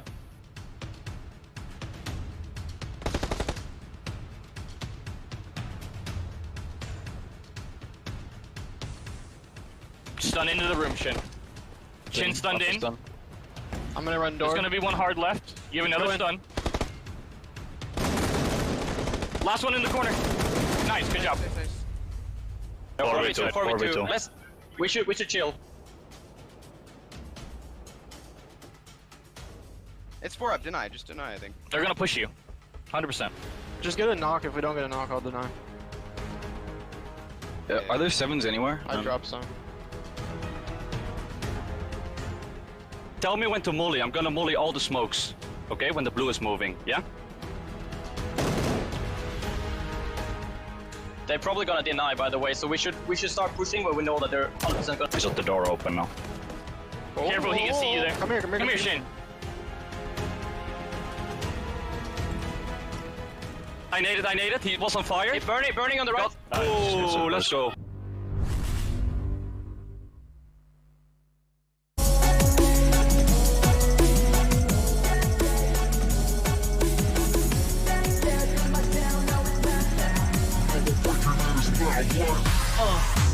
Got me like wanna check. Climbing and humble, yeah. I'm in my squad, feeling like I know I'm the greatest, I crumble, yeah. Made it from the bottom to the top, I did it there. Got double players, never fighting, breathing for air. Aiming it, lock it. Shoot. Winner takes it all, taking it all. No one breaking in his mind, what? Are you ready? Welcome to the battle, ready, set, fight. Welcome to the battle, ready, set, fight. Aim it and lock it, shoot. The winner takes it all, taking it all. Shoot. Aim it and lock it. You know that nobody like me, cause I'm faster when I'm stronger. You can have me, let me guarantee. Cause the winner takes it all. You ready? 2 more games remaining here at PGI.S as we have ourselves quite the battle to ensue. We've already talked about how Europe's going to do, how North America's going to do. What about the other regions here so far? One that does stand out, Cameron, for me, that has not had the easiest day compared to, say, for example, some other days, has been metagaming that have stood out for us for quite a while. Yeah. What do you make of metagaming here coming into these last 2? It's really weird because they had what looked to be the beginnings of a solid first game, however solid you could make that. It was, remember, it was the Miramar one way back at the beginning of the day. That was incredibly chaotic. But ever since then, they've sort of been absent from the round, and this is the team that we had consistently just been hyping up of performing well, not just Sparking, Ragnar, Wicked, the entire team has been playing very, very well. So I don't know exactly what's not clicking here today. I'm confident that they can bring it back. I just, with only 2 games left, then we might be waiting for tomorrow for them to finally qualify. Yeah, we'll see. And Ents now comes into the lobby here. Martin, what do you think? It's super consistent in terms of placement, but I want to see them be able to close out a win. Their playstyle has been, in Europe at least, has been going for the win. So they kind of indirectly trained for this, right? So I want to see them be able to step up. Maybe even their first game, you know, that would be nice. We know their ability is in survival. Can they do it? As we now get into match 10. Let's do this thing. It's time to head over to Sims and Pansy for all the action. A huge thank you to Intel, though, of course, for joining us here at PGI.S, as plenty of money is on the line in that weekly final. Let's go to it. It's game time. Let's go to Miramar. Let's do it indeed. I mean, look, we've got 2 more games, Rich, and that is it for the day. Now, yes, you'll have chances tomorrow, but the weight on your shoulders would be monumental. These teams need to step up, they need to close out and get on through, and they need to do it soon because, as I said, there's limited tries. We have a new team to the lobby. Hence have come in. Rich, what are your thoughts now? Oh, it's very hard to break anything further down and deeper than what we've seen unfold on our screens. It feels like because there's so much on the line and because there's no real points, the dynamics of the games and the fluidity changes ever so slightly. You do find there is more of a stamp our feet in the ground kind of thing and really hold on to a compound for as long as we can. But also, the third-party scenario, it's only when... I don't really know how to break this one down as such, but things like what we saw earlier on with DXG, for example, that's quite a rarity. It becomes more to teams only having to really have a big fight when they absolutely necessarily have to. We saw one on the side of DA where they didn't really push into the compound. Afrika Freaks didn't go hard for the confirmation on the defense last time we saw them within Miramar. But then you see DXG complete polar opposite, where it's like there's nowhere else to go, so let's just bolt it through the middle. We've somehow managed to make it. Now let's get involved in the third party. So a lot of them, if there is a place where they can set up shop and they can be rather comfortable, which this circle might not really give them. Okay, well, everything that we've kind of discussed, you've got 3 teams who are currently sat in that circle. The only real benefit is that everyone's generally this side of the map and not too far from it. You know, no one's up by Campo, Militati, Eda Bronca kind of thing. But yeah, you've got a lot of that cliff face on the west involved with this. And then we have Prison Island as well. Yes, yes, we do, Richard. Yes, we do. Ooh, that's a well-timed reload for E36. Just making it out of there alive, barely. Okay. So look, if I'm sensible, maybe it'll happen. Right, so the likelihood is it'll go down on those kind of sheer roads that lead, you know, on the western side down south. Kind of imagine where FaZe is. Imagine where, you know, Pozo is, Monte Nuevo, the ones that lead further south towards Prison Island.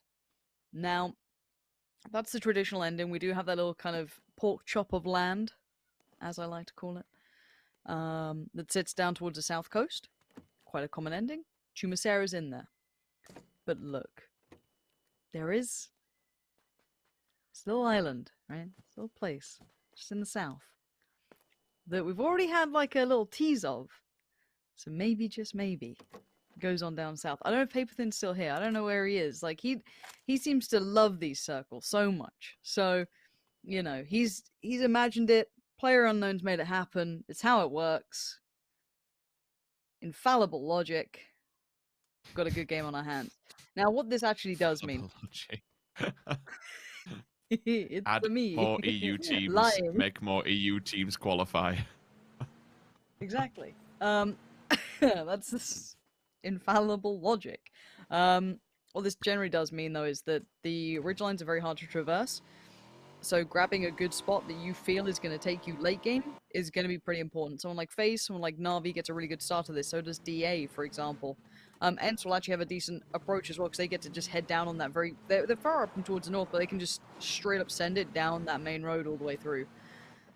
So this is about longevity. This isn't just about, about the initial kind of approach. This is about trying to find a good position to potentially play late game as well. Teams that are set up early then. Let's talk about the ones who are inside the circle and residing already. FaZe Clan, DA, Na'Vi, the only teams that landed here. They're going to get a good fine pick of the bunch. Na'Vi 4-way split will be rather unfortunate for the start, but they'll easily regroup and just hit Valdemar. Again, we need this to get that prison island within reaching distance. We have to have a very hard shift towards the south now, all the way up against the edge. And then maybe, just maybe, it comes into the fold. Teams that are on rotation. Just taking a quick peek across at this map to see where everyone is. It's mainly the ones towards the north that have already set off early. The ones further down south, Los Leones, are still kind of posturing a little bit and making sure that they're fully geared up for the fight that will be ensuing later down the line. Ents, Meta Gaming, all the way down on the western road up against the cliff face. They'll be on the same trajectory path. Detonation Gaming White, have to be careful. You can just see in the distance. VP are also leaving the safety of that compound that they've just tanked up on. Both of these teams will be running in residency of FaZe Clan. Now, FaZe, this is... we've seen them win games from this position before. This is like home turf, home circle, so to speak, when they get this particular drop. The thing they need to be careful of is that we have Liquid, who are backfilling towards the north. We have VP, Detonation. All these teams are coming from the same path. But DA are not that far away from all of this. They're the slight worry for me, and they're going for a 2-2 to try and capitalize on this free land that they've been given for now. Down south, by the roadside, you're probably going to see TSG, T1. It's not necessarily roadside, actually. They're more middle of the pack. Oath will come off the back, potentially of Los Higos, and actually take Valdemar Bridge. That'll be an interesting one to see if that pays off, and if they do all four fully commit towards it. For the north, everyone else is actually still loading up. I'm quite surprised. I've never seen a map so divided and so opposite end. You've got one side and one head of the pack that is magnetized towards the central side of the circle. The other, E36, 4AM, Petrichor, STK, Freaka Freaks, they're all still in and around Hacienda, doing their own thing. Go on, Kleb. Have a little crack on the M24. Love to see it. And you're right, it's a very polarizing circle, it feels. Almost a great deal of the lobby is in the circle, and then there's a substantial portion outside, which is quite weird. Petrichor Road, 4AM, E36, Shoot to Kill, a Freaka Freaks. And here it is, right? You've got teams that are hyper-committed already, and the others that are going to be approaching late. Now, the one thing that's going to be interesting to look at is they won't get punished if it moves north, or even if it centers. They should be fine. If it does move south, which it's as likely as anywhere else, right? The next circle could go technically anywhere. We know that it has a percentage chance, so who knows? I mean, I quite like Oath's approach actually here, because they'll get out into Valdemar pretty comfortably at this point. Now, obviously it's not ideal, you are at the foot of the hill, but it's a clean rotation path at least. They have no problems with that. But yeah, a couple of those teams banking on those northern shifts, it seems.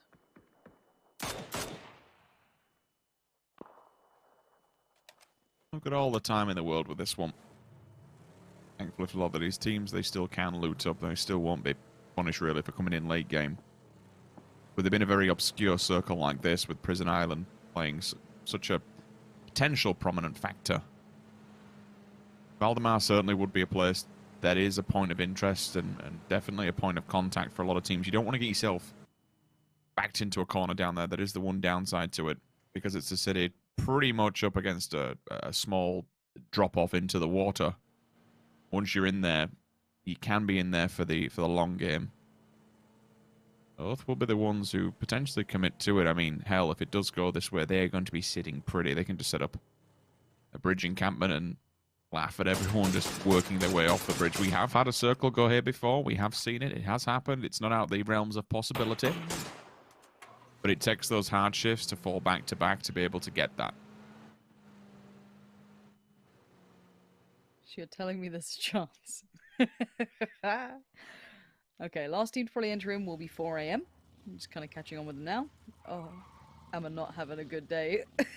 I've been trying to not make puns with that name entire broadcast, Rich. It's really difficult. It was, I've got to say, it was very, until you had a bit of a giggle towards the end of it, it didn't click. It was very subtle. Yeah. I like that. Yeah, it's I was good, really that one. A good play on words. I'm not gonna do it, you know, but I did it. Every time I see the name, it's baffling to me. Liquid, where are you off to? Liquid, where are you off to? Okay, towards DA. That's a grave. suboptimal choice. Yeah, I'm not gonna get far on that. It's like, oh, we'll go to the next one. Phase are like, no. Okay, we move along.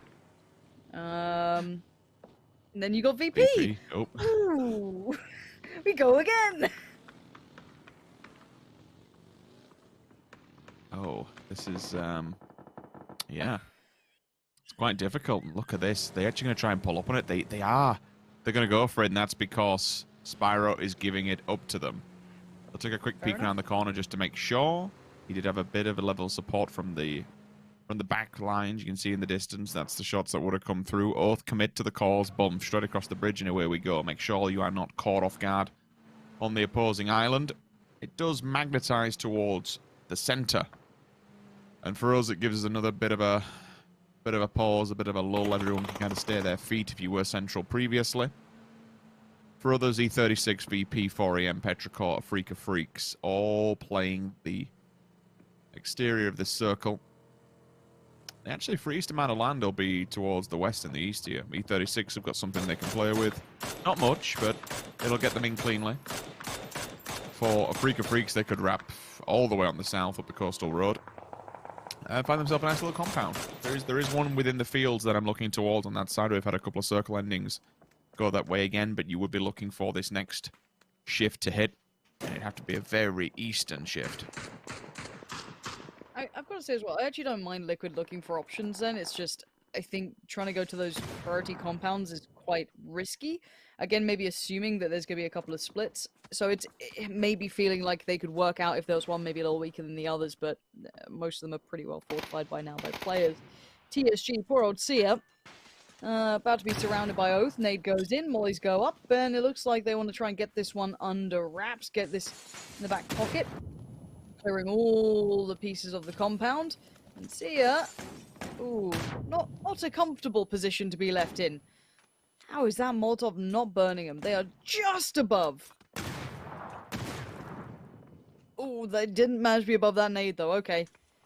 Baiting out the noise on the heel. Going to try and force the fight. Nice idea, but Rello not going to fall foul to any of that nonsense. And they claim themselves a bit of a compound to work from if they want to stay here. Or simply they secure the south.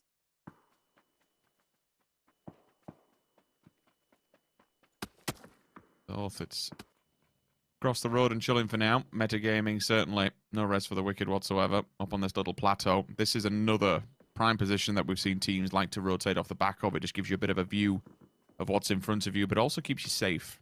Just from up on that hillside. No one can really look down without being forced into the open. But Ents are on the opposing side of that as well, so we'll see if it does kind of come into play later down the lines. Detonation Gaming white. You can see why now the compound has been so good. FaZe Clan's going for a huge split. Like, I'm a little worried I'm seeing a FaZe's play. I get why you want to do it, and they have now garnered so much land. But at what cost? The cost is a 1-1-2 split. Like, for so many players alive, for such a condensed circle, it's a bit touch and go for me. But these players are the best in the world. You know, I understand it. They can hold their nerve and they can hold their gun against the best of them. But certainly for so many players been in abundance, a 2-1-1 at this stage does give me a little cause for concern.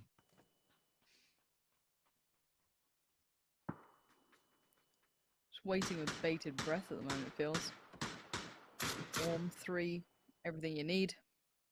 Good to go. 5 seconds until circle does update. Let's see who gets the good slice of the pie. It looks like it went towards, yes, the west. Okay, so FaZe might have to bring themselves together now, decide which compound they want to kind of stay mostly towards, because you're going to get a lot of attention there now. DA's coming over. Liquid can rejoin towards Mexi if they want to stay towards the north, or maybe shuffle a little south. VP going to try and swing around, shoot the kill in the vehicle. In about the same time as Petrichor Road. And because we almost had a prison circle, we'll reward you with a code. There you go. Grab it now, get it in the game, and get your coupons. Lovely stuff. Freak still on the outskirts. This is VP over towards the west, kind of making that mad dash in. Going to slot in quite close towards Ents, who are sitting somewhere towards the center-ish, maybe slightly southern side. B36 are around here. DGW aren't too far away. And yeah, there you go. DGW actually is Malofo to find Lou. Now, ooh, that could be a punish. Lou can't escape it from one bit of vision to the other. So VP down to 3 now. I'm going to be honest, this turns into a 50-50 circle for me. When I look towards it, it moves away from water with the land ratios in 2 minutes' time. It goes towards the north, but which side of the north? It will try and fit in as much land as possible. We will see both sides of the road coming into play here. I would honestly say that this is most favourable at the moment to FaZe Clan. Their position, top of the mountain, those broken wasteland kind of compounds are phenomenal.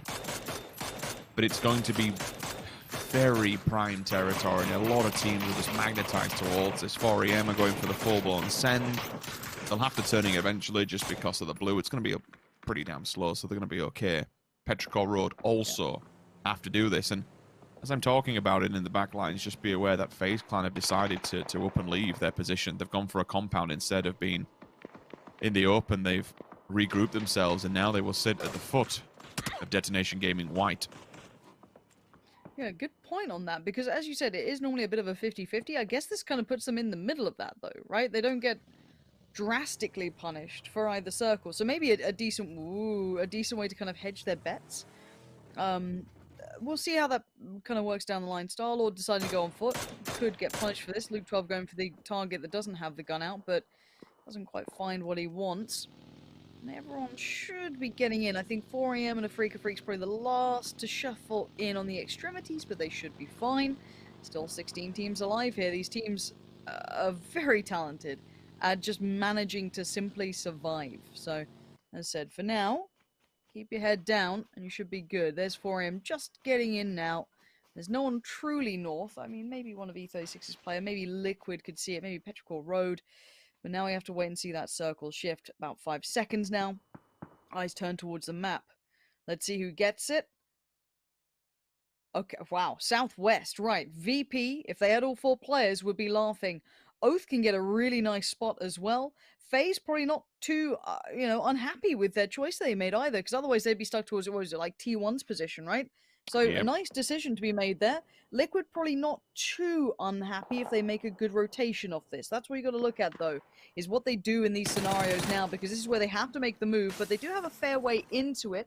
4AM still lingering above them, though, and here's Metagaming greeting shoot to kill, and do they pull up? It looks like a pull-up, and well, Sparking's gone down. Barely a pull-up. Luke 12 didn't even get out of the car. Just dispatches of them so readily. Time for other teams to make a move and try and make a stand. A few shots come back from Mexi to quieten down 4AM. The problem is for Team Liquid, there is going to be many more obstacles in your way and your approach. They're out for now and pretty much all tanked up here. Freaks are not having the best of times, trying to rotate off the back of this. Meanwhile, Petrichor Road have pushed into Digital Athletics. Tralia's first one to fall. Smash is the next victim also needs to go in. They are being cycled on both sides of this. 2 versus 2 will unfold. Good nade if Mamu keeps running and doesn't realize it's ticking in front of him. Vert nade up in the air. I'm keeping an eye on that kill feed. If it comes down and rains hell, it's going to be devastating.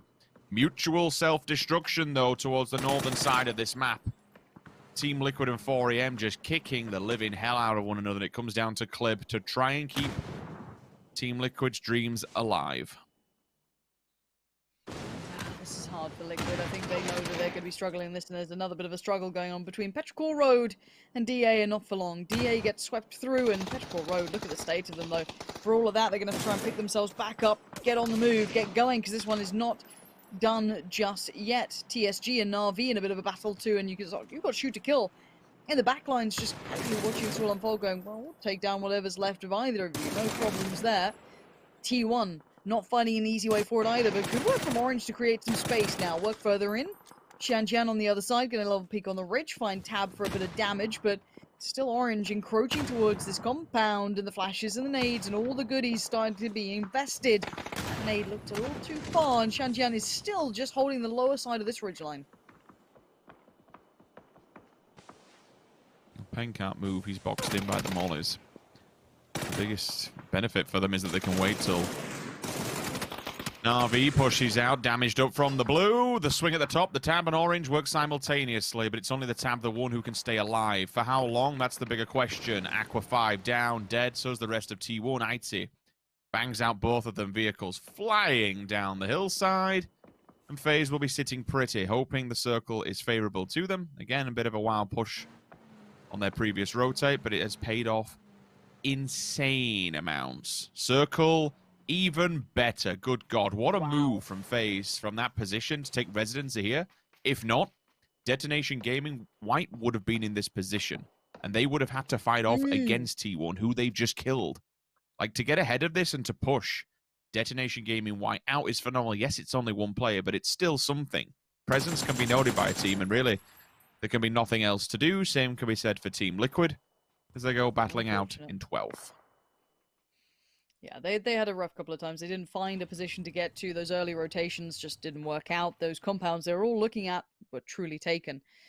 Now, VP, yes, they are down to 3, but the position they hold, yes, we talk about FaZe, you know, picking up that really good 50-50 spot, pushing out BGW, but it's not like VP haven't got themselves in a good spot either now. They're probably laughing about this. Shoot to kill on the move. Where do they go towards?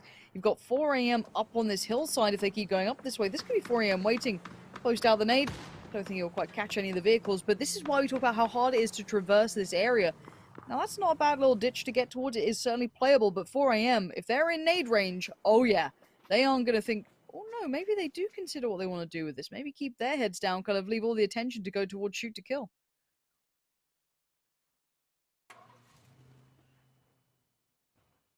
And they're just repositioning the vehicles to give themselves a bit of a roadblock behind them. VP can't get to them because of how they're sitting. Like, VP's position is phenomenal, and something you mentioned earlier, Lauren, was really intrigued late game. A, if they make it, and B, if it would have made a difference if they had a full 4-man team going into that position. Hence, also, not a bad compound by any means whatsoever. They can keep track of a freak of freaks across the road.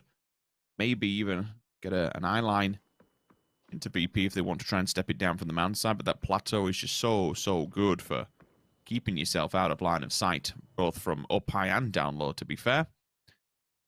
Tab and Na'Vi, probably not long for this world, too much longer.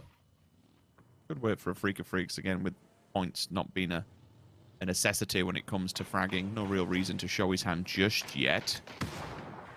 With an AIDS opening up onto the side of ends, we'd assume. Is this going to be a compound breach? Is the cat going to swing around and go for a different angle? They absolutely are. Here we go. Full pull-up in effect. Yeah, but Hantia was way further ahead, and the cat wasn't in a position to help out. That was just kind of a freebie. A Freak of Freaks are normally really good at this, and this has been pretty... Oh, God. He's made his own teammate. This is... Oh, that's really nasty work. That's not great at all. Bit of, hey, look, we talk about pressure. This might just be it. That pressure's starting to really hit heavy on these guys. Ends just coming into the lobby like, well, we'll take it. I didn't think it was going to be that simple, but we'll hold the crash, I guess. Okay, we've got 2 European teams in the circuit compound. There's a chance going through here. There's a chance. But for everybody else that want to take that chance away from them. Why have you said it? Well, this is the thing. We've still got Oath on the west. The problem is for Oath, E36 can see them, and that's a very weird and winding road. The road will skirt the edge of the circle, which makes E36 a prominent target for Oath. And they can actually kind of get behind them. Once you go forward and advance, you've got this kind of small drop-off and ditch in the roadside that you can take, but it's open from up high, and that's probably where they will sit for now. STK, I don't see them really doing anything off the back of this unless 4AM has nades and they land them perfectly in the little gap that they are within. FaZe, it's time to come out from the safety net of the building. They'll send Fuzzface and IT up front, Gustav and Uber to try and watch for the backfill, and more importantly, try and watch up high from the angles that they have with the buildings. It's very limited again. Same principle that was going towards VP. You're on these plateaus, and it's like no one can see you from up high, but again, you can't see anybody else either. Headshot straight onto Detonation Gaming White. The enemy at the gates that's been here for quite some time for FaZe. It's a full-blown send, and usually this only leads one way, either up the mountaintop, where you have to drag those cars like mad, or maybe you even try and go towards VP. Like, VP's the prominent spot here, the prominent position, but the thing is, for them, the circle's this way, so they could probably just chill. Well, here come those nades that we were discussing, but it's actually not 4 a.m. sending them down to shoot to kill. It's E36 sending them down 4 a.m. That's a double molly. Forever's done for. Burnt alive. Uber in the kill feed as well towards Malofo. 4 a.m. struggling to handle this. Godfrey just down the ditch. Amonot's going to see him. Godfrey, sun in his eyes, just wincing away towards this. Flash comes out, trying to send that one high. While this happens, FaZe needs to sweep through this area as well. They're not going to be without maybe getting a bit of flack from this fight coming on. God V trying to hit the heel before he has to get moving. All these nades are starting to pour in. They're starting ready to get going on this one. Keeping the ridgeline. God V, he's done for. Can't make it out of there. 4 a.m. go down in 10th. And now the north side is controlled by FaZe, but Shoot to Kill is still in a good position. And E36 are further up the hill towards the west. But Vision is now going to come through. They can see each other pretty soon. They're going to have to wrap low on this. There's only one way to go. Enter Force 36, put on Red Alert, put on Quiet by Oath. Again, that angle that we spoke about. It keeps FaZe a little bit safer. Unless they just want to take the vehicle and get involved with the fray, that would be very, very dangerous. They do, and it's easily dealt with. They are melted out of the vehicle. Yeah, you ain't getting away with that. That is an awful trajectory path. Nothing really else you can do about it. Full send, away you go. Hope for the best. FaZe, they lose one. STK is now starting to get a little bit concerned with what's happening here. And ultimately, it's kind of funny that Detonation Gaming Wide have transferred positions here with FaZe. They were pushed out, and now it's them who will be in the prime spot. Prime's a strong word when you're prone down by a bike, aren't you? But I guess that's what you got to hold on to at this point. FaZe look too boxed in. Shoot to Kill, get all of this hillside to play with. FaZe can't go down low because of Detonation. They have to take this fight on Shoot to Kill, or they have to run away now. You can't sit in between because that is going to be the death of you. I think FaZe are knowing that their options are limited. They need the fight on one of these two sides. Make your mind up, boys. Otherwise, you are going to just capitulate and go down. There'll be no use for an halo from up above. Going to see at least a little bit of a glimpse. Somehow, none of that connected. I do not know how that didn't find a way through. Maybe trying to stay alive to buy time on the blue to force Shoot to Kill to make their move. But while this happens, Oath are getting to this hillside. Now, if they pull up somewhere near Shoot to Kill, this should turn their attention away from FaZe potentially. But this is where it all gets dicey. VP are going to start looking their way because VP are well aware that that's a bigger problem that's going to be on their hands. Diggory's diving in. Spyro's got the nade out. Oath are on the receiving end. The vehicle is piling down real low. Oh, no! Real low! No! Vehicle just lands on him and shuns him down the hillside. Shot from Detonation Gaming White gets the job done, and it's unrelenting. This time they've opted to go a little bit of an off angle. Response might see nothing else he can do. Shoot to Kill now. They're going to fold into this. They realize there is an window of opportunity. Take advantage of it. You may as well, FaZe. That's going to be them going bye-bye. DGW next on the chopping block. 1 versus 4 on the side of STK. Sees what can you do? Not a great deal. STK keep going, and more importantly, they keep quite a lot of land control. Balefrost does knock one of VP. Nasty. Now, the question is, who has the real best spot on this circle? Who has the most land to work with? Because as we see from the top-down view, a road, a yellow bit of sand, like, there's nothing but a few trees to try and weave your way between. Let me just say, Ents are 4 alive. This is the first game that they've played. Not in a bad spot. Now, I don't know where the next circle's going. We have to find out now. Shoot to Kill maintain the north, but it's open. It's the hillside runoff, right? And that's kind of it. A little bit of low ground, a little bit of rocks. Okay, so it's probably more favorable to them than most. Petrichor Road quietly waiting on the wings.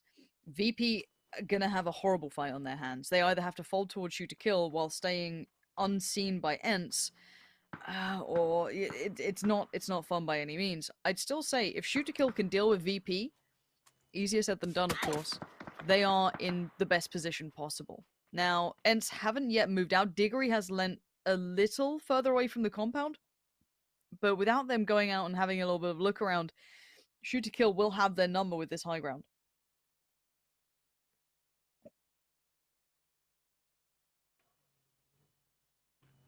This is at a knife's edge. Some very strong teams have all been vying for qualification. Petrichor Road just in the back lines watching all this unfold, but you have to assume that Tixu or somebody from ENCE has made note of their presence. They can't really do too much given that road. They have to. Actually, saying that, if Circle... He can't even crawl down by it because it starts to go uphill, so it's not as if you have a ditch you can work with. They could really spoil ENCE's chances here if ENCE decide to try and make something happen and step out from the safety of the building. The safety now of the building will be removed from VP as they have to fight tooth and nail towards ENCE. Every single smoke they have left will have to be committed to the cause. There's nothing else they can do. The Blues here, and well, the offensive stance from ENCE will begin to unfold. I'm not sold by this from ENCE. I mean, this is the first game in, so they're coming in. It feels a little colder than I'd like, but there it is. Squeaky finds Heroes, and now Diggory hesitant to work up the hill because he doesn't know how open it'd be. Shoot to Kill once again have everything in their hands. This would be a surprise if they let this slip. 5 kills, best position. The only danger to me would be Petrichor Road if they somehow catch him out and haven't kept track on there. This nade could do in the entirety of VP. Now, Alo's going to send that through. That's going to be a flush, not the knock. But he'll take it. Batulin's still just barely alive. The blue could do it for him. Spyro trying to just shift a little further forward. ENCE mirroring these moves. So they all need to close in now. The circle's on the way. Shoot to Kill to get a bit of damage, but Batulin's goes down. VP now going to receive attention from both sides. This is the last thing they wanted. Kurt's trying to secure that prime position. Good nades again. Great nades from Shoot to Kill here. Spyro, last one standing, last one to fall, goes down to 3 teams. Petrichor Road still not moved an inch. They are waiting there as long as humanly possible to see how many players are left standing once this fight is all said and done. The grenades will now come through in abundance from the side of STK. They've worked closer to the middle. They've pinned ENCE in.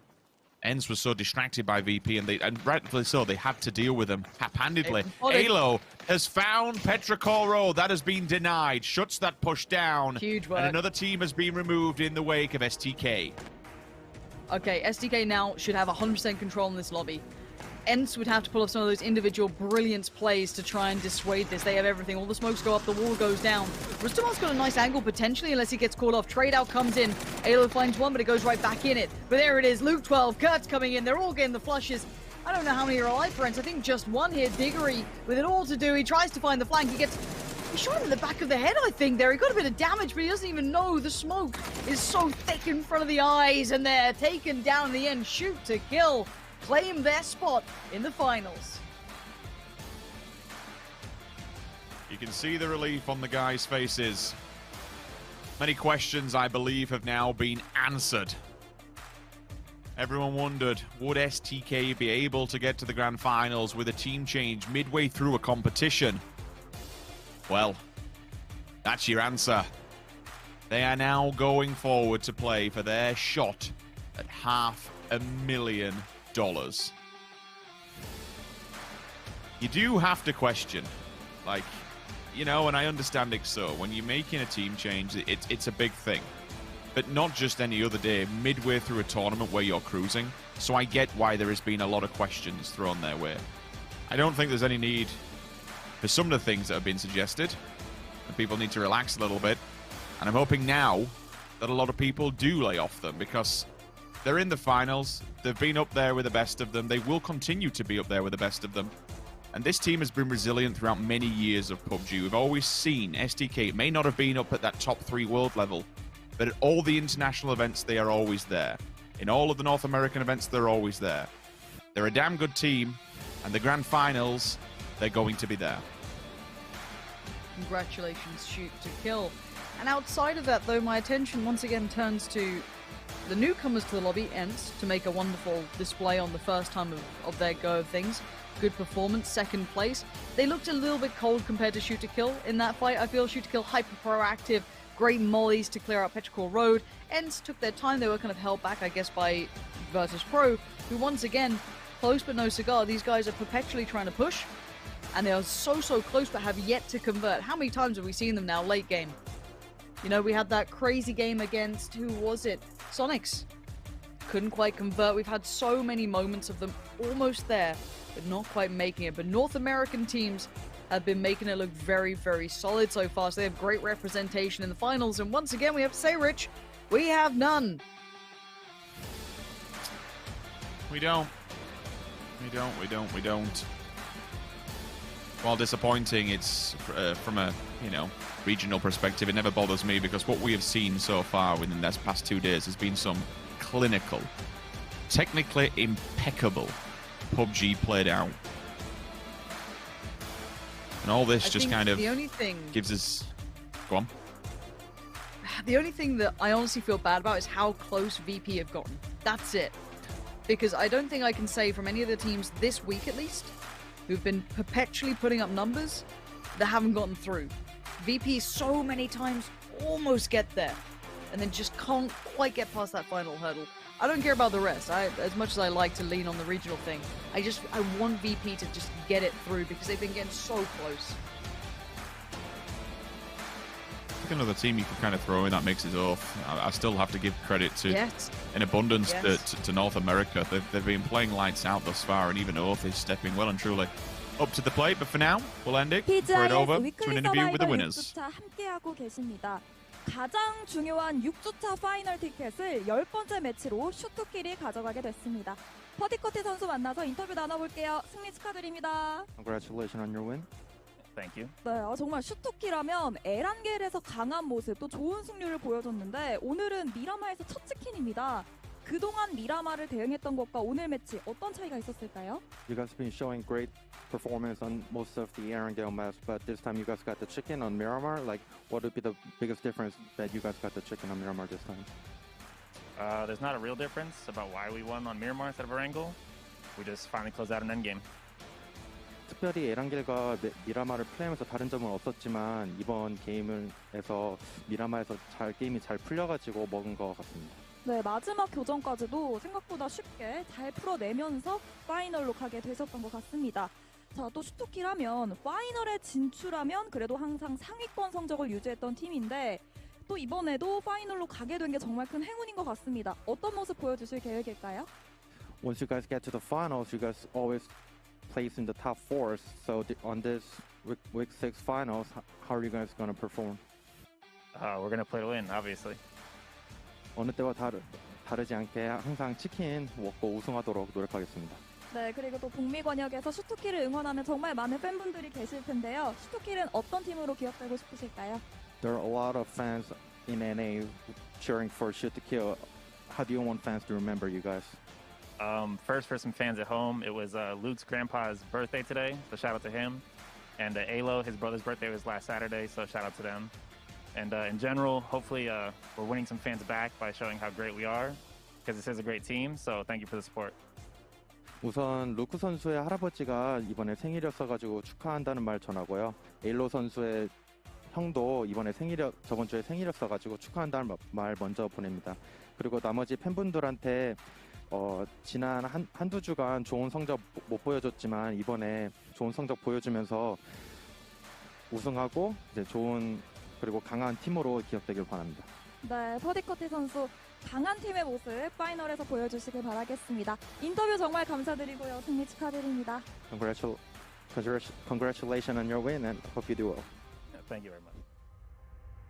And huge potential from STK coming in here. They have been ultra consistent throughout the games they've been playing here in the weekly survival, and it gives you a good potential indication as to what they can do here coming up in our last weekly final Avenger. Cameron joining me here.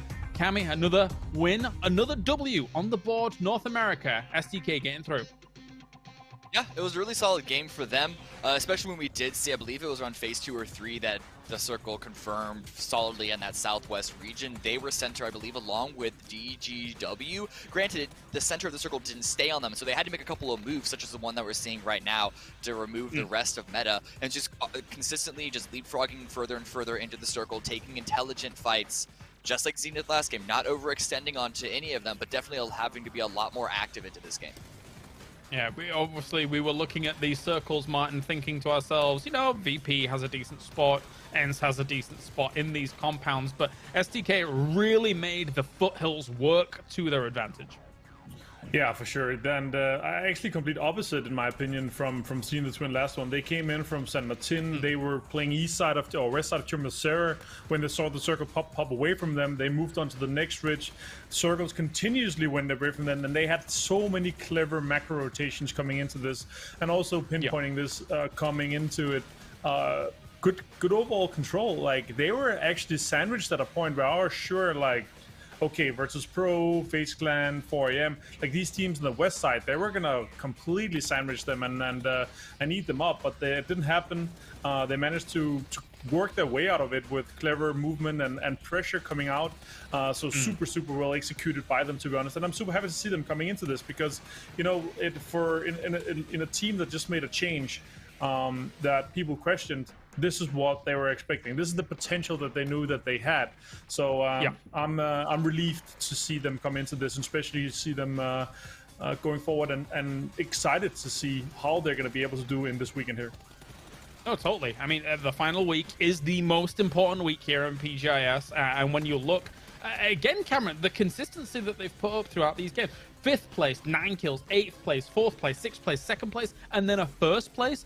Those kinds of performances, if you bring that to a weekly final here, are the kind of performances that will get you very much in the money.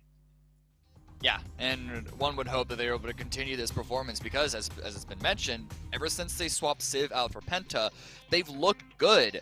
They haven't, like, completely fallen off the wayside, right? But they just have yet to...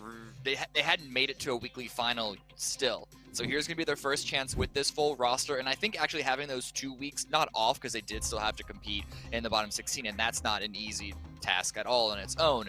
But I think they've been able to get a couple of weeks of practice under their belt and really be able to bring their full potential towards the weekly final. Yeah, Luke showing up once again here. 7 kills coming in. I think, I can't... Is he still the kill leader, Avenger? I can't recall, but he's blasting. He is smashing it, you know. Luke is, since, you know, the athletics performance at GLL and shoot to kill, snatching him from that roster, and since he's been playing with them, he's been doing phenomenally, and it's really at the height of his career at the moment, he's really performing well here, considering everything. Yeah, definitely. So well played indeed. Shoot to kill, making it on through. Once again, like, effectively, we'll see in the weekly final how it's going to go, but I very much have confidence in the fact that, and it's silencing the doubters is very much an easy thing for this kind of roster on Shoot to Kill. A very serious question now, Cameron. Virtus Pro, yeah, they're right now, they've played all the games throughout these current, because they were in the top 16 here so far. Yeah. They've had that 1 second place on their side in round 4, and they're moving forwards here. Is it because Batulins is not wearing his bathrobe? Question. I mean, I guess it would have to be, because I don't know why they have yet to find a win yet. I have to echo Pansy's point at the end of the previous game. They've been performing so well. It's got to come at some point, but we've seen so many times that we've said that about different teams, and they just end up not making. Both VP and Oath have been playing really, really solid games over the course of this entire series. And granted, it's not the easiest thing to close out a game, no matter how many kills you have, no matter what position you have. With 16 teams in a game like there are in this Battle Royale, there are some things that are just strictly outside of your control, no matter how much you want to try and influence them. But they've been playing so good, I don't think it's unfair to say that they deserve a spot in the weekly final. Yeah, definitely. And I think, you know, I made a meme about it earlier before this game went down, saying that all the North American teams might advance before any European teams do, but right now that's looking like a reality. Oath is another team up there, constantly getting themselves decent placements here. Avenger, they were 5th place in this one, only 2 kills for it, but they've been so close with the 2 second places that they had here throughout this weekly survival. Yeah, it's been extremely close. This one was a rough one, but they can definitely strike back, and their 2 second places were kind of heartbreaking. Second place as well with 17 and 13 kills. Like that is something you want to see translate into a win. But here, obviously, you know, winner chicken dinner format, it didn't, and they had to step up. Joining us though is Furia, and they have not that many chances to try and go for it. No, indeed. Just one more game today. Then, of course, 5 tomorrow here to join things on. When I look at Furia, Cameron, who stood out to you? For me, it's Necro. Necro has definitely been the star player of this roster so far. 100%. It's all on Necro. Sometimes a little bit too much. I've said this multiple times while we've seen them in the bottom 16 series. Necro was the only really consistent player on this roster, and almost everyone else has had their own moments, but it's been sort of passing the role, passing the responsibility amongst the remaining 3 of who is going to step up and support Necro, if anyone at all. So hopefully Necro doesn't have to try and carry the entire way through. They only have a few shots here. I believe it's only 6 games because we have 1 today and then 5 more tomorrow. But I don't think that it's unfair to say that despite having some solid individual performances, not just player-wise, but also game to game, there are a few standout ones. They are not necessarily, shall we say, in the top tier of competition here. And another team, actually, that was kind of on our lips for a long time yesterday, as well as some of the previous weeks, was T1, that has done very well for themselves throughout this, but not that much today here, Martin. Do you think that we could potentially see a step up from T1? I think after the performance yesterday in their second place that they could have won, they had a rough one, to be honest. So coming into the day, they have probably haven't reset properly. You know, they haven't been able to think, you know what, guys, let's step it up. 2 12th places, an 11th and an 8th, and with only 4 kills total, it's just not to the height of what we want to see from them. So I really hope that they're able to step up here. It felt to me the previous weeks that they figured out how to make it in and get into a good game and actually capitalize on what they were given. But let's see what they're able to do. All right, let's see if Furia can make a splash as well as they now enter the lobby. It's match 11. It's the final game here of the day. Let's see who moves through to the weekly final. It is time as we thank Intel for joining us here at the PGI.S as well. Time to take to the plane and go to our commentators. Sims and Pansy, bring us the final game of the day. Last game to go, and it all comes down to this, doesn't it, Rich? I mean, these 2 teams that we just saw go through have been fighting so many close scenarios. So many of the teams just going through today, I could literally talk through all of them, have had so many opportunities, so many clutches coming out. And now we've seen North America taking strides. Now, ENCE just came in and made a great first impression, but now they need to double down on it. Who else? Who's just coming? Furia have now joined us as well, who've shown kind of highs and lows. Definitely not a team to underestimate either. As much as this lobby is technically meant to get easier, I don't feel like it is. No, it's not by any means. For a few of the teams that didn't set themselves up for the greatest of success, it all comes down to now basically just trying to give you everything you've got. There's really nothing left to lose at this point. Everything tomorrow comes down to those final 5 games, and honestly, we could be in for some really wild action. And when you put people's backs up against the walls, you know, you start to begin to see the very best in them. Spark, are you going to be cruel? You're going to be cruel to the guy? Come on. He's got nothing. He's got nothing. Leave poor Starlord be. Oh, they're ganging up on him. Dual vehicle usage. Is he running out? Oh, this is just cruel, man. It's one of those moments where, yeah, okay, quick beep, we're wasting time. Nope, Sparky wants another crack at the whip. No, okay. Time to go. Leave him be. Don't waste your time. Leave the man be. He survived. Poor old Starlord, man. Circle, where is it? Ooh. We've had something similar. And last time it ended, was it Yasnaya Fields, this one? I think it was. Now, okay, a very real conversation that needs to happen with the circle like this is ENCE have basically half of the map to themselves if you think about where the circle is as it stands. They can get a really good position to begin with. They can play that end game, keep their heads down. I'm pretty happy. So let me just take note of the 3 teams who currently hold that good position. ENCE, of course, towards Stalber. Then you have DGW, sort of Yasnaya and East. They've got a fair little split on that. And then VP down below. So VP are kind of more Lipovka, if you think about it in like a tier band sort of system. The South Coast is rife with teams. So most of the teams will be kind of heading the same way from that southern rotation. Furia might actually have a decent rotation off the north kind of springboard of the northern Georgia Pole side. It's not too bad. It'll actually work quite nicely. But for now, we wait patiently. Oath, one of the remaining North American teams here, over onto the military island. So they'll be doing, I guess it'll be a little bit more late in the day. We might see them cross, and it is very busy on the other side, especially by Milto. You have TSG, FaZe, Meta, and a Freaks around that area. So, yeah, a bit dicey on that southern road rotation path. We've seen Petrichor Road and Oath kind of share this area themselves before. They don't necessarily clash heads or butt heads when they come this way, especially with a circle like this. You're not going to really camp down. It might change the situation if someone like TSG overstays their welcome. FaZe isn't someone I would anticipate who goes for a bridge camp. Honestly, at this point, I don't see anybody going for a bridge camp. If you're doing it, it really makes no sense. You're putting yourself at a disadvantage by doing it while everyone else is basically in the circle sitting happy. Hence, you spoke about it perfectly. This is home turf for them. It's a home turf circle. They should know the lay of the land. They should know how this is kind of working. If you've been watching in the back, your analyst, your coach, whoever, they'll be doing the math and realizing the percentages of where circles are ending, where they like to end, where they like to go, and so on and so forth. So all that information now should be made known in the back of the players' minds. As you say, there is a good pocket of players and teams towards that southern embankment.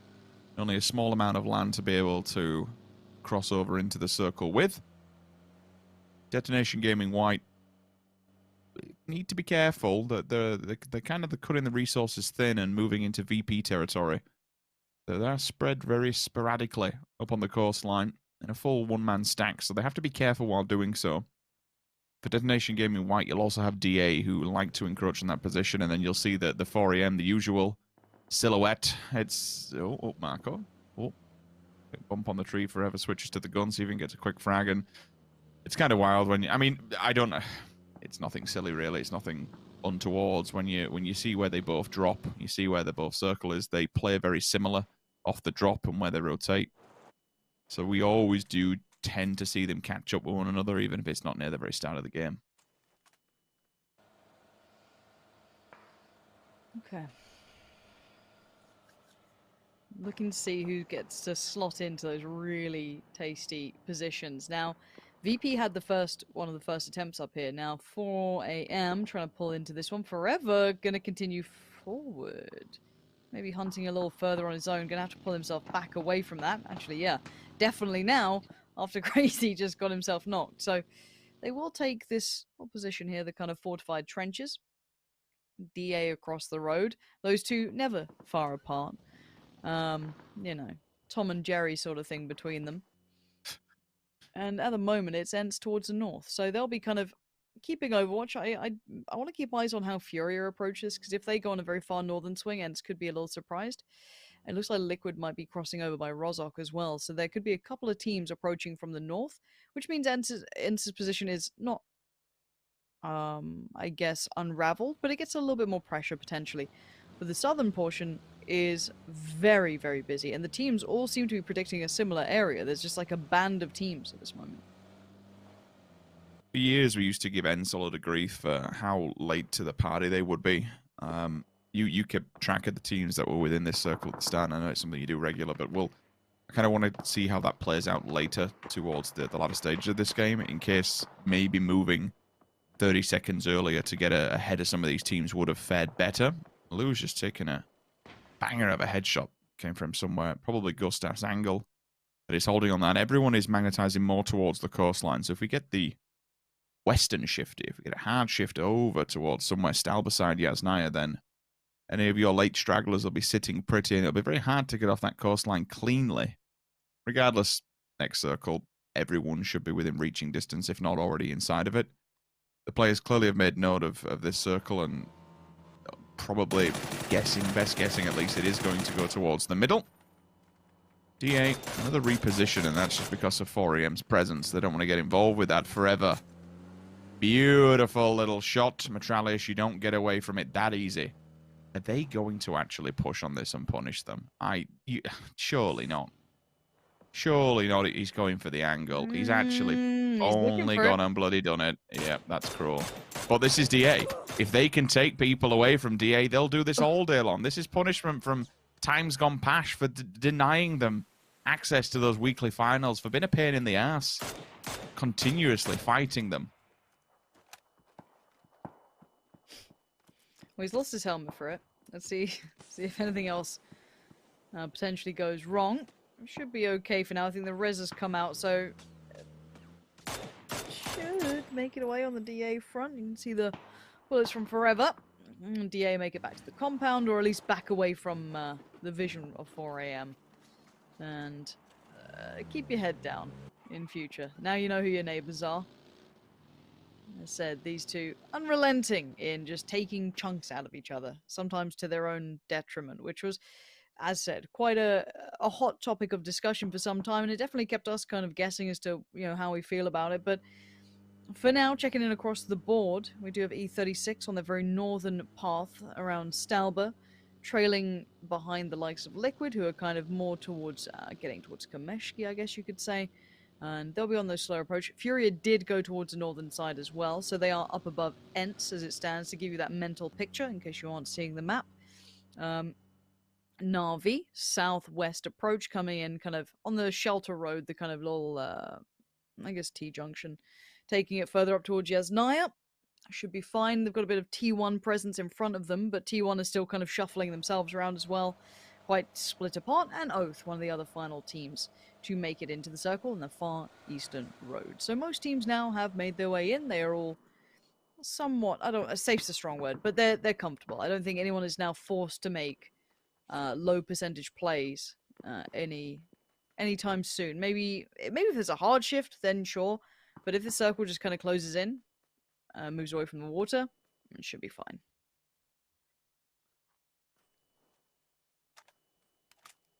Right, comes in for T1. Aqua 5 going to be happy with that. It's actually a double crate drop. You'll see two of them within Yasnaya, the mid-presence of the one in front of it. Then Starlord could pick it up on the way by, because they do have to shift towards the north. Stalba now comes well and truly into effect here. There's a couple of those prime compounds. Ents is taking one of them. Furia next with the stepping stones. They do fall down further towards the south. They're going to have residents in, something I need to make note of and be very careful. The E36 is lingering around Stalba. Team Liquid is now just bolting it from Kameshki to try and get themselves a prime bit of prime cut of beef here. VP could just be ahead of Liquid for that main compound. I can see the plateau one that is everyone's basically just going towards. You've got Liquid, you've got VP, you've got FaZe Clan, TSG behind them. VP's the first one here. They have just grabbed themselves a beautiful piece of land. This is a pretty decent land grab. Now the shot's towards Fuzzface here. He's a bit pinned at this point. I don't know if his teammates can bail him out, maybe. I'm looking towards the rest. Fuzzface is on an island. And it's not water surrounding them that's the problem. It's the sharks on the hillside. That's a weird sentence, but we're going with it. At the moment, he's in danger, and so are 4 a.m. Oath on a mad pull-up on this one. Maybe scouting out the split was in place. He'll lose a bit further away as is crazy. Snakers gets Forever, and they need to quickly clean up the second God V. Easier said than done, of course. But Oath are on the case. God V now gets a little bit more damage. There's Rello again. This is good work. Nade goes out. What a shot as well from Bale Frost. That's great work from Oath. Quick as anything, saying, hey, DA, that's how you do it. I don't know why you made it look so difficult. Jeez. They dealt with them cleanly. That was absolutely picture perfect coming out from Balefrost at the end. Oh, yeah. Pushes aside the last two, and it's yeah, it's a job well done for that one. Central position as well, so a very good fight to be able to win. Look, I'm not taking anything away from them. It depends which way you rank North American teams, but it's certainly not been coming into this up there of your Sonic's STK pack. But honestly, all of them have looked banging for this competition. Slowly but surely, progressively got better and better. Honestly, there is a very, very strong possibility we have every North American team in the grand finals. Yeah. If they keep playing like this, bring it on. Absolutely bring it on. If that's the sort of caliber you're going to bring out, And my other options, the European teams who've just struggled completely? Nah, bring me the NA teams right now. Show me what you can do in the big pressure moments. I'm down for it. Oh, that's not fair, is it? Why even show us? Nasty. Come on, you could have won. But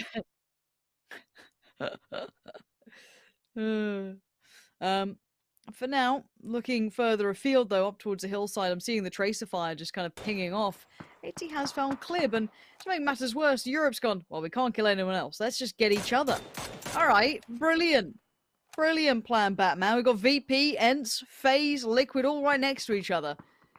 Oh. Sad. Or maybe the circle can fare better for them and give them an opportunity. Okay, this is really where VP is pincer maneuver earlier on. The previous rotate comes into play. That was between Liquid and FaZe's position.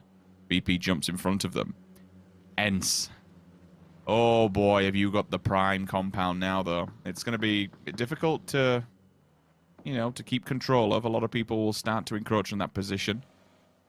Furia being the first, Oath potentially being the second, who can just have the one green shack below it all. This is kind of the calm before the storm. They are sat between it all. And you know what? A Freak of Freaks might want to get involved in this one, because if they don't, everybody else will fight them. Okay, they got to spin on. If they were even considering this compound, nope, next one. Right, what's up next? Remember what Liquid are like when they're trying to find a home. This might be a similar thing for a Freak of Freaks. Already, though, on the way. Gonna take a little bit of a diversion. Pull up above Clib. Oh, no, poor old Clib. He's getting attention from VP. He doesn't want any of this, man. He just want to live up here on his nice little mountain all alone. T1 find their plateau to play to. This is where it gets super dicey. Elevation comes into play. That verticality of the hillside is critical. E36 quietly waiting in the back lines as well. They're the ones towards the furthest point towards the top. Then Liquid, then you'd say maybe a Freak of Freaks, and then everyone else kind of rolls down in a similar fashion. And we still need to see how a couple of the teams make into the circle. RV, where do you go at this point? There's still 3 teams who've really not made any kind of stature on the southern side of the circle. Detonation Gaming, Petrichor Road, all yet to really get in the fray here. Belter of an aid, will damage and tickle Aqua 5. Starlord still trying to get himself back on his feet. Meds will be in abundance. Na'Vi, big old run, and unfortunately they pulled up directly in front of Oath Gaming. Oath have the compound, they have the windows, they have it covered. The tab from a distance, and before we can even get into it, the second they pull up, the second they will get pushed out. Diggory slams the nail in the coffin with the M24 at distance. Na'Vi, 15th place. Oy, boy, this comp has not been good for them. No, it's not. They've been struggling to make it work, and that's kind of it's more a surprise when they do well. At this point, you're like, oh, okay, there's the team that we remember, but not as of late. It's not been as consistent as you'd like to see. Now, Petrichor Road, how do they get into this? By, I guess, taking down DA. Fair enough. There's my answer. Mert gets flushed, and that opens up a window of opportunity for them to maybe try and build upon. But, again, DA is still a sketchy side, but they're clearly not well equipped to maybe handle this. Code Marco on the high ground. Long's already over. He's got himself across the road. And he can maybe find Metralius here if he does decide to kind of commit towards that peak. Circle updating in, what, 5 seconds? Keep eyes on this. Who gets it? We're talking about VP, ENCE, prime spots here. Staying pretty prime. Now, if Freak of Freaks get played in, Liquid stay played in. Oath, not bad at all. It's the teams on the outskirts who are potentially going to have to swing towards that northern side. That road that leads around Stalber is now pretty playable. Meta are going to be forced to fight T1. DA and Petrichor Road will be forced to fight as well. And FaZe need to find their way in. Shots will begin to unfold.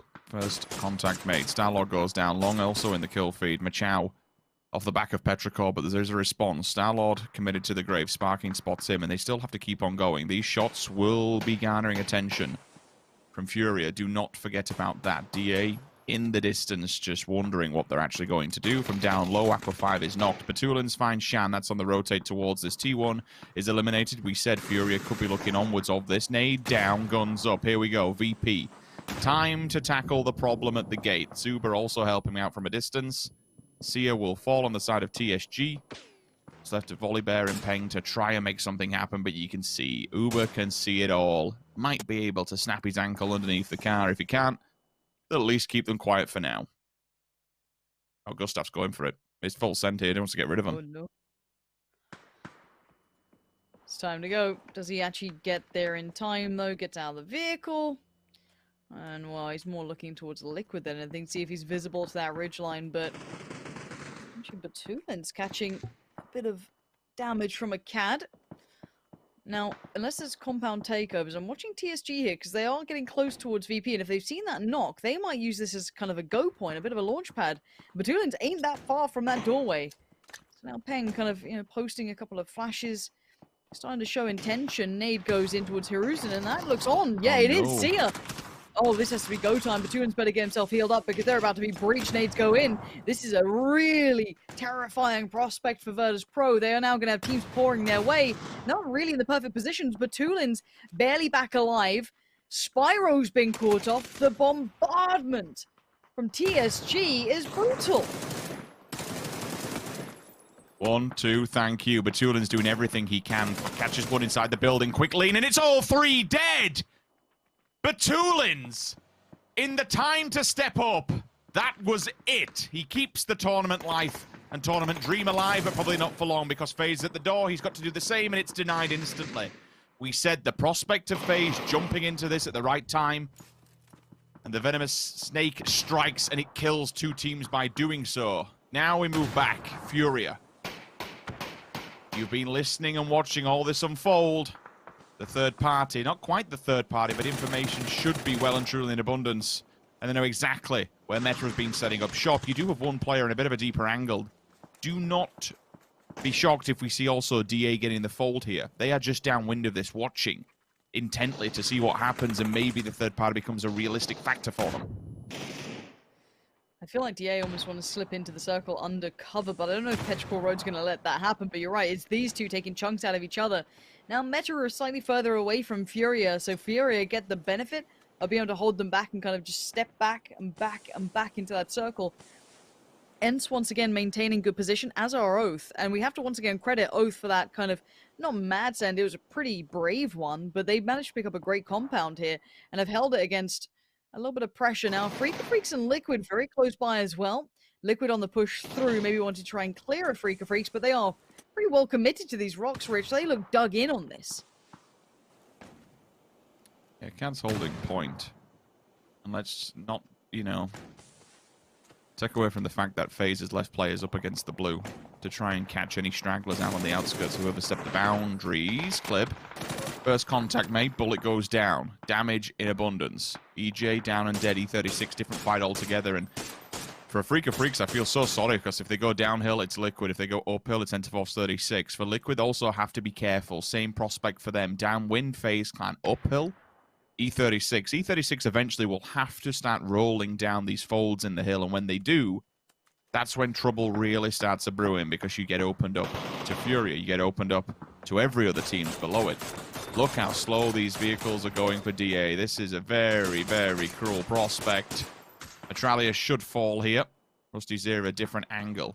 Kill demo, two of them pinned against a tree. And ultimately it's Rustin Ma to come over and solidify the deal onto Marco. Smash, really, what else is left in the tank? How many more smoke nades do you have?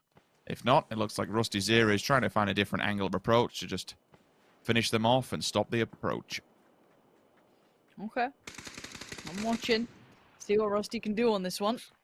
Well, I guess that helps out. So, a couple of shots come in, DA go down, and Furia continue forward. Now, I was kind of imagining DA could have been the third party to that, but they opted to stay away. Now, how many do we have? 9 teams here. Right, let's look at it. ENCE still good to go, doing ENCE things. I never worry about ENCE until end game anyway. They're fine. They are very self-sufficient in that regard. Meta, still slightly in the shadow of kind of Furia keeping them busy and kind of forcing them into this low ground.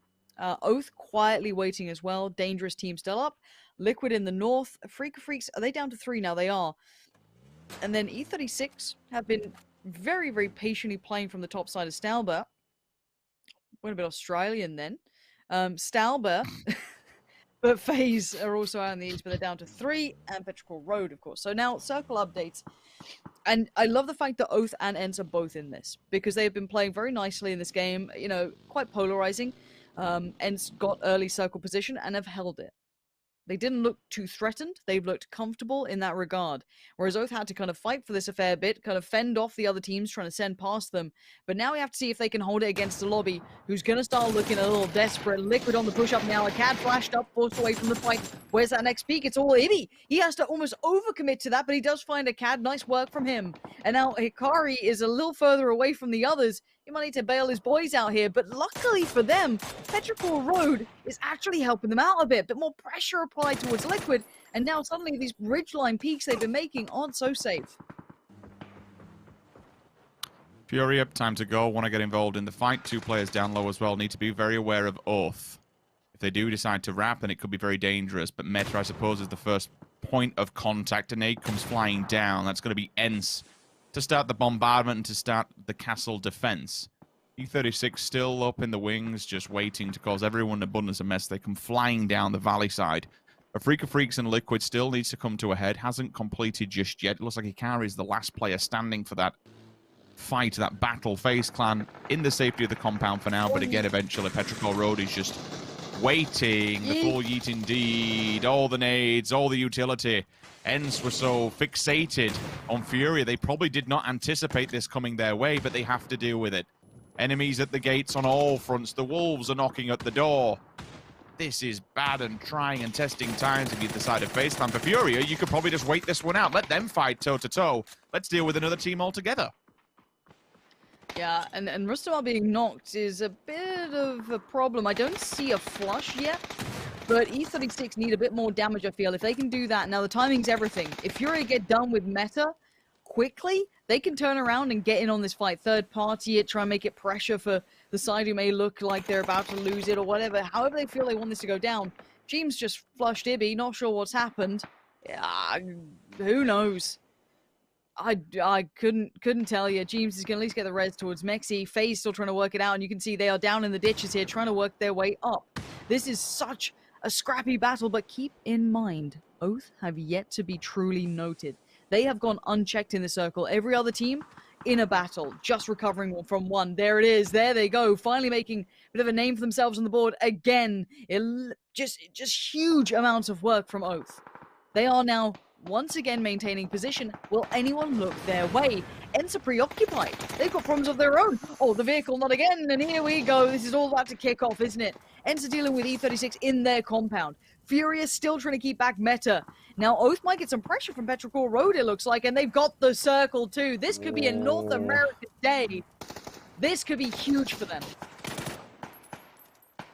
Most certainly could. Wicked and Sparking fighting an uphill struggle here. So having an uphill battle at this point.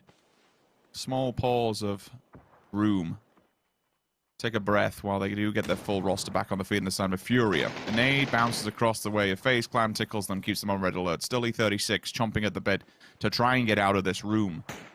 And by Furia not pushing the advantage and not pushing the aggression onto Ents, it's actually kind of paid off. They're outside of the building. They're not trapped in. They can wait this fight. Watch it unfold off the side of the building. One of them goes, post it through the letterbox, and it's in. Now they will come flying and flooding outside of this. They're trying to find the individual players in the corners, making sure everything is covered. A 1-2 thank you from Pure Boy. And Satu going down. Rustamar is making it work in tandem with Squeaky. Now the mollies have been thrown. Now they have made note of his presence in the corner. Surely there's nothing else really he can do as players come flying out of here on fire. All of a sudden, Furia stepped up. They realize what's happening up top, and they want to get themselves involved. Diggory just bailed them out, though. Finding at least the knock onto Necro will give them a second, and I do mean a second, until they start pushing. Ents have yet to deal with their own house. Now, FaZe have got through Petrichor Road at least a little bit. I think there's still some of them left alive. Rustamar, I think, is done for here, and here we go. Bit of a trade-out. All of these teams are taking chunks out of each other. Tixu's finally gotten rid of E36, but by now, Fury is here, and Ents are down to one player standing because everyone can see this. Just Tixu trying to work away as best he can. Do whatever he possibly could to keep his boys alive, but even he knows this one's tough. Squeaky is still... he's knocked. He's not flushed. Furia not yet got that res off. If they get him back up, maybe there's a chance. Hikari's found Squeaky. So now, look, there's so many teams in this compound. So many smokes. Nobody knows who's where. nades, a smoke, anything. Raspu can't find it. There's not much more to be had here, and they might just need to back away from this compound. Tixu goes up top, gets down one. That's Necro gone. If you're going to take us down, I'm going to drag you with me.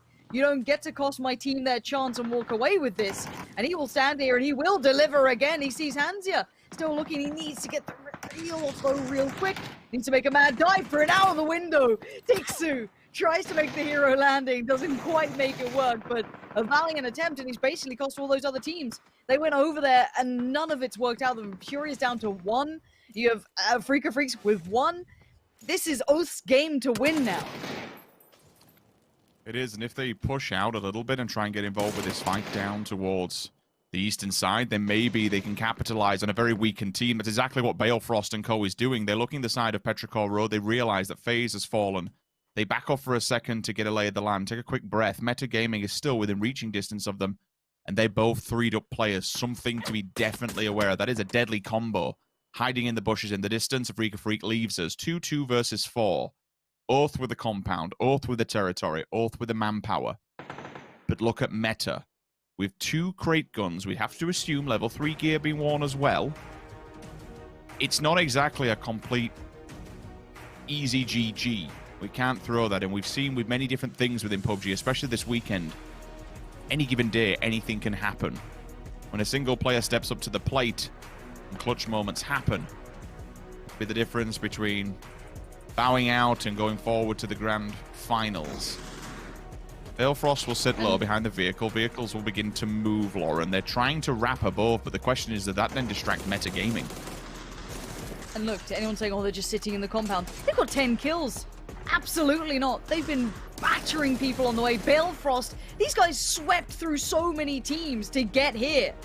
Do not doubt what they have done. Do not disrespect how hard they fought for this. 12 kills now.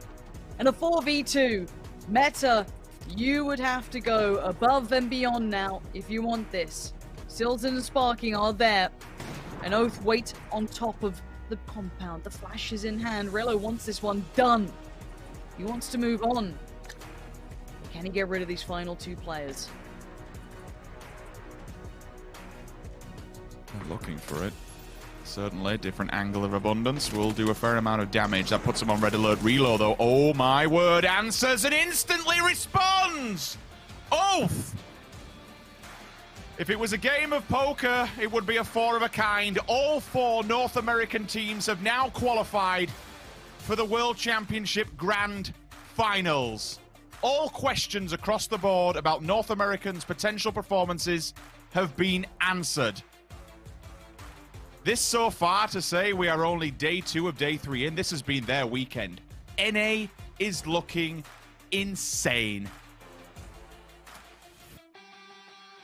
Incredibly well played to Oath at the end there. They held their nerve and did perfectly in that scenario.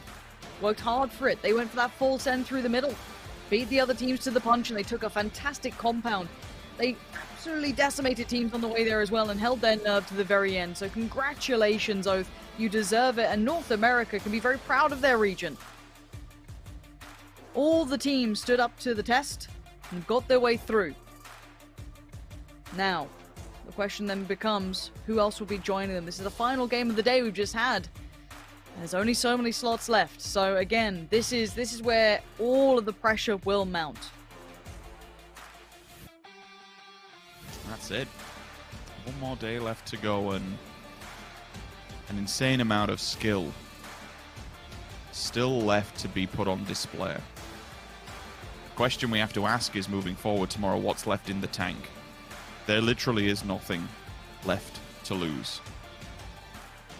FaZe Clan, a team that barely qualified to the previous World Championship out of group stage by the skin of their teeth on the final game. Liquid, a team that didn't qualify at all.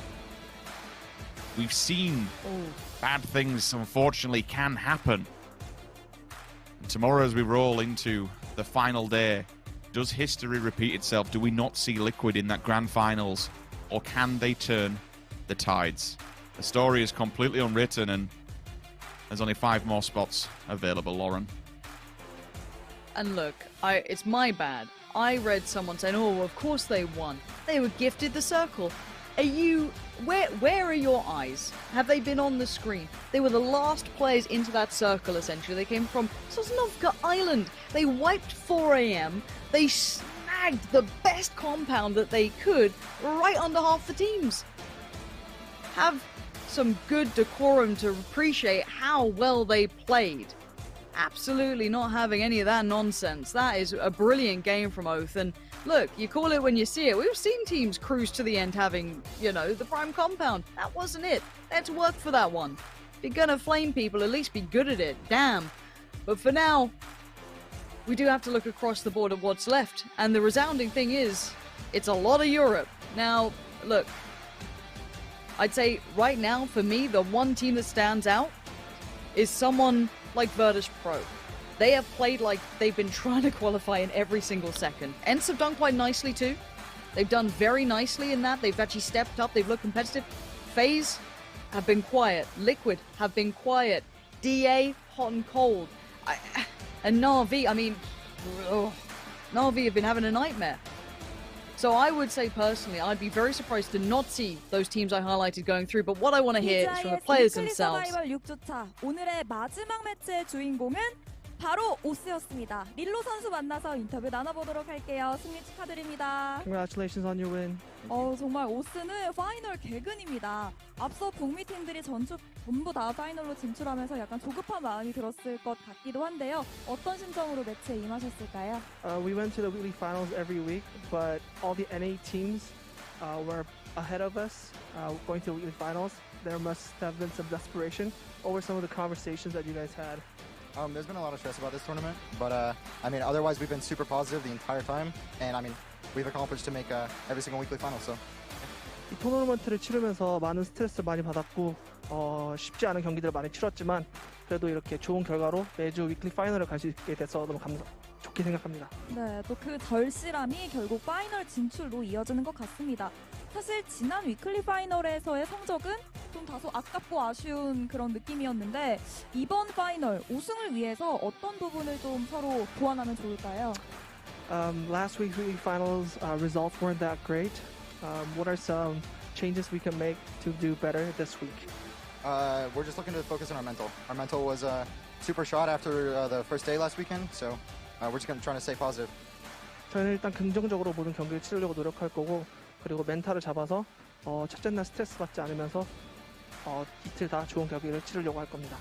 네, 그리고 오늘의 마지막 인터뷰이기도 하고요. 오스에게는 위클리 서바이벌 마지막 인터뷰이기도 해요. 지금 이 순간 누구에게 어떤 말을 가장 남기고 싶으실까요?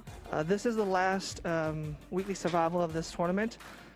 Is there anything that you would like to say to someone or to anyone?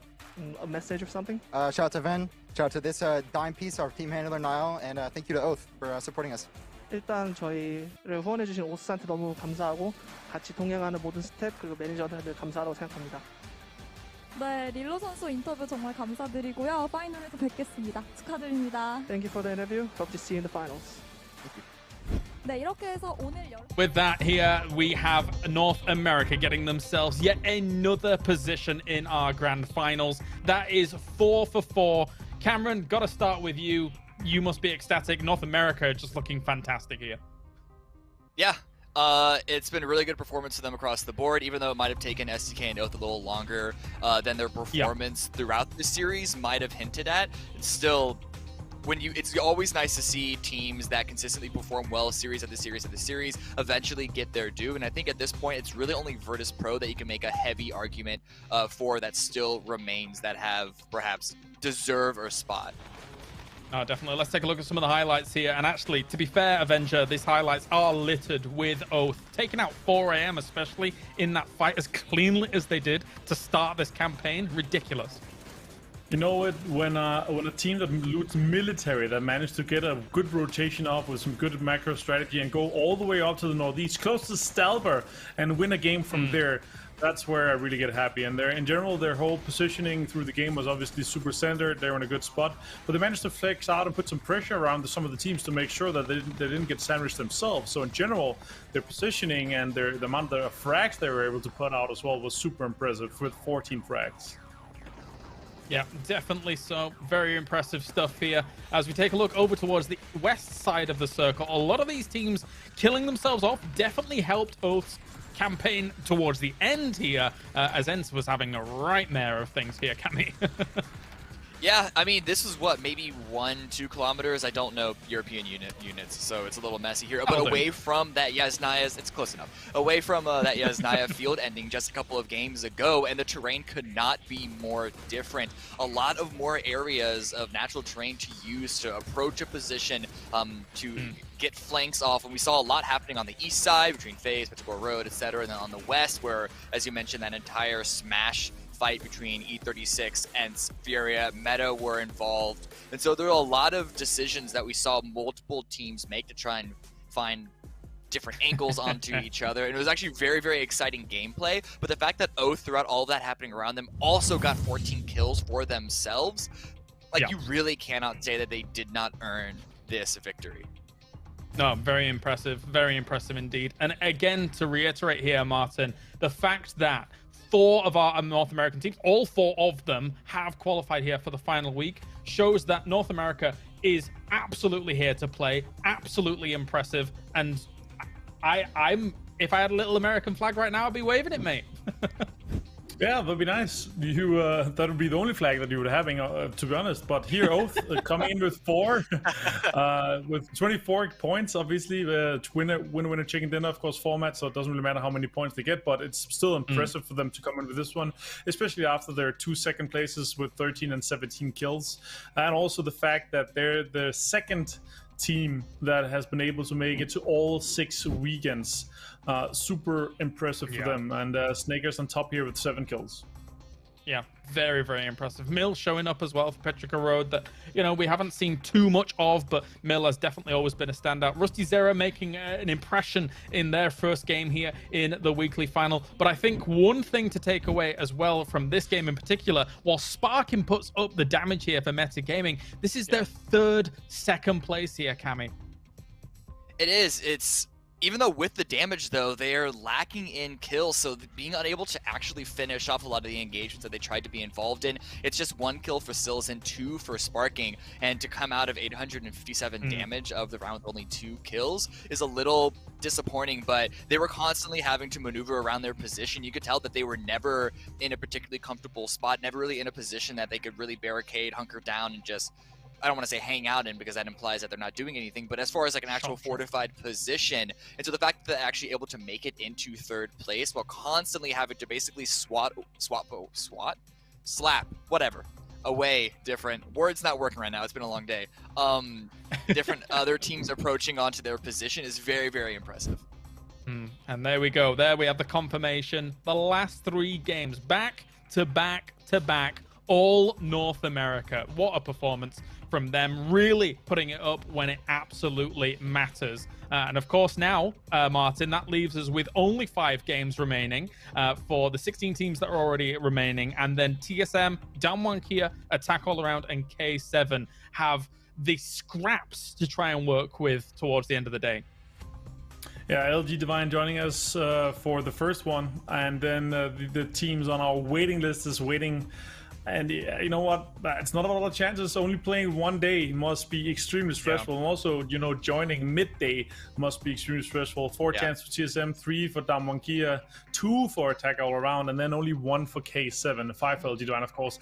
That is not a lot of chances. And historically and statistically, it's super low chance to be able to make it into a situation where you only have these kind of amount of slots to be filled left. We saw versus Pro do it in 3 games and one of the weekends as well, and one of the weeks, and that was really an outlier in terms of that. Yeah, there's going to be huge urgency, I think, is going to be felt through all of these teams tomorrow, especially a team, Cammy, like Damwon Kia, that has not had a good road here at PGI.S, who we did have big expectations for, and they only have effectively 3 games to try and make something happen to almost, to a certain degree, save their reputation a little bit. It's a big statement to make, but I think it's fair here. I mean, their reputation is in a really bad spot right now. I feel so bad for Under because every single game, win or lose, he is trying so hard. His numbers look outrageous. They've been playing a lot of games because, of course, they're in every single bottom 16. match, and it's just it's going to be a process once this event is over, no matter where they place, I think.